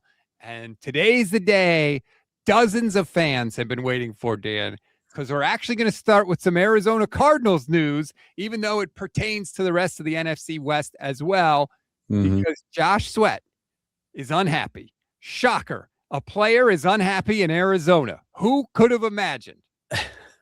We've never heard a thing about it, and I'm sure they're sweating this one out. I mean, sorry, I couldn't help myself. We have been waiting for the one day that we could talk about the Cardinals first on this show, and this one matters. It's important. I mean, this is a team under a new head coach and trying yet again to rebuild and find themselves and build an identity. And you and I both kind of slam them for their draft choices and their approach and not paying enough attention to the front seven on defense, because that was their biggest weakness, even though Sweat got 12 sacks last year. And now they're one guy up front that might have prompted them to take a conservative approach because they knew they had that one guy. Now it sounds like he wants out. And I don't think there will be any shortage of suitors if they're serious about trading him, especially after June 1st. It's a really manageable contract for a guy coming off a 12-sack season and a guy that's been as consistent as he has the last 4 years. Now, he doesn't have any guaranteed money left in his deal. That usually is a sticking point for players. So maybe Arizona just guarantees some of the money and this all goes away. I don't know. But I would say this. If you're Arizona, trade him. Trade him. Absolutely. You need to build this thing up. He is not going to be part of he's not going to match up with your timeline to when you're ready to compete, in my opinion. He has been durable. He has been productive. And if I'm Arizona, I take the best deal. If that happens to be with the Rams, so be it. If it happens to be with the Niners or the Seahawks, just take the best deal, and because you got to build this thing up and improve your team. And if I were Les Snead, or if I were John Schneider or John Lynch, I would absolutely be interested in Josh Sweat. Yeah, and this is the time to trade him because of that contract situation. It's a much more favorable, deal for a team to acquire. I think it's about an $18 million cap hit that you have to have available. And if you're willing to tack on a couple of years and make him happy with some of the guaranteed money, you can even lower that for 2026. He's a good, not great player. If he was a generational type player, if he was one of the 3 or 4, if he was a Myles Garrett type or a Micah Parsons type, well, then you hang on to that guy. This is a discussion we've had about the Raiders the last couple of years. Still makes sense to hang on to an elite player, hoping that you can catch up your development as a team to kind of get there while he still has something left in the tank. Not really the case with Josh Sweat, but for a team that's a piece away, team like the Detroit Lions, maybe, that's been chasing that complimentary pass rusher to Aiden Hutchinson for years and hasn't been able to find it. Team like the Indianapolis Colts that kind of has all the other pieces in place, but still needs a complimentary pass rusher and has the cap space. I doubt they would do anything in the division, but how ideal would this be for the 49ers? They've got the cap space. They can make it work, right? Probably won't happen within the division, but the eye is in the beholder, right? Or the beauty's in the eye of the beholder. And for Arizona, his value, he might be more valuable to them in future draft picks, especially given the draft that's coming around the corner in 2027 and all the work they still have to do on that roster. He's had double-digit sacks 2 of the past 4 years, 12 and a half sacks last year. I believe that was a career high, but he's 29 years old. So if you want to trade him in the division, you make that team pay the NFC West tax, essentially. It's going to cost you a little more. But if you get the best deal possible, because I agree, he is most valuable to the Cardinals in terms of what he can bring in, and I think we talk about culture a lot on this show. 49ers, Rams, Seahawks have excellent culture. When you are a team that is bad and has been bad for a while, you're not going to get guys to take less or to just, maybe be quiet about some of their contract concerns. You're going to get Jacoby Brissett not showing up to OTAs because he wants more money, because the money's all he's got to look forward to this year, because he's going to get crushed back there with their schedule. Same thing with Josh Sweat. He's not, putting his concerns aside for the sake of the team, a team that's going to win 3 games this year. So this is what happens. Yeah, and we've heard stories in Arizona about, making them pay for their own lunch at the cafeteria and things like that. Every dollar counts, right? It's with the 49ers, I know they've said he's untouchable or whatever, but if you're talking about in a vacuum, a pure football trade for what each team needs, Mac Jones for Josh Sweat, Mac Jones, and a pick? I would Josh Sweat? I would drive Mac Jones to the airport if that ever came out. If the Cardinals were crazy enough to do that, give me a break. You ship Mac Jones off a backup quarterback for a pass rusher that could get double digit sacks. He'd be the best quarterback on the Cardinals roster, give him the best chance to win in the short term. But then they'd have to kick in, I don't know, a second. I don't know what market values are these days. Who knows? Maybe a second round pick in Mac Jones. But that's saying something. Rob just made a statement, you guys, because you might not know this, but Rob lives on the East Coast. So that's true. That's quite a statement. It'd be worth it for me. I would sacrifice that for sure. But let's see what the Cardinals do. Like we said, we're closing in on June here. That is when we, trades and things like that with salary cap implications are a little bit different. I think we're going to see AJ Brown get moved. I keep seeing, just quickly, Dan, I keep seeing rumors about, the Rams could re-engage on AJ Brown or maybe the Niners. I don't buy that for a second. I think that's Howie Roseman trying to drive up the price on the Patriots, but I do consistently hear NFC West teams mentioned when it comes to AJ Brown.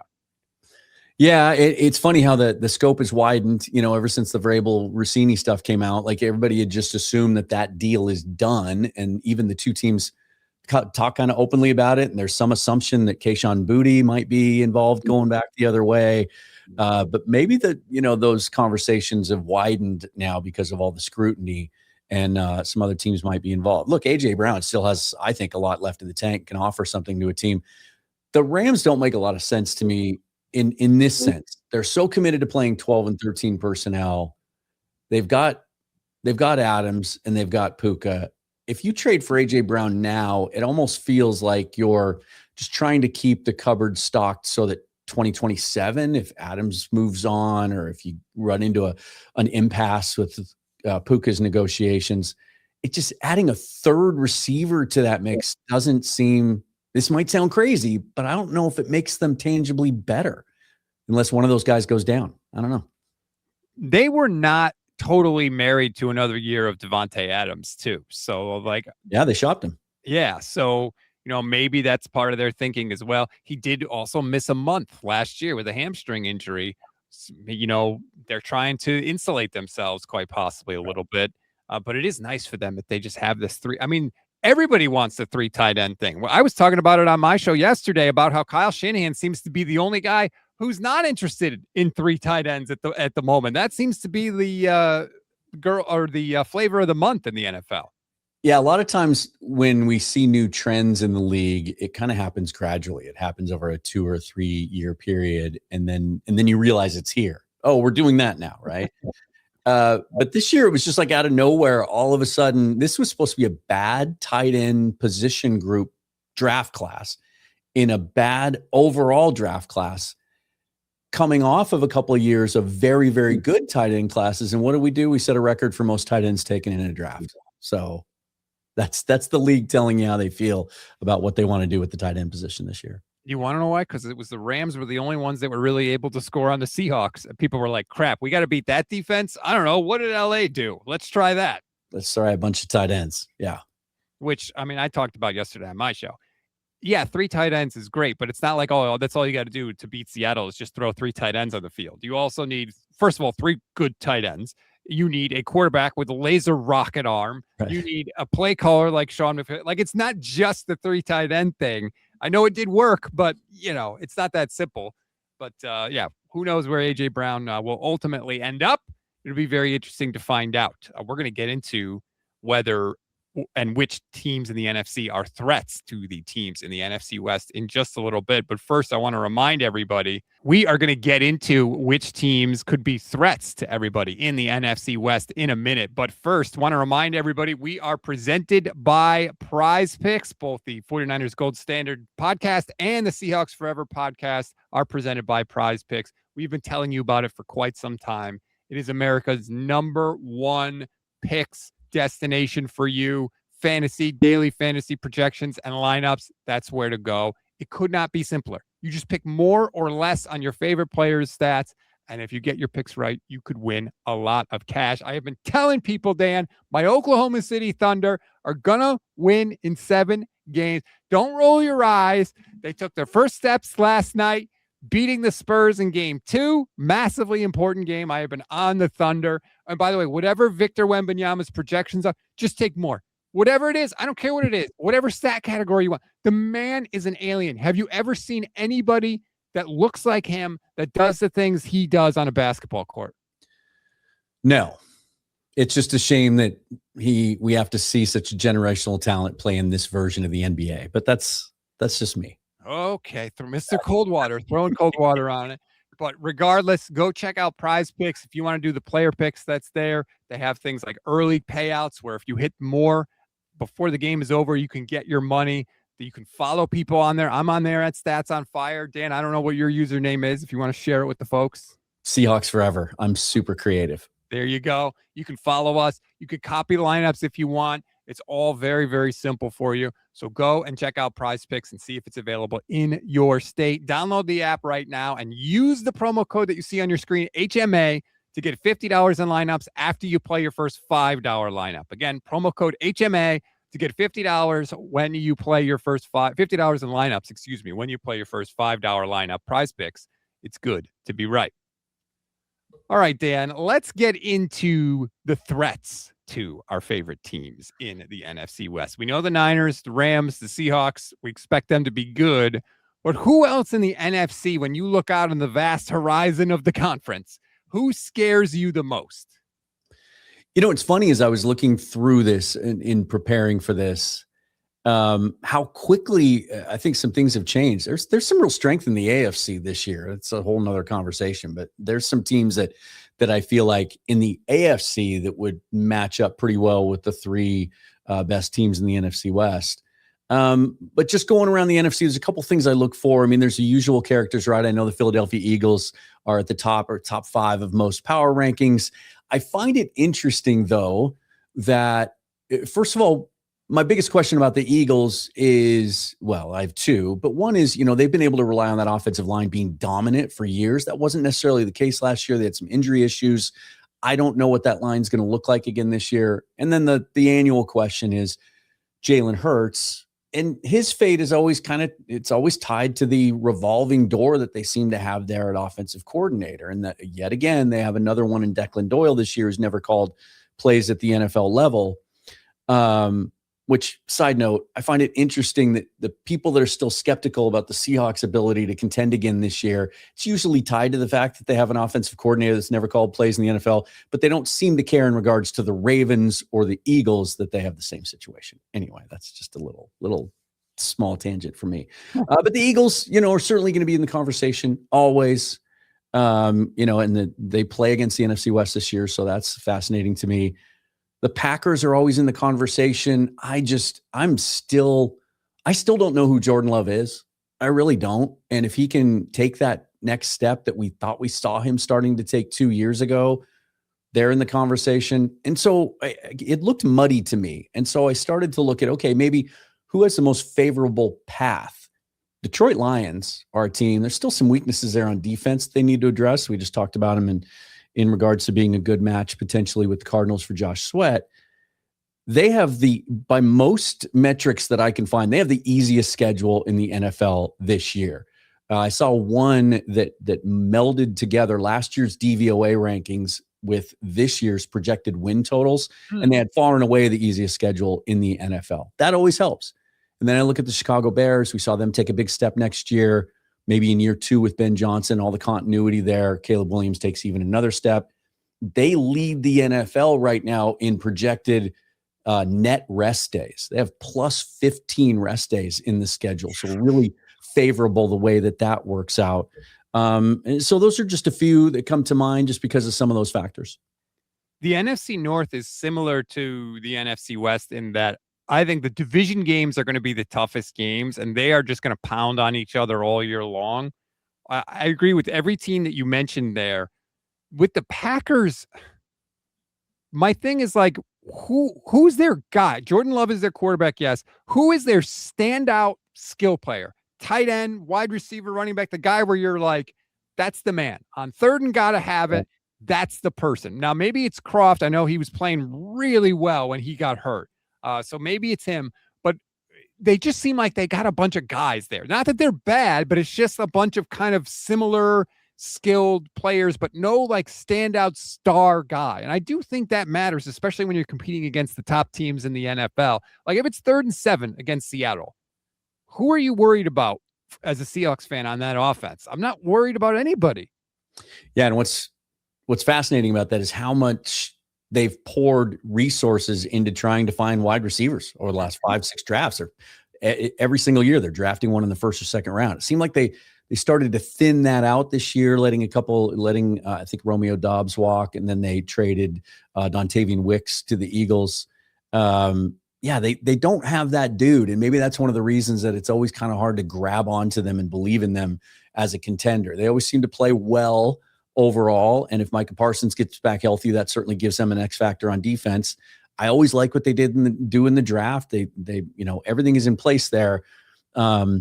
To me, it's just about the quarterback, and if he can get them over the top, and maybe finding that one other playmaker would help. Interesting that they did a deal with the Eagles involving a wide receiver, and weren't interested in AJ Brown as part of that package. A guy like that in that offense as a target for Love might make a lot of sense. That might be cool. Maybe that's a Stephon Diggs landing spot. That's true. He's still out there, I believe, right? And I know he posted on his Instagram a little while ago, his numbers from last year, basically being like, I was over 1,000 yards coming off an ACL. So we'll see what happens with Green Bay, but that's my thing with them too. And especially if Jordan Love is banged up, and if he gets banged up, then you're like, well, then now really, what do we have? There's a lot on Love's shoulders there. I still need to see another year from Caleb Williams before I'm not saying he can't be, but I'm just saying I saw a lot of bad from Caleb Williams before last year. So, and I always say, I've said this when it was Brock Purdy, I've always said it. I need to see 2 straight good years from a quarterback before I start to believe what I'm seeing, because NFL history is littered with guys that were able to do it for 1 year and then the league adjusted and then they were never able to figure it out. So I would like to see it again from the Bears.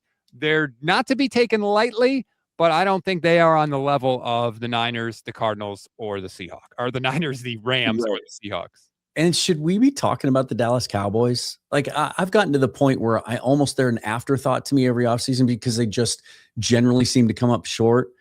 But the one thing they've done over the last 12 months, I think that I thought they had failed to do, because the offense is usually potent, but they've really revamped that front seven on defense. They can really come after you now as a pass rusher from the interior or from the outside. They did some really cool things, I thought, in the draft. Still some questions in the secondary, but should we be talking about the Cowboys? The defense doesn't have to be amazing, right? Because their offense is really high-powered and really impressive. A full season with Pickens and Lamb together. Yes. Javonte Williams now another year removed from injury, and he was productive the last 2 years. Yeah. They could be a pain. I know Dak Prescott is frustrating and he's had his issues in the playoffs, but man, he can play. He has played at a level recently that has been very, very impressive. They are built to get a lead on you. Just get a lead and let our pass rushers that we've imported here on defense go to work. They also traded for D. Winters, which I know a lot of Niner fans were wringing their hands about. Dallas could be a team. I picked the Giants to win the NFC East this year. Is that crazy?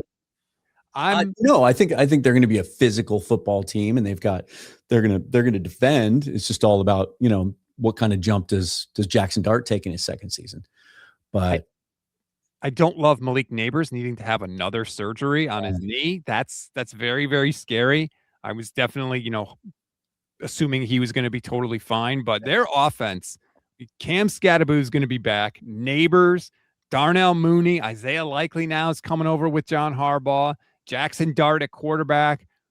Man, and then their defense, talk about a defense that can get after you. I really like the Giants defense too. I picked them. I'm super high on them. I hate the fact that the 49ers have to play them in between the Seahawks and the Rams on the back half of their schedule. That's not filling me with a bunch of confidence, but I expect the Giants to give the Cowboys and the Eagles all they want in the NFC East this year. Yeah, and as opposed to the Cowboys, where the 3 big teams in the NFC West all play them in the second half of the season, The Giants get the NFC West. We'll get to see them pretty early. The Rams get them week 2. That'll be a fascinating matchup. And that's I'm with you that there are a couple of stretches the Seahawks have them near the end of the year, and it's wedged in between, a really tough stretch. But I remember looking at the schedule for the first time. We may have talked about it on our show, and you at least know that you're going to be in for a day against a John Harbaugh team with talent like they have, especially how they're built up front. It's going to at least be a physical football game. They're going to be hard to play. Whether that translates to a lot of wins in Harbaugh's first year remains to be seen, but they're not going to be an easy out. Definitely not. Who is your choice for challengers to the NFC West? Let us know. Leave us a comment, hopefully a 5-star rating and a review as well. We do appreciate it.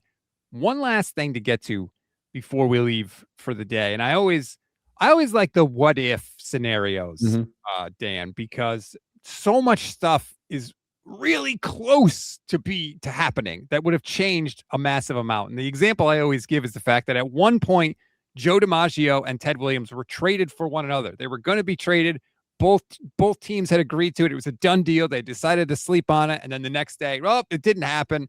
And obviously we know the history would have been drastically changed. But stuff like that happens all the time. And the latest reminder of that came on the Bussin' with the Boys podcast, where Sean McVay basically said he was going to leave coaching after the 2022 season. They had a terrible season that year, the Rams did. There was a ton of injuries, and it really wore on Sean McVay. And he said, I was quitting because I couldn't handle the losing. And his wife is the one that basically said, that's not the kind of leader you want to be. Right. And that's not an exact quote, but that's generally what she said. And he was like, you know what, you're right. And he kind of bucked up and decided to get back into coaching. But how different would the Rams be? Would the NFC West be if Sean McVay had walked away a couple of years ago? Yeah, and I think it explained a lot. You and I talked a lot on this show down the stretch last year about how tight he seemed, how tightly wound he seemed, and how much he couldn't hide not just the frustration. That losing frustrates everybody, but just the anger that he felt at the Week 16 loss to the Seahawks, the way that went down, and then the NFC Championship game. And even as he was telling that story on that podcast, if you watch the video part of it, you could, it wasn't like he was telling a story about something casual that happened in the past. It was almost like he was reliving the emotion. You could see even now as he related it, how much how much stress he was going through, coming off the Super Bowl year, and then you go 5-12 the next year and everything is falling apart. And he talked about walking away and how he just couldn't handle the losing. That's what I sensed from him last year, that team was so set up to win the NFC last year and win the Super Bowl. If they had made it, I think we all agree they would have beat the Patriots as well. Yeah. That when things kind of unraveled down the stretch, especially against that Seattle team that they had throttled defensively in Week 11, you could see it on his face. He didn't hide it. And so that just makes me wonder.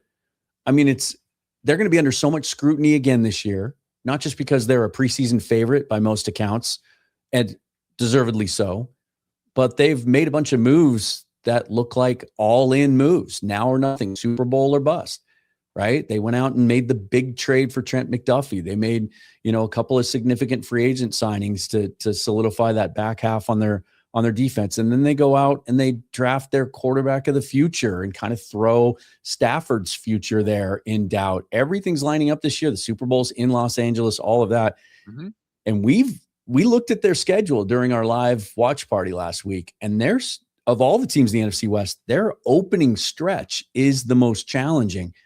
If things start to go off the rails there, I wonder how Sean McVay is going to react to that. And can you lose that locker room by not just letting them play? It's funny to me. Sean McVay, I've named him the best coach in the division. I have incredible respect for Sean McVay. But it is funny to me that he has one bad season, 5-12 year, and he's like, I don't know if I want to do this anymore. Right. Kyle Shanahan's like, dude, are you serious? We lost our first 10 games of the year when I was a rookie in 2017. We've had 4 losing seasons in 10. You're willing to quit after one bad year? You don't know what tough is in the NFL. Yeah. And I do appreciate him for sharing it. I just was having a conversation with someone recently about how if we knew, and I was talking to a source inside the Seahawks building about this a couple of weeks ago, if we knew the conversations that happened inside the buildings around the NFL on a daily basis, trades that are talked about, never made, that never leak out, coaches that are thinking about quitting or retiring, players that are thinking about quitting or retiring, our heads would explode. There wouldn't be enough social media bandwidth to carry all of those rumors and reports. And so for him to come out and share that, I think is pretty cool. It's probably something his therapist urged him to do. The thing I like about Sean is that he is always willing to be a little bit vulnerable. I remember when I was producing Pro Football Talk Live and we had him on the show at the Combine, and it was after they had lost to the Patriots in the Super Bowl. And I think Chris Sims called it boy wonder, and McVay was like, more like boy blunder. Did you watch the Super Bowl? Like, he has never shied away from being critical of himself and sort of self-scouting himself, so to speak, to borrow a phrase from Chris. I always liked that about McVay and respected it, that he's just like Kyle Shanahan would almost never say that. That's why I was so shocked when he was doing the analysis of the Super Bowl, how he said, like, hey, don't ask me how to beat the Seahawks. They've kicked my butt the last 2 times. He never says anything like that. McVay always has. Yeah, I give me a guy who wears his emotions on his sleeve over a Bill Belichick type any day of the week. And I do think it's one of the reasons why when he does choose to step away from coaching, he is going to make a ton of money in television. I think he's going to be really, really great at it. Please, Sean, go make it happen. Go to Thursday Night Football. I'm begging you. That announcing team needs you so badly. They ruined the game for me on Thursdays. That Niners-Rams game early last year was so much worse because of Al Michaels and Kirk Herbstreit calling it. That was an epic game, the way it ended, and they were brutal on the call. So please, Sean McVay, get out of the NFC West, go to Amazon for all our sakes. I don't know if the networks are smart enough, though. They make so many mistakes.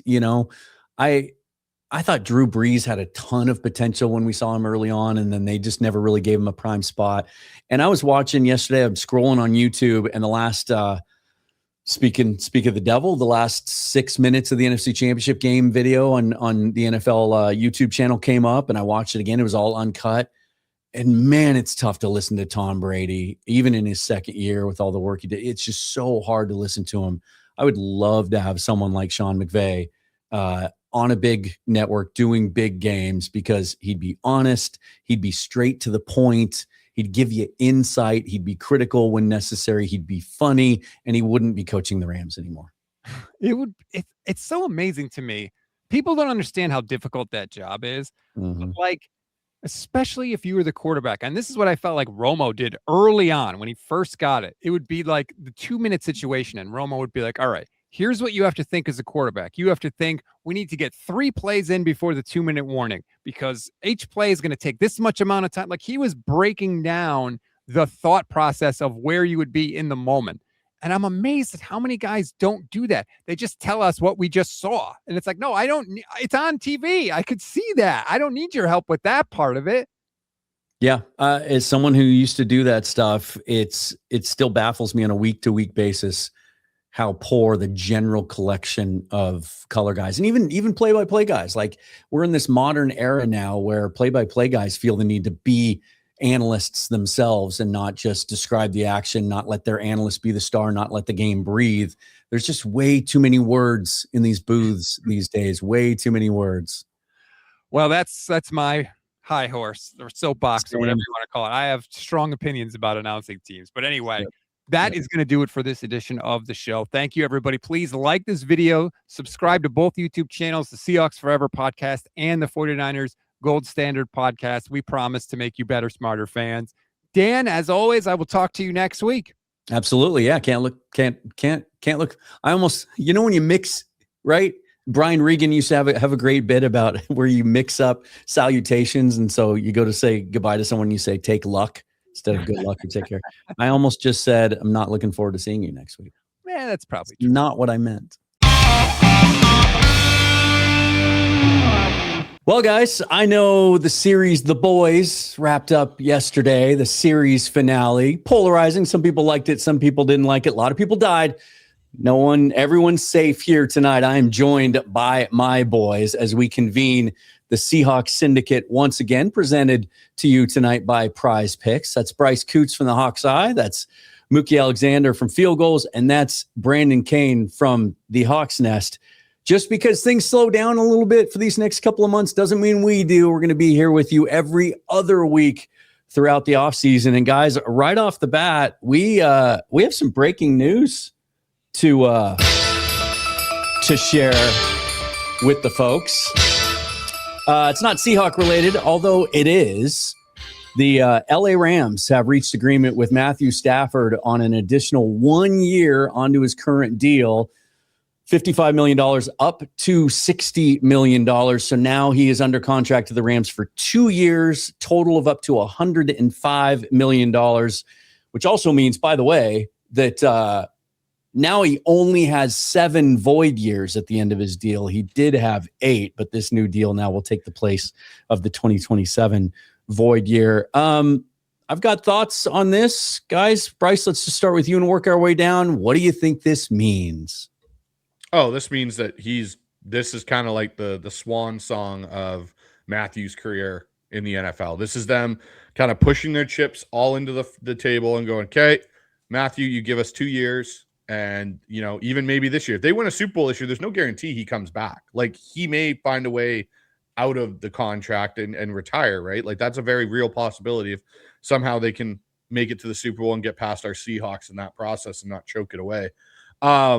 But I look at it and I go, this is the Rams really putting all the chips into the middle of the table, because if he does stick around, it hampers what they can do in free agency. Like, that is a large chunk of money that's going to really limit their ability to go. And again, you're going to be picking. They don't have, the high first round pick potentially in 2027 because of the fact that they are going to be a bottom, drafting team in the first rounds, because they're going to be one of the better teams in the NFL. So now you're not going to be able to build necessarily as well through the draft, and you're not going to be able to attract free agents because the money's going to be tied up in whether it's, different contracts here and there for different players. But really the Matthew Stafford deal really kind of hampers them. So I look at this as an all-in move by the Rams, and it is what it is. Yeah. Mookie, how about you? I see it as 2 years at the most for Stafford's career. And otherwise, this could be a swan song. Like, there are a variety of reasons why this year could be the last year. The bad outcome, of course, is the Rams winning a Super Bowl. It'd be great for him. He gets to say if he wins 2 Super Bowls, both in his home stadium, then my historical resistance to him being in the Hall of Fame is pretty much gone. But that's the bad outcome for us. But the unfortunate outcome for him would be he suffers a significant injury or something where it's like not advisable for him, or he would say, I don't really want to risk it again, given, whatever is ailing him. So it is kind of that situation where the Rams don't have a huge window with Stafford. I mean, they've got a pretty long one as is. Like, he joined the team in 2021. They immediately won a Super Bowl, and they've been in the playoffs, 3 straight years now. So we're kind of in the winding down point of the Stafford era in Los Angeles. And look, Bryce brought it up as far as free agency. Don't forget the other contracts that they got to deal with potentially, most notably Puka Nacua. But they got some other guys who are probably going to be needing or asking for a big contract extension soon. The other angle I see out of this is Ty Simpson, because you took Ty Simpson in the first round. Now, let's suppose Stafford actually plays 2 more years. Ty Simpson would be entering year 3 of his 4-year rookie contract, unless they pick up his 5th year, with this enormous gap between collegiate start and NFL, full-time NFL starter. So that only, to me, makes the draft pick that much more baffling. That instead of getting a guy who could have helped them immediately this year with Stafford's window, they decided to bank on Ty Simpson being the natural successor, when that's not a guarantee, and that they've extended Stafford in the first place. Like to me, it doesn't make sense what they did, and I'm wholeheartedly glad that they did it. Brandon, let me ask you in a different way, because, this is interesting. Mookie brings up a great point. They're basically next offseason faced with a lot of the decisions the Seahawks just had to navigate this offseason. They have a bunch of that great draft class of theirs, a bunch of guys' contracts coming up all at the same time. And so to add a very expensive second year now into that same year, and we'll see how it's structured with all those void years they have. I would imagine when we see the structure of this 1 year deal, it's probably heavily front loaded, guaranteed money up front as a signing bonus so that they can spread it out. But you had a 3rd round grade, if I recall, on Ty Simpson. And so while this might appear on its surface to be a clear succession plan, okay, 2 more years with Stafford, and then we turn it over and we ride with the rookie contract. And that's how we help mitigate some of those other decisions. But based on your evaluation of Simpson, how big of a risk is this for the Rams? Well, I don't think it's a risk in the perspective of an old quarterback that's always an injury away and has had an injury history, especially when it comes to backs that can be very touchy. So, but that's a move that they have to make. They've decided that Stafford's the guy that they want to roll behind, and rightfully so, as they proved last year, and him getting him a Super Bowl championship. So you can completely understand them doing this deal. They're putting it on outside of this year, so it's not going to impact this year's cap. I think they were sitting on the 2nd or 3rd most amount of cap space for 2027. So they have plenty of room there, as well as, they'll probably get out of from under Devontae Adams' deal after this year. That'll be even more cap space. They're sitting in actually a pretty good place to be able to do this. And they're also in a spot where it's very easy to understand them saying, we'll throw Boyd years down the line, and they're not doing emptily so. They're doing so because they're trying to maximize this opportunity, which is exactly what I'd want if I'm a Rams fan for them to be doing. So this deal is one that I would want to have seen. They had a couple contentious negotiations with Stafford over the past couple of years to get these deals done. And I think they really wanted to just get that knocked out to make sure that thing wasn't hanging over this situation. But I don't think it's a big risk outside of what we know is the risk is there. The Simpson thing is a whole nother show for me on that one, because it's just like, if you have him go down to injury, you want a guy more in the vet mind who's been around, who's won games, who's going to be able to go on the field and not, be like a learning experience for him while you're trying to go win championships. And that is what they're facing right now, because I don't think Stenson Bennett's going to be the guy that's going to get it done either. And that's the part that's to me, the risk part of this. Not the Stafford part. We'd all make our bones with that if he's our quarterback. But the backup quarterback part of this with Simpson, that's the part that I just kind of shake my head and I don't understand. Yeah, it's a good point. And it's a different landscape in the NFL now, right? Just because he's contracted for 2 years. He's going to be pushing 40, if not 40 at the end of that. I think he'd be right on the cusp of it. We can look ahead and we can look in our crystal ball and say, well, that's when they hand it to Ty Simpson. That's when they take a step back. We'll see how that works out. But this is the NFL now. If they don't like what they see from Ty Simpson in practice and preseason games over the next couple of years, they could very well go another direction. By then, Bryce and I were talking about it a little bit before you all joined us, but there's a non-zero chance that this doesn't necessarily mean that Matthew Stafford's done after 2027 if he's still healthy. So I got a point to make, though, to Brandon's point about not having a veteran quarterback. Again, how old is Stenson Bennett? Isn't he almost 30? Like, he's been around a fair bit, just hasn't got on the field because he played, 8 years at Georgia, something like that. He's got some experience, Brandon. Come on. Like, let's the Rams play him and trot him out there for us to see. And we all know, if Stafford goes down week 2 or – gets sick on the Australia trip and he's out for 6 weeks or whatever, Jimmy Garoppolo's coming back, right? Like he has even officially announced he's retiring. I mean, I just think that's the way that would go. One other piece of contract news today that I just thought I would throw out there because I think it's really fascinating is Jack Campbell in Detroit signed a massive deal about an hour ago, up to $80 million. Up to $81 million, 4 years, $81 million, $51.5 million guaranteed for an off-ball linebacker. Total, when you take Ernest Jones' deal that he signed previous to last year and combine it with Drake Thomas's, their combined total value is $36.5 million. That doesn't even come close to matching Jack Campbell's $51.5 million guaranteed. I'll just throw this out to the room.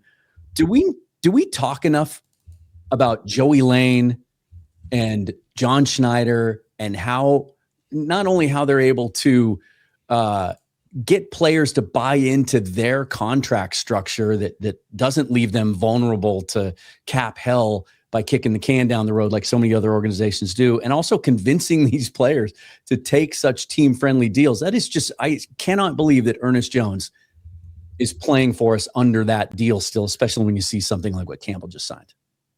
I can to an extent. And the reason I'll say that is look at what we have in Seattle. And this is where, again, what John Schneider and Joey Lane have been doing is absolutely phenomenal work. Yes, the new tax might hurt that going forward. But what I will say is you got one of the nicest practice facilities in the entire NFL. You get to live in one of the most beautiful places in the entire NFL. You have a fan base that absolutely adores you as players and absolutely loves everything about you guys. You have all these things where if you're living in Detroit, Michigan versus Seattle, Washington, like I'm going to probably lean to maybe a little less for better kind of living experience for one. And you've got a young coach, you've got a winning culture, you've got all these things where now the money and hey, I can win championships. And Brandon's brought this up in a lot of ways too with, attracting these edge rushers potentially as well, right? Like there is this culture here now of winning football games, being in the Super Bowl, being in contention. And I think when you look at guys like Ernest Jones and some of these contracts, like they've structured them well, but they also have a lot of things going for them when it comes to selling the Seattle Seahawks to people. Yeah, I think it's an underrated part of what NFL front offices do. It's recruiting. It's not all that different than what happens in college football now, now that they can pay their players and pay them handsomely. It's not just about who pays the most. It's about situation. I feel like, and tell me if I'm wrong, I feel like players are more cognizant of that now than they ever have been. The big picture and how comfortable they are with all the other things that you just mentioned. And it's not just about paying the most, because it doesn't seem like the Seahawks are always willing to do that. And yet they still get these guys. Yeah, I think there's maybe a little savings here. I will say that, in Ernest Jones, you have him as the 46th rated inside off-ball linebacker by PFF last year. Jack Campbell was rated second. Campbell's a former first-round pick. Ernest Jones also has a part that we have to acknowledge with this, that there's something there with the knee. Like that knee isn't just free and clear and 100% good to go. And that there was a Seahawks risk that they were taking in giving him that contract, which is, I think, part of why it was a little lower than he probably should have gotten, because they know they're taking that risk and Ernest knows they're taking that risk. There's a reason the guy went for basically a pile of peanuts for what we had to trade for him from the Tennessee Titans. And I love Ernest. I'm not trying to shade Ernest in any way. And I think there's a good point to be made in this, that maybe he took maybe $1 million less first going to a loser organization or a bad town. But I think that there's also a little bit baked in there too as to, why that deal was where it was at. And even last year, we saw him at times after he had the surgery last year, having a couple games where he was definitely kind of dragging that leg around a little bit. Let's catch up on a couple of super chats. We got this from the Snail. Thanks for chipping in. Jalen Milroe wins an NFL game before Ty Simpson. It's a good take to get things started tonight. Here's an easy way for that to happen. Remember that time Derek Anderson started for Cam Newton for one play because I guess Cam broke dress protocol or whatever and then Carolina lost that game 40-7. Derek threw a pick on the first play to Mike Morgan. It was so funny. So imagine they start one of these games, let's say against Arizona, and they start with Jalen Milroe just doing some, wildcat stuff or zone rekeeper or something, and then Darnold plays the rest of the way. They win comfortably, and therefore that will go down as a start for Jalen Milroe and a victory. There you go. That's one way to do it. I like that. Here's something that Michael is bringing to the table. I hadn't heard anything about this. Let me know if you guys have with the $4.99 super chat. Appreciate that. There's a lot of talk and rumbling in Cleveland about Miles this week. Michael, I always ask this, no shade to you, but who's your source? Because sometimes when people will bring these things to me, and I know you guys run into this as well, and it turns out the source was just someone spitballing or just conjecturing or throwing it out there. But you guys hearing anything still about Cleveland? I mean, it would be no surprise if they move him given the bonus that they pushed back into September, right? But you hearing anything new? No. I am, but I can't say. You tied in with Andrew Barry over there? You and Andy? I can't say. It's not it. Give him a different contract to have him play quarterback instead, since the ones that they have right now keep throwing interceptions in 7-on-7. So, yeah. Oh gosh. That was funny. If JSN can win Defensive Player of the Year, why can't Myles Garrett give it a crack for Offensive Player of the Year? That's right. It'd be a hell of a tight end. We already have a trophy for him. We just need to etch out the name. You better double check his plaque at home. Yeah, and I do think I will just chip in with like this. I think we've all heard this, and I've been told, throughout the offseason that John's in on everything. He would love to have one of these guys, right? One of these names, and we can all, the list is the same no matter which fan it is or which one of us it is. We know who the 4 or 5 guys are that might at some point become available if they're not right now. John would love to get one of these guys for Mike McDonald. It's just a matter of timing. It's just a matter of when. It does seem more likely to me, though.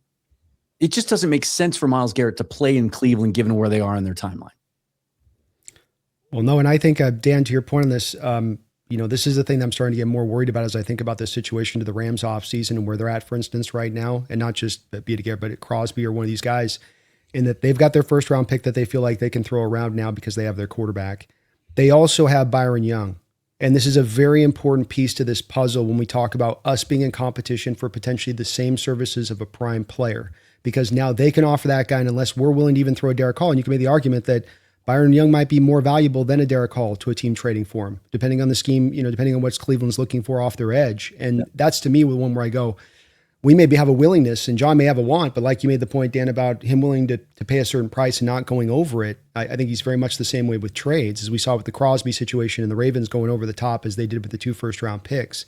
This has got me a little bit concerned because I think they're really in a prime position to kind of supersede us on this, and it becomes maybe even down to even just us and them on a given player, and it does have me worried. Yeah, we've even seen the reports, I think, a couple of weeks ago that the Rams, I don't recall the source. I apologize, but there were reports all over social media that the Rams were looking ahead to the trade deadline already, and that they were going to make sure that they were set up and poised to be able to make a big strike at that point for one of these pass rushers. So it just adds even more intrigue to the schedule, right? And the fact that they stacked the Rams 2 of the last 3 weeks, because it's very likely both of these teams make a big move at the trade deadline. Here's a follow-up from Michael. Appreciate the donation, Michael. No source. Albert Breer earlier this week said that A.J. Brown trade will be old news come June. A bigger trade will happen, Breer said. See, Michael's good at this. This is the kind of stuff that I nerd out over. It's like those little tidbits sometimes that you get from guys like Breer, who's as tied in as anyone. Like you can really take stock in what he says. This match. What's the reaction, Dan? Like if they do it, if the Rams do this kind of trade, and they go grab one of these guys, what's the commiserate reaction got to be from Seahawks at that point? Do you just kind of stand pat and be like, you have to take a bit of your medicine that they're just going so over the top this year, or do you try to match it tone for tone? Well, I know we know that that's not John Schneider's mindset, really. I think they're going to be working as hard aggressively on doing something like this as anyone. My first answer that popped into my head, though, when he asked that question was, well, then that's the week, if it hasn't happened before then, that Bo Stevens takes over for Anthony Bradford at right guard. That's the week that we see that happen. I don't know. You'd have to see what the team looks like. Maybe this edge group that they have right now will be really, really effective, and John won't be willing to overpay at the deadline, but we'll see. Yeah. Josh chips in. This has been a big story the last couple of days, right? We all love Mina Kimes. Her and Ben Solak did their QB rankings. And they got Sam at 19th. I got to admit, I haven't watched this episode. I haven't dug into what their parameters were, what their criteria was, or anything else. But this has a lot of people fired up. Look, let's just segue into this then, because we haven't really talked about this offseason. What are our year 2 expectations for Sam Darnold? I'll start with you, Bryce. Oh, man. I had the hot take on my show the other day. I can see Mookie's grin coming from here. Oh. I'm honestly, I think Sam could be in the MVP conversation. I really do, because I think you've got a couple things. You got a guy that's comfortable where he is now. He's actually, as a quarterback, one of the biggest things is continuity and comfortability with a scheme. Even though Brian Fleury is coming in, and I know there's a lot of hesitation with Brian Fleury coming in. To me, you have continuity that's going to kind of go over for Sam in that way, because he was in San Francisco. That's where he learned this scheme first before he went to Minnesota and before Clint Kubiak brought his version to Seattle. So he has a year of being in that system and understanding it and studying it. it's not going to be a change for him. He's going to be able to pick this up and go. And for the rest of the guys on this offense, again, it stays within the same family. Terminology will change 100%. That's the NFL. Hey, you're running a 7 bang, and now we're calling it a 7 bong. I don't know. They change terms for things and different concepts. I thought you'd appreciate that one. Just saying. So when I look at that and I look at the weapons, and he gets an offseason with Shaheed, and you've got, running game that I think, is going to be good, if not better than where it was last year. And you've got a freaking offensive line that has continuity. Yeah. There's no reason. Sam threw almost 30 touchdowns last year, and he's been close to it before when he was in Minnesota. I don't see a reason why all of a sudden he's going to regress and fall into somehow being the 19th overall quarterback. Like, he's a top 10 quarterback, and I think he can push that envelope of being in that conversation this year, potentially off of, having all these things line up for him in a system, in an offense that thrives on making the reads easy for a quarterback. Amy says, always with the AB slander. Amy, I have been as supportive of Anthony Bradford's improvement as anyone. It's just, I really like Bo Stevens. The thing with Darnold is so let me rewind a bit. The Mina and Solak video, it was a quarterback draft where it's like a 3-year outlook. So from a totally neutral circumstance, which quarterback would you like to have over the span of like a 3-year team, build around that guy? Okay. So I think Mahomes was still number 1. And then you would have your Lamar's, and Jordan Love, I think, was second. And I have huge issues. Forget the 19-bit with Sam, because that's obviously an undervaluing. Kyler Murray being above a guy who just won the Super Bowl. I mean, Kyler, last I checked, got cut by the Cardinals. He was benched. I know it could say for injury reasons, but he was straight benched because he wasn't playing well in Arizona. And while Jacoby Brissett is no world beater as a journeyman quarterback, he had Michael Wilson looking like an all-pro receiver, just the two of them. Maybe that's why he decided to hold out for a better deal. But with Sam Darnold, I think there is this thing where, let's say this was happening with a more beloved team.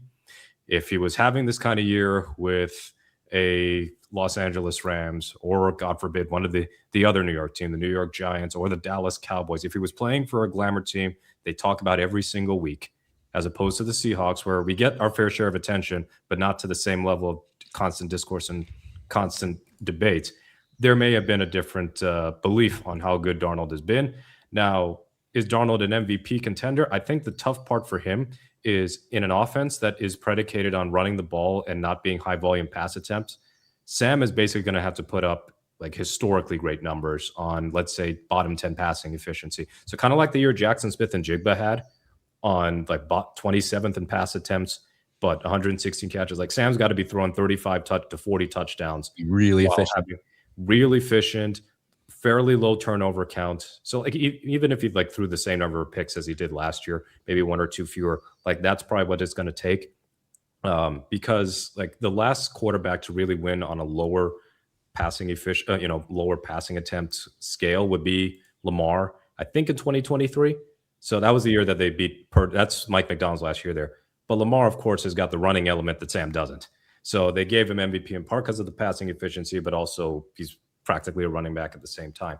But with Sam this year, I think that whatever potential drawbacks there could be of the running game with a new running back and Charbonnet being out, just a new set of guys there, I think the way for the Seahawks to still be a top offense is for the passing game to get even better. In fact, I think those two things can be independent. We have seen passing games be incredible without the running game being great. And with Sam Darnold, he's going to have a healthy, hopefully, Torrey Horton. He's going to have a full offseason with Rashid Shaheed. You've got your last hurrah probably with Cooper Kupp, but you're going to have JSN still.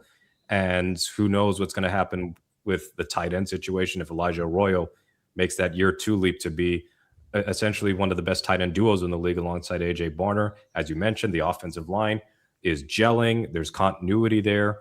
And we expect that as long as everybody's healthy, that it's going to be one of the better pass protecting groups in the league. Sam has shown that he can make the big boy throws. He can make the clutch plays. I would have thought that the NFC Championship game would have been enough to dispel some of the things about Sam Darnold.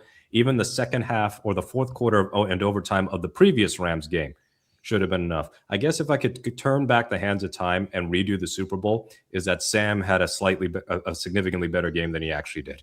Like if he had better stats than 19-38 and he threw for like 3 touchdowns and 285 and he was like in the MVP discussion, then maybe that would be a different thing. But yeah, I think it's time for Sam to get a lot more respect than he's been getting. And for God's sakes, are we going to do this every time Seattle wins a Super Bowl? Because I still remember the Wilson versus Kaepernick debates and how quickly that fizzled out. Yeah, and thank you for that. I knew there had to be something more to it. I really couldn't believe that they were saying that Sam was the 19th best quarterback in the NFL, but that's the way fans will take it. I would totally, with those parameters, I would understand taking some of the younger guys that haven't really proven it yet, but they're, the Jaden Daniels and the Drake Mays, right, over a guy like Sam. I get that. What I don't get, and one of my biggest frustrations, I think, on a year-to-year basis, is how hard it is to change people's fucking perceptions, right?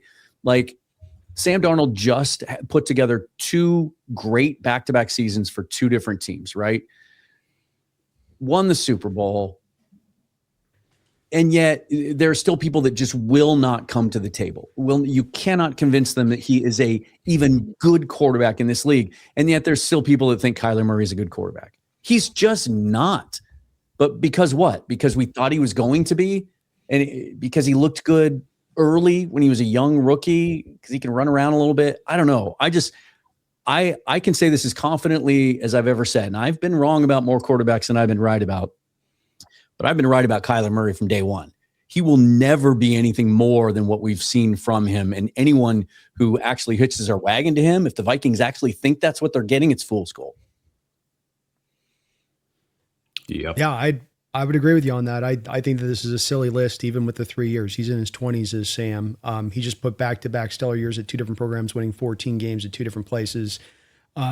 Top 5 completion percentage last year. Kind of interesting that you're top 8 in passing yardage, even though you're 29th in passing attempts. Kind of speaks to efficiency. And I wouldn't push back against Bryce's outlook on there being easy reads in this offense, but there's a lot of option routes and there's a lot of turning your happy ass to the defense as you're doing play action. And there's a lot of quarterbacks in this sport that aren't doing that at the same level that he is. And that's harder to play the position when I have to flip my back and come back around, even if I'm getting the bennies of drawing up the defense off of play action. So I think that this is a dumb list. I do. I think that they're doing acrobatics here just a little bit. I'm not trying to vault him up. I don't know if an MVP is possible. I think Mookie made a good point on the respect of back to last year. You're just not gonna have the passing attempts. You're not gonna have the opportunities probably. But the fact that, he did what he did and that still people are holding on, like you said, Dan, on this take that is not anything to do with last year and everything to do with the narrative surrounding Sam leading into arriving with us. It's that still carrying over the top of this like a fog, and it just won't go away. It won't burn off. Can I add one point to this, though, about, to Mookie's point about the offense and the limitations in it? Let's not forget, they were conversations around Brock Purdy being an MVP in this offense. Like, those conversations when he was playing did come about and were real legitimate conversations about Brock Purdy. He wasn't putting up gaudy numbers. I think if Sam's able to replicate last season, limit some of those turnovers and turn some of those turnovers maybe into touchdowns, or there's more explosive plays down the field that he missed, like in the Super Bowl with Shaheed or JSN, and those are completions and big plays that stand out and get everyone excited.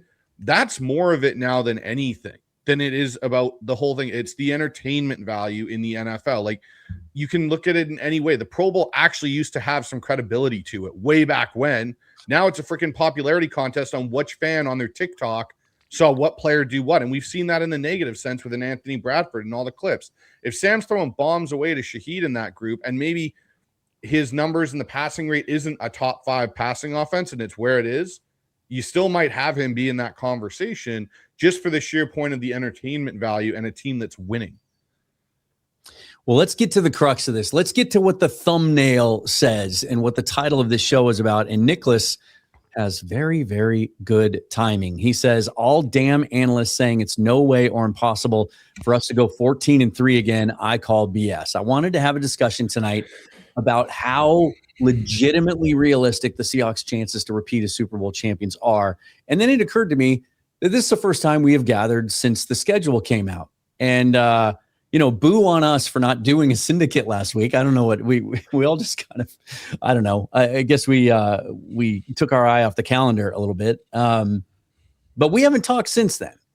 And so I want to have a conversation about projections. And now that you see the schedule, you see the road that they have to travel, how likely you all really think it is for this team to repeat. And I'll just start off with my prediction. And, Bryce, I was on with you and Mookie last week, right after the schedule, or right after the schedule came out. I hopped on your show, or I was commenting. You were in the comments, yeah. I said, and in that moment, I believed what I was telling you, that nobody in the NFC West was going to win 14 games. The schedule was too tough.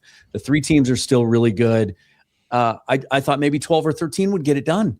And then I went into the exercise that we all do every year of trying to predict every single game based on how the schedule falls. And it was hard for me to come up with losses. And you guys know me, and you, the viewers, know me well enough to know that I bend over backwards to try and be as objective as I can when evaluating the Seahawks, regardless of my passion for the team. I could not talk myself into worse than 14-3. Let's just go around the room. Brando, I'll start with you. Did you do a formal projection? If you did, what is it? And what do you think the biggest obstacles would be to keep this team from winning again? I've got 13-4. I've got the losses of Chargers at home. I've got the Broncos on the road, one of the Rams game, and then one of the Cowboy-Philadelphia Eagle game at the end of the year. So I landed at 13-4. I think it is a slightly tougher schedule this year than last year on paper. I still think the NFL did us a solid. Miles traveled, all the factors you'd want to bring in. It really kind of, for the most part, fit into our favor as much as you can be for the opponents being kind of locked in. Like, I felt like the Rams had more of a first place schedule than us, for instance. I thought that their three singular opponents. Yeah. I just kind of was like, ooh, boy, I'd rather play our guys. Absolutely. Huh? Yeah, like they got Green Bay and Tampa Bay at the end of the year. Like, oof, no, thank you. I'm good. I think Ruben Bain's going to be a monster out there, and so I think we have a really good chance. As far as getting tripped up, I think the one thing that does stand out in the schedule is that you've got to really, make some headway in the early part of the schedule. You can't afford to start slow. You can't afford to get into a 500 territory after 5 or 6 games and then expect you're going to be in contention for the number 1 bye specifically, because that's what we're talking about here. It isn't just about getting the playoffs now. It's how can we lock down this singular thing that has determined the last 4 times over, not in itself, but has been a big factor to pushing us then into the Super Bowl. It's what you really lock into. And so that's where, to me, I say you've really got to hit it hard early on, because there's probably going to be a couple losses there down the home stretch. Yeah. Let me throw this up here before we get to Bryce and Mookie, because it pertains to you both. Dogzilla Monster checking in with $2 dono. Prediction on if Bryce's beard will ever match Mookie's. It's not that far behind. If I stop shaving it and cleaning it up, it will. And that's my plan. I am not going to cut. I'm going to trim it and shape it, but I will not cut my beard until after Syndicate Live in Seattle, so we can actually see at that point who has the. I might need you to grow the beard so you can be my flurry this year. For when we do, hey, I'll do it. I will grow the flurry beard. I will grow the flurry beard, guys. I got you. Okay, deal, Brandon. I will grow it. I'll grow it out. You got it. Out beard flurry. It'd be fitting if one of you guys went down to a mustache. It'd be cool, because then the 4 of us would represent basically the 4 different levels of facial hair, right? You got Brando all nice and clean and tight, and I got the goatee going on, and we just need one of you guys to go with like I'd put a mustache on, but then everybody be trying to keep me away from buses. It's not a good look for me. You got to stay for the 1,000 feet away from schools, Brando. Yeah, it is like he's getting close. He's getting close. It's just a mustache, man. It's just a mustache. It doesn't mean anything. Yeah, right. We've heard that before. During COVID, because the restaurant I worked for during the shutdowns, we weren't allowed to have facial hair back then. And so that's the first thing we did, stop shaving. And so what I did is I let it grow out for 3 months. And then when I went to shave it to go back to work, I did it in stages just to take pictures, just to see what it would look like. And when I got down to the mustache, I took one look at my partner at the time, and she was like, no, you look like Ned Flanders from The Simpsons. So see, you gotta have a certain face to rock the mustache, man. It takes a very specific face. Because I'm coaching and I am an offensive coordinator, per Brandon's request, I will grow a big Brian Fleury type beard, and I will just shape it, go to the barber and get it shaped, but I will not cut it, and we'll see how large it can get. Peter Go Hawks with the $1.99 donation says best show Peter. 12s on YouTube. Go Hawks. Thank you, Peter. Appreciate it. Brother. Thank you, man. Mookie, how likely is it that the Seahawks are going to win back-to-back Super Bowls? I think it's possible. Is it likely? I don't think so. Is it possible? Damn right it is.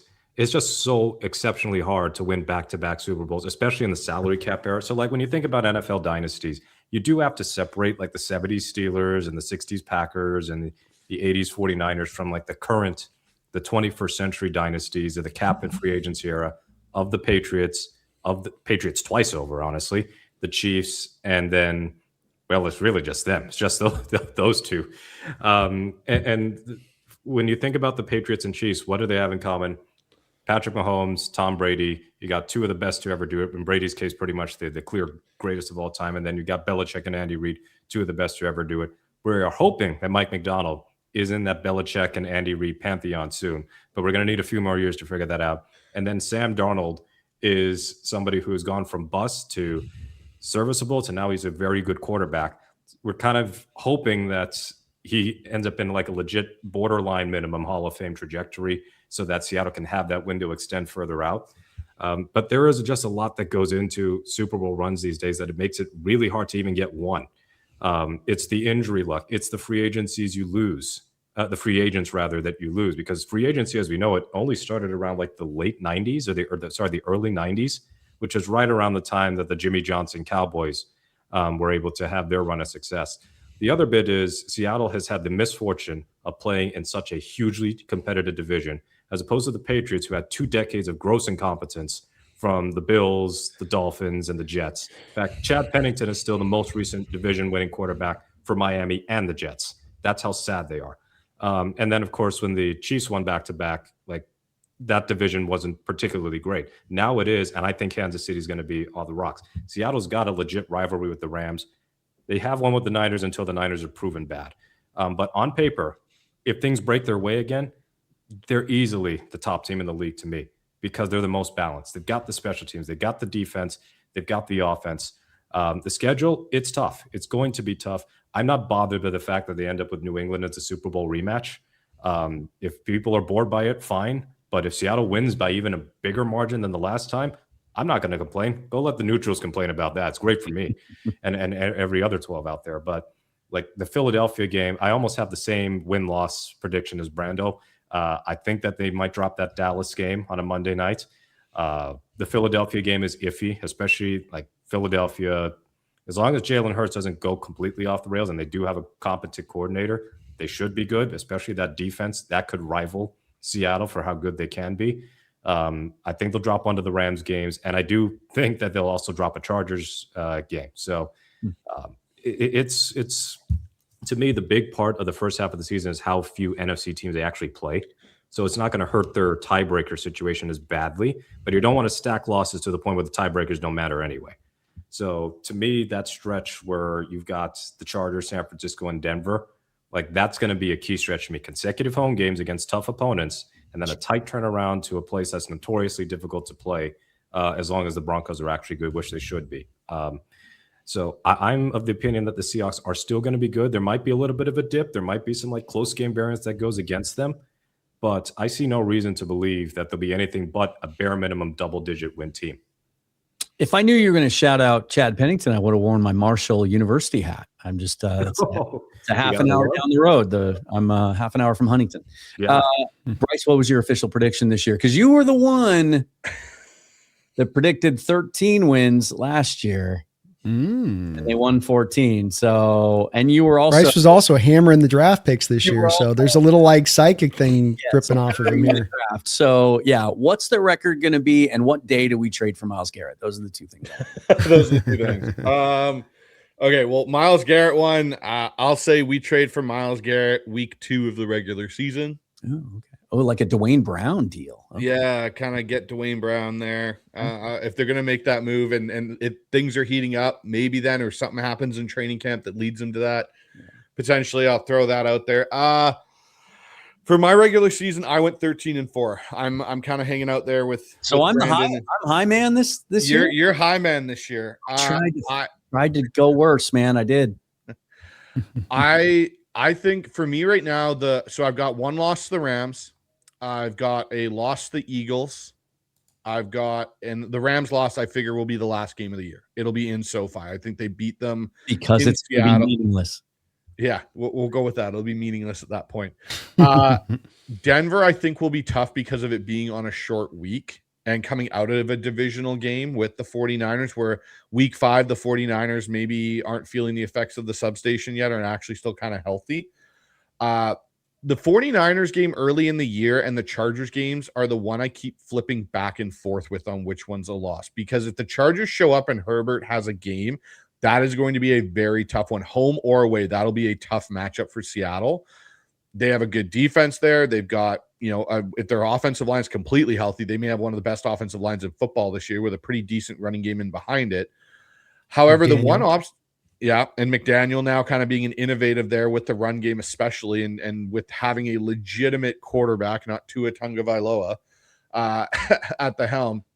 What I will say about week 5 with the 49ers, I think is really interesting, is those first 3 weeks there are kind of, hey, yeah, as an offensive coordinator, you get your kind of rhythm and so on. And you start to understand things. The 49ers may really pose the first true obstacle for Brian Fleury because they know him. You have Kyle Shanahan. You have kind of that mental game a little bit of knowing the guy on the other side and what he may want to lean into. And I get he's got no previous play calling experiences. He does have 7 years helping game plan for Kyle. And that is not something to scoff at and be like, oh, that has no value because now he's calling. No, that has a big value in it because Kyle will know how he wants to think. And this offense this year could have more changes that make it similar to what Kyle and that 49er group do than what Clint Kubiak did. And we saw what happened to Kubiak in game 1 last year, where he kind of lost his mind for a bit of it with the way that they decided to call games and do the Milrow package and different things instead of just sticking to what we thought we were going to see. I look at that as the one obstacle with the Niners because that's the healthiest the Niners probably are going to be. Yes, it's at home. So it's kind of a toss-up for me between the Niners week 5 and Chargers week 4. I'm hoping week 4 is a win because I will be at the game. So I'm kind of hoping they beat the Chargers and I'm a good luck charm, but who knows? What's interesting when you start to compare schedules is you say that you think Denver might be a tough matchup because on a short week, they're coming off having to play the Chargers. Well, the Broncos, or wait. Yeah. Broncos coming off playing the 49ers, right? Yeah. But the Broncos play the Chargers 4 days before they play us. And y'all just told me the Chargers are going to beat the Seahawks, and I think they're going to be really physical. It's going to be a real Jim Harbaugh team. I think they're a team not enough people are talking about in the AFC. And I knew that wasn't going to be the week 1 matchup, but I was kind of campaigning for it because I think that could potentially be a Super Bowl matchup. But that being said, I think the Broncos are coming off just as tough a game. So it's, it'll be interesting to see. I had the losses. I did have the Chargers as a loss. No, I had the Broncos as a loss. Same. But just because of that tough stretch. And I like the matchup. Like I like what Mike McDonald's defense is going to do to a Bo Nix if he's even healthy by then. I just had to try and find losses. And then I got one of the Rams games and the Eagles game. I mean, so they're going to have a long winning streak in the middle there. What it came down to for me was, and again, like I tried to go lower. I just have such supreme confidence in Mike McDonald's defense, his ability as a play caller, and the pieces he has in place on that defense that I just, when I went week by week in a vacuum and looked at every single matchup, I had reasons to believe that team was going to have a hard time scoring.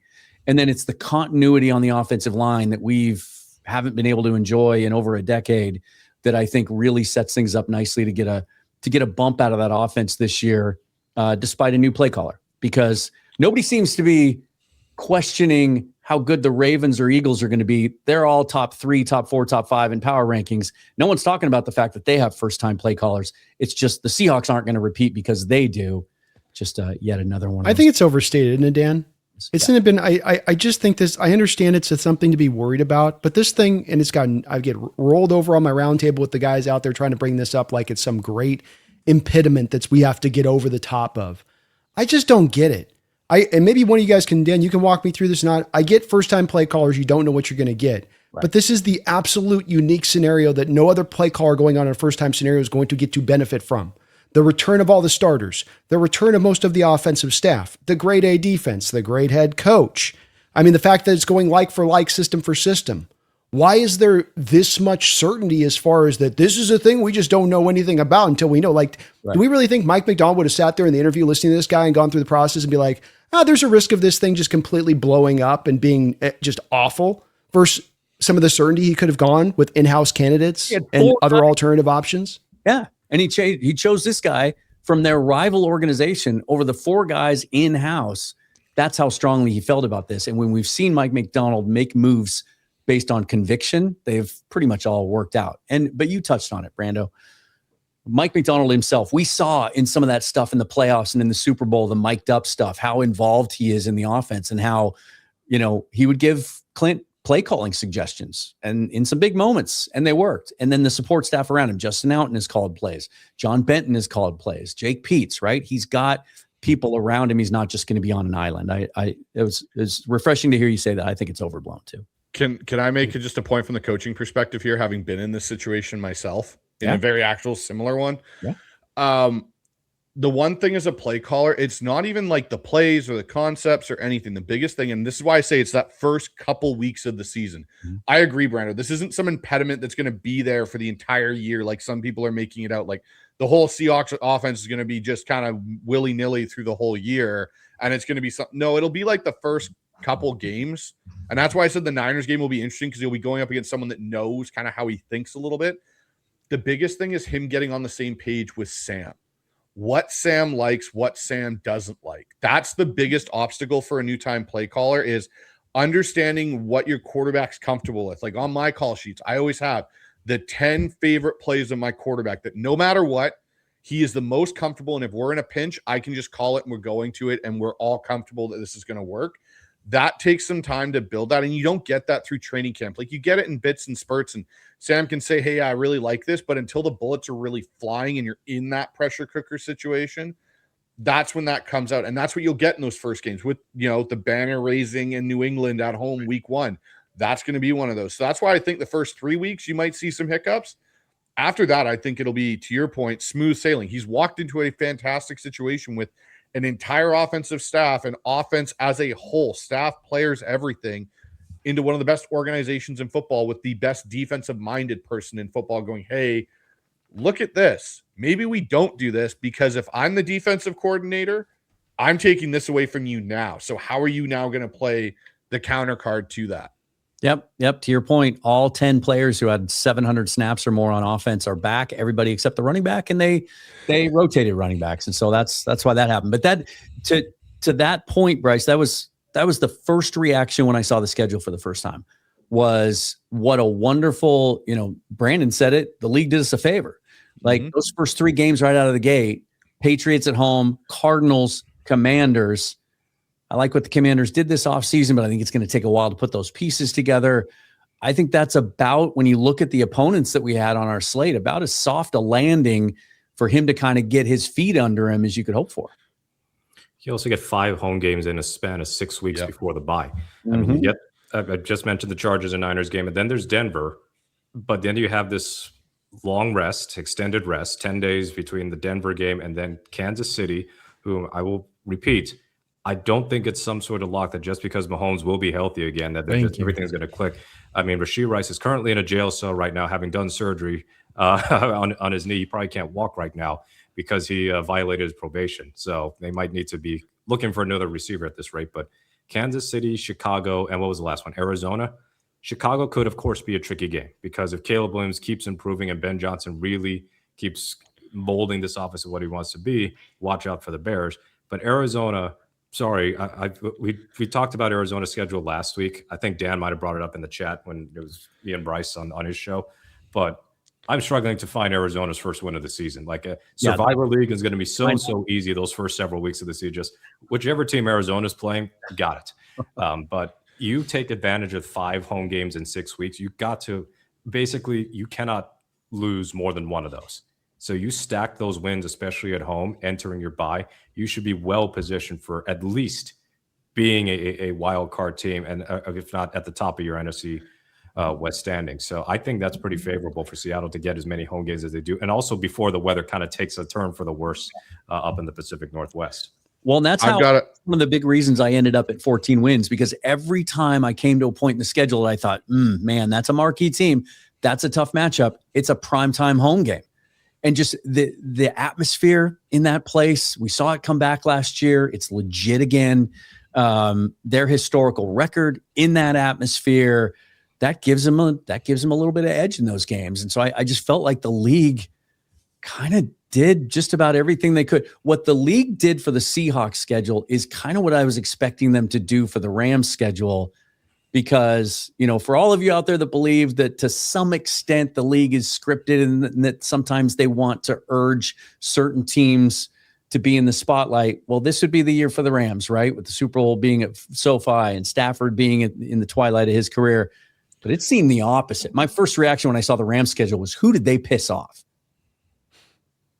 Yeah. Well, Niners too, for that matter.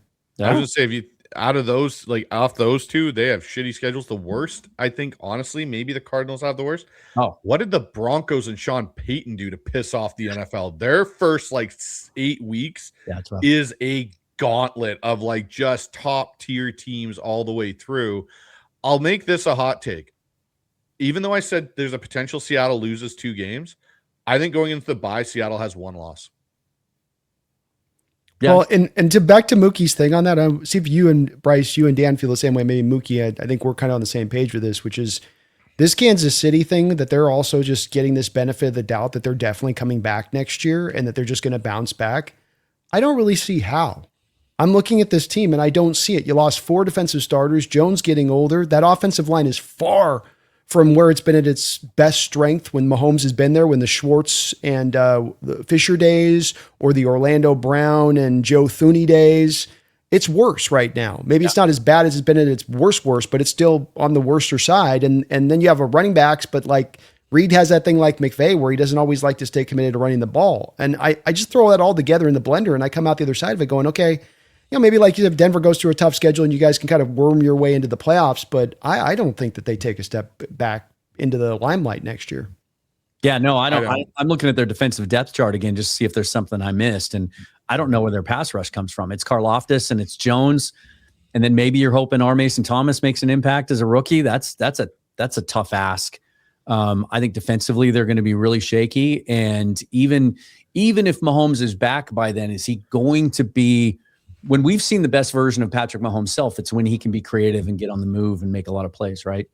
Is he going to be that guy again? I don't know. And even before the injury last year, he was not good at times. He wasn't Patrick Mahomes. People were trying to sell me on the other night Karlaftis having come step forward. I'm like, when did that happen? When did Karlaftis take a step forward? That guy still leaves them wanting to me, even after they paid him. Maybe I'm missing something, but it just, I don't know. Houston had big offensive line inflation. That one playoff game against Houston had him looking like TJ Watt and Kevin Green and every great sack master combined, as opposed to the rest of his career, which is kind of just meh. I would pay Rousseau just fine. I think Rousseau's all right, but I don't see it with him. Kansas City's defense, half their secondaries with the Rams. So they've lost so many people. Can I make a? Oh, go ahead. Got one quick thing on this Mahomes thing and whatnot. I think Mahomes, when he's at his best, is actually when he's in the pocket, more so than when he's running around doing things off script. That's where he actually gets into more trouble now that Tyreek Hill has been gone, because he doesn't have the burners that can get open, and Kelsey's not the guy that he used to be. My question now is, coming off a knee injury and a bad offensive line, how willing is he to hang in the pocket and make those throws? That's going to be the $1 million question for me when you've got Max Crosby and all these guys, Khalil Mack and so on in your own division, let alone coming into Seattle and having to play in there potentially in your first or second game back. You want to stand in that pocket with Byron Murphy and Leonard Williams just completely collapsing it on you with Lawrence stuff. I would try and bail out of there as well. But the thing is he's better from the pocket. He has started to make that change, but standing in the pocket with a bad knee or coming off a bad knee is a tentative thing as well, because it's how quickly does he get happy feet? As me and Brandon both allude to with bad quarterbacks, their feet are constantly moving and never settle. I feel like that could be something we could be looking at with Mahomes potentially early on when he comes back. Well, don't forget, a security blanket is very, very, very old at this point, and basically lame duck year Travis Kelce. He's like the crypt keeper. He is like the crypt keeper, and while that connection is probably going to be eternal, he is heading into his swan song. So you take away him.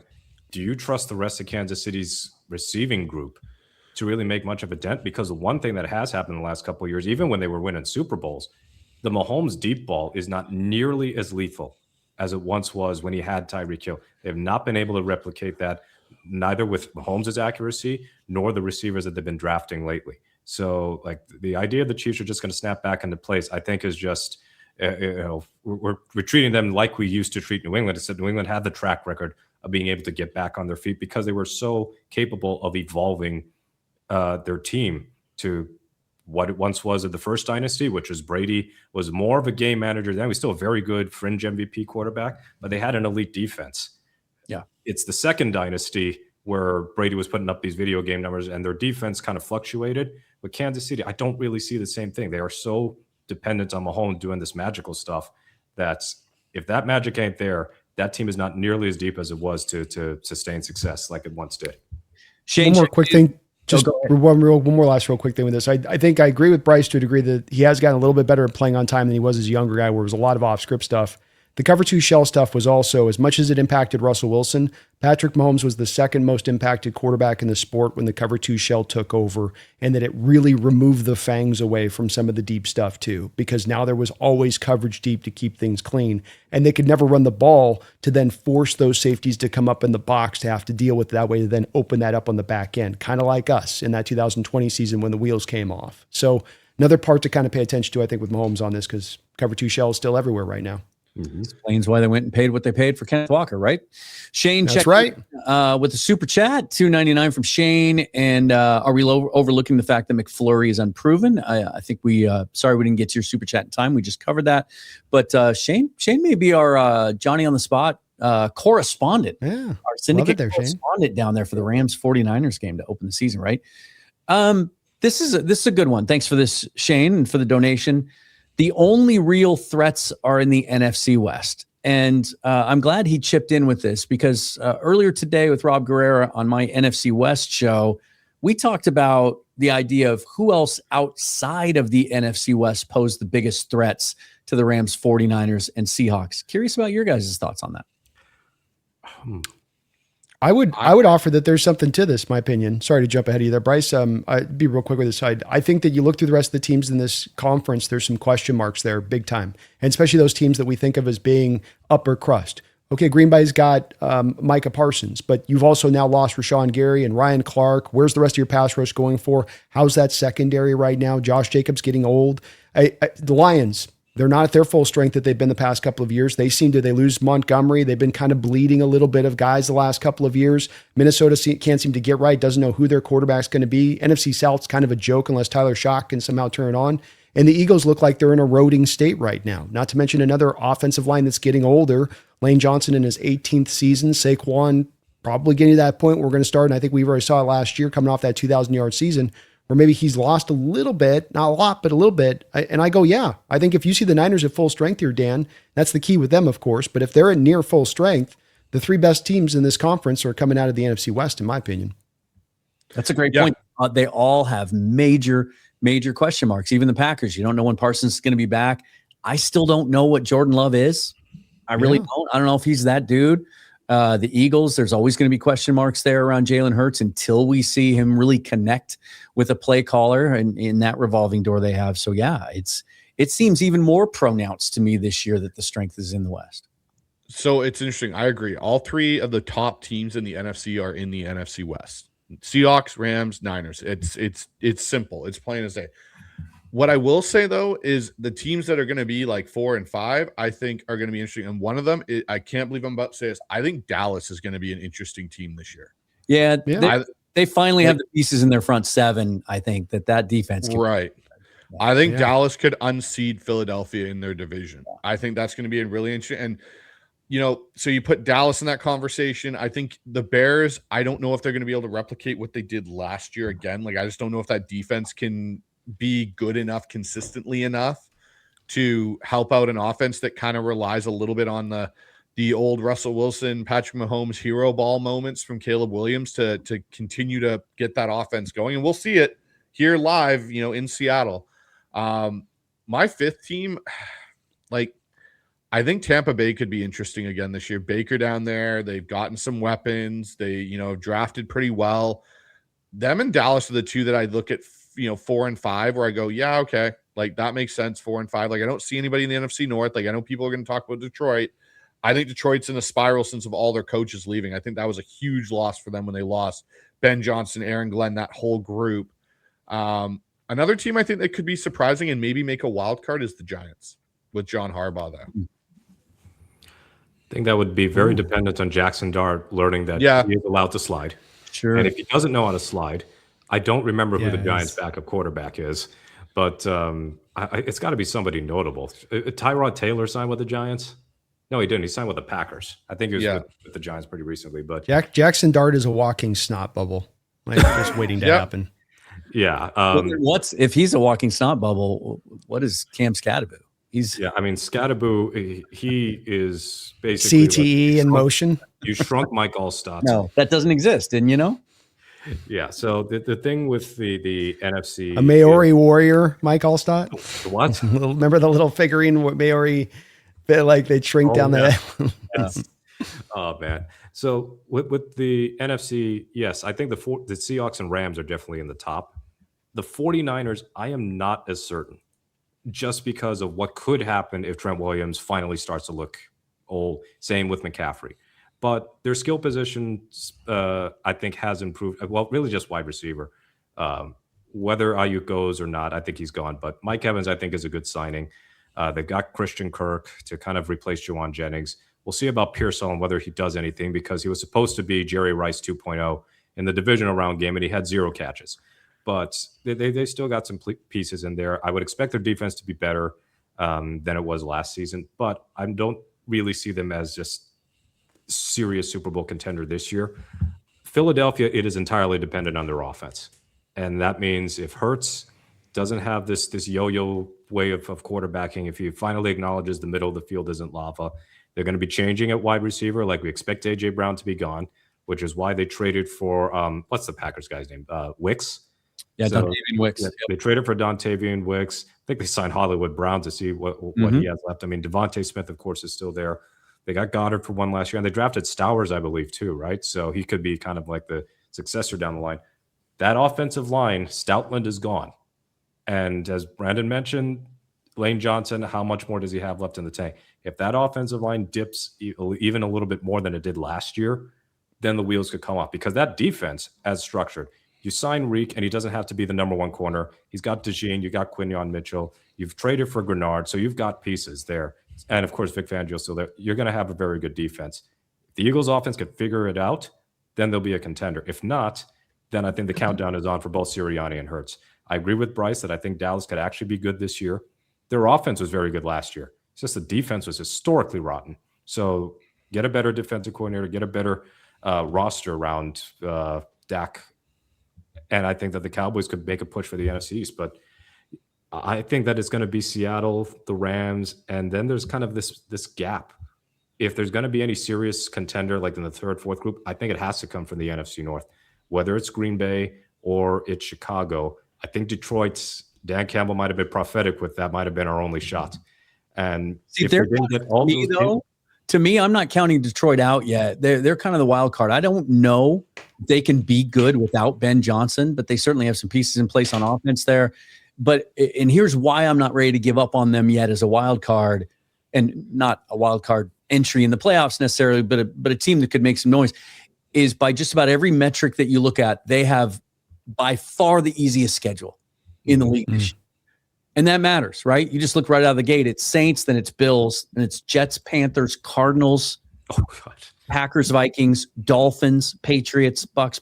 It's the most favorable schedule in the league. And so if they can get something going, is it who'd they hire? Was it David Blau from I think they hired Drew Petzing. No, Drew Petzing from the Cardinals. Okay, never mind. Take it all back, Dan. Yeah, take it all back. Rewind. Blau went to Washington, all right? Didn't Blau? Yeah, he is the offensive coordinator right. Yeah, he for went to Jay Command. Daniels there.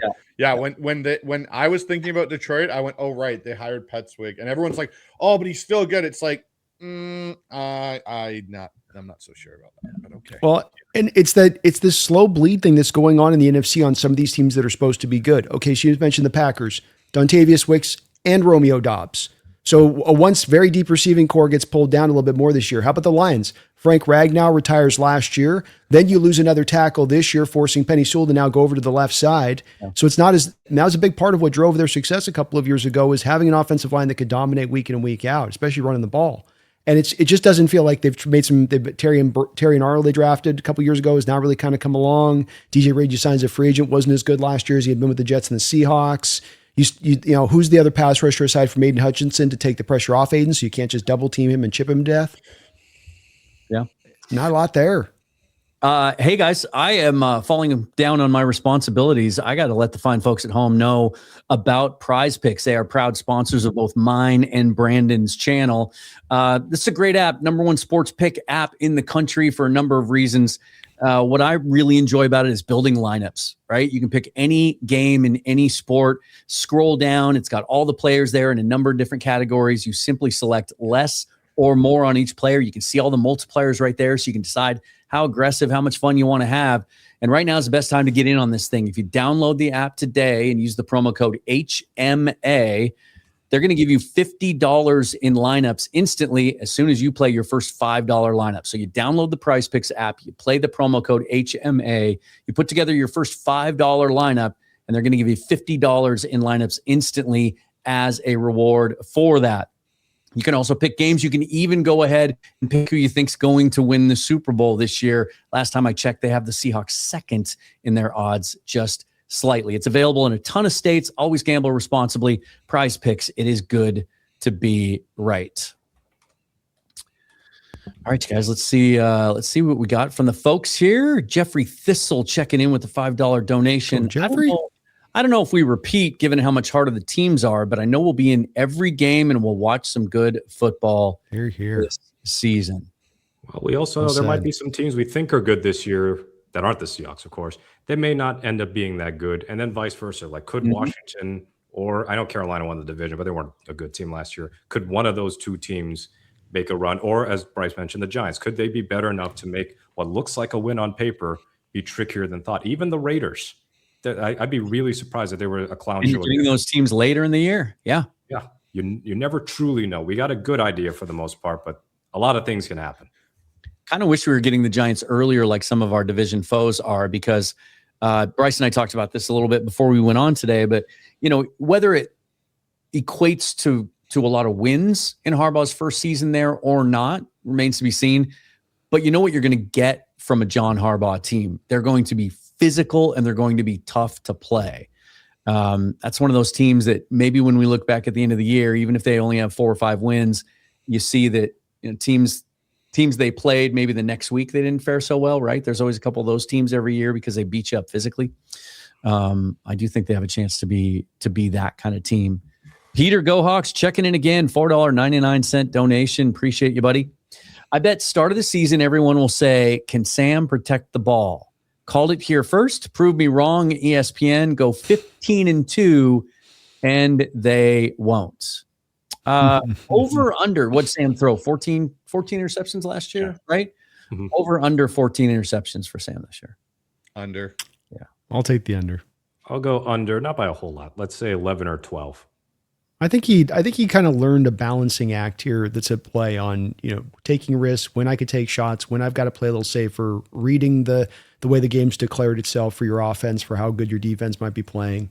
Really felt like not just off the playoff run, but the back half of the schedule, that 4 game against the Rams kind of skews things. That 4 interception game, right. You really kind of take that one out, and it did seem like he kind of turned a corner. Yeah, absolutely. Let's see what else we got here. I just want to check in too. There were a couple other things we talked about. Let's do this because I know Bryce is going to have to go in about 10 minutes. So we're running out of time here, guys. Thank you all for being here. There's about 600 of you in the stream right now at this moment, which, look, on a Thursday night, May 21st, the week after the schedule comes out, there's no mini camp. There's no nothing going on. You are some true sicko Seahawk fans out there, and we appreciate you being here with us on the Syndicate. I got a question for you guys. Yeah, go I ahead. want to ask you guys, should the Cardinals do the supplemental pick on Sorsby? What do they have to lose? What are the odds on that one? What do they have to lose? Yeah, But it's second round pick. Like you'd have to probably throw a second round pick on the table, I think, on this one. 100%. And the Cardinals have a history of taking quarterbacks in the first round of the supplemental draft. I know because best man at my wedding and my college roommate, Tim Rosenbaugh, was a first round draft pick of the Cardinals in 1991. Little history there for you. I say no. No. I say no because, and this is why I say no, you just drafted Carson Beck. They're essentially the same freaking quarterback. They're not going to, either one of them is not going to come in and change your franchise or do anything. So what's the point when you got Brissett as so-called starter? Did they not just sign Minshew there as well? Is he not in Arizona as well? Or am I mistaken? Yeah. So I saw that. I went like, yeah, like it just, if you're going to commit to being a better organization, which is a big ask for Arizona, you don't do dumb things like this and throw a second round, like to your point, Brandon, potentially a second round pick that you could use next year to actually help build your team in an area you may need to build it in on a supplemental quarterback that is basically at the same level of play as Carson Beck. Well, that's you've got him as Beck. You got him at Beck's level as far as his ability goes. Like I think he's more mobile. I think he's got a lively arm. He's a younger player with more room for the upside to develop. Yeah, but okay. So my point is, okay, so I put him in the Beck conversation because I don't think next year, if he was to have come out next year, is he a guy that you take in the first round? a lot of scouts. I think he could have elevated himself into first round discussion. Yes, with his mobility. Yeah, I do. He's got. I think if you look at Arch Manning's ability and what he does moving around and throwing the ball arm strength wise, I think there's some similarities there to Sorsby. I think there's a lot more similarities between the two of them than there is differences. And we know Manning's going to probably be a first. My thing when I watch the film though is I see a one read RPO quarterback. I don't see a guy on third downs when it's can't have the RPO to him that I really see a lot that translates greatly to the NFL. Now you're right, there may be developmental potential. But I just don't see it worthy of a second round throw at the bag where, okay, is he going to be your QB4 this year? Maybe QB3. So you're going to have two guys on your roster that are unproven at the NFL level behind Brissett. Like, okay, that works if Brissett goes down and you're ready to just continue to blow through games. But I don't see enough on Sorsby's film right now on NFL style of play where I go, yeah, I see a first round potential talent. There's obviously upside. I'm not going to argue that, but there's no consistency for me. Well, the best thing would have been for him to come back to college. Sorry, Dan. The best thing would have been for him to go back to college, no doubt about it. But that's where you got to do some advanced math on this as a team and projecting a bit. And look, Gardner Minshew's not winning them any extra games if he goes out there. So being stuck in the conundrum that, okay, now we got the number one overall pick because we can't win games. We'll go get Jeremiah Smith or something next year and we got our quarterbacks. I don't know. I think it's not the worst of ways to go, especially as the Cardinals themselves seem to acknowledge across the board the whole Beck pick was made solely for the possibility of him not being the future of the quarterback position, but to be their basically backup on his rookie deal is pretty much what they're. I have Cardinal fans just openly saying that. Yeah. Well, and I guess two things come to mind, and one is that they might have that chance because Sorsby's. There's no way he goes back to college football. He's played his last game in the NCAA. I don't think there's any question about that based on everything that's known to this point. But the second thing is, I guess about an hour ago, we talked about how hard the Cardinals schedule is and how it's hard to find wins on there. They might have the first pick in the draft next year.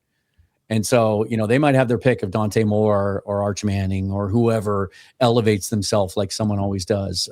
There's no way the Manning family is letting Arch go to Arizona. There is 0% chance of that. Okay, so it's really in this era, though, do you think you can pull an Eli? Do you think you can leverage that now the way that you used to be able to?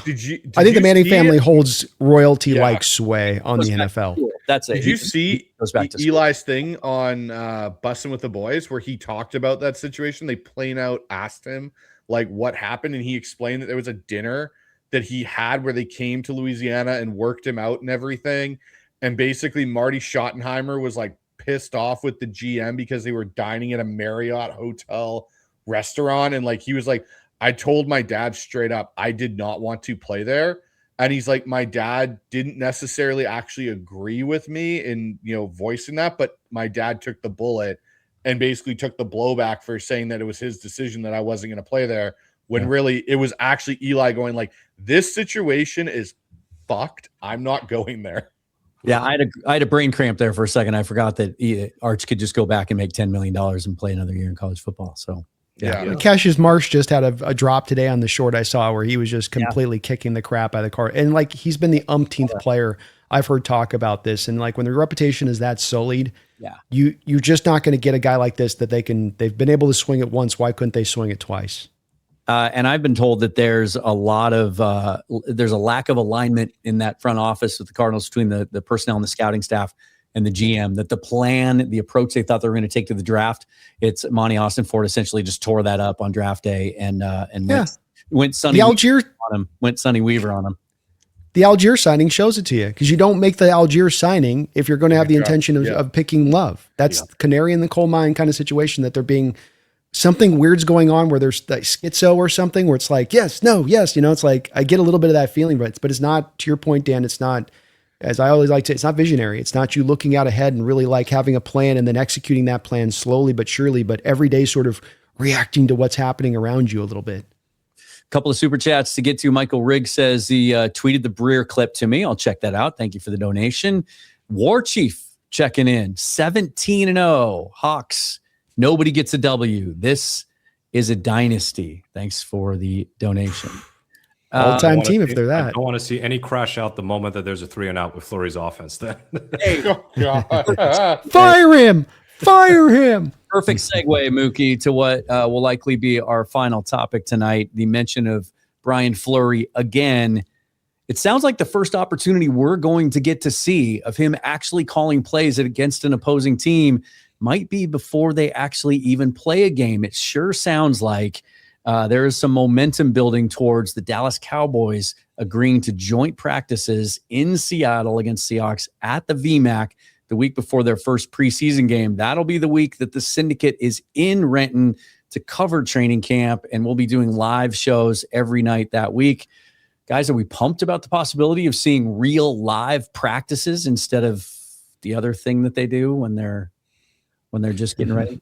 Well, I want us to not be behind closed doors, because like Green Bay made theirs open to the public. I don't think Tennessee did 2 years back. The Cowboys typically have their scrimmages in Oxnard, not Oxnard, so or practices and training camp in general. So, and they've had scrimmages with the Rams their last 2 years. So I would like to think it's not hard for them to go up to Seattle. They're playing there anyway.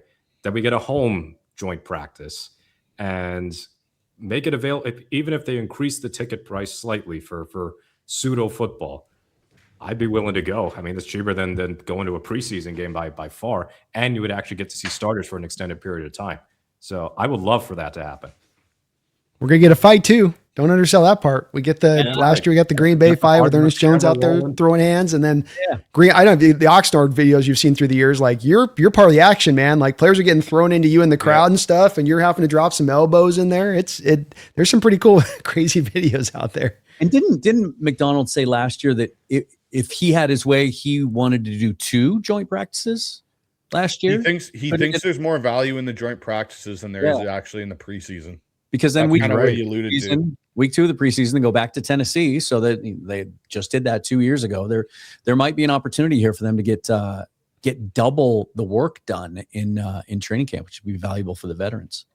Yeah, especially since this year, unlike years past, I don't expect starters to play nearly as much in the preseason as they did the previous 2 years, even on offense or defense. Like we might just Jalen Milroe show, man. A whole lot of Milroe, a whole lot of Locke.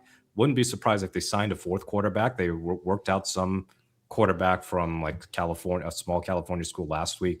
Didn't sign him, so they might sign an extra camp body preseason quarterback and let the starters take time off. Did you no lock all Milroe? No lock all Milroe. I want him starting all 3 of the games. In our best case scenarios, he goes off and then he becomes a potential. People get that as the vision in their head as we go through all the season and then in the next year's draft, and that's just sitting right there at the forefront. That's it. Guys, I think that's going to do it. Bryce has to go. He's got some obligations. And I think for an off-season episode, an hour 20, I think that's fair. But a great turnout from you all today. Thanks for the donations. Thanks for being here. Thanks for the questions, the comments, and the takes. We'll be back again in 2 weeks, and we'll continue on from there. Any last thoughts before we go, guys? Yeah, OTAs next week. So we will have actual things to talk about. Yeah. Some reports. There'll be some signings probably and some departures. So yeah, we're going every 2 weeks, but 3 shows from now, we're in training camp month. So time flies fast before the Seahawks conquer the NFL once again. Absolutely. Bryce, what do you got coming up on your show this week? This week for me, it's going to be, it'll be interesting. I've got a show where I'm going to do kind of a coverage on the 5 best moments from the Seahawks season from my perspective, as well as the fans' perspective. What were their 5 favorite moments, whether it was a press conference, a play, going to do that. And then I've got a couple other cool topics. One of them will be doing a deep dive into the wide zone scheme and what we could see more of this year from, Brian Fleury, and what are some changes we might actually see from Brian Fleury within this offense? Brandon, leave us with some wisdom before we go. Just as I always tell people, don't listen to that national media, man. We got this team on point, ready to go, and that they're not done yet with the money they got on the cap here to spend. You're getting extensions done in-house with some of these young players before start training camp. So I know we're hearing a lot of the national media putting the Rams up collectively almost ahead of us, and it's no doubt about it, but we ain't done yet, and they still don't understand of why we were so great last year. And that's the way we like it, right? If you guys would, please, if you haven't up till this point, get over to the Hawks Nest and give Brandon's channel a sub. Get over to the Hawks Eye and give Bryce's channel a sub. And if you're not reading Field Goals for your daily Seahawks information and analysis, you're doing it wrong. They're the best in the business at what they do. So kudos to you, Mookie. And thanks for being here, you guys. Thanks to all of you for watching. We'll be back again in 2 weeks. Let's try it. We'll go 1, 2, 3, pause. We're going to finish on a Go Hawks. You ready, guys? 1, 2, 3. Go Hawks. Hawks. Oh, God. What just happened to Brandon? Oh, man. Oh, God. Well, next week we'll rehearse it before we go live. Oh, that's not going to change it. I always forget until the end. All right, you guys. Thanks. We'll see you next time. Have a good one, boy. Later, everybody. See ya.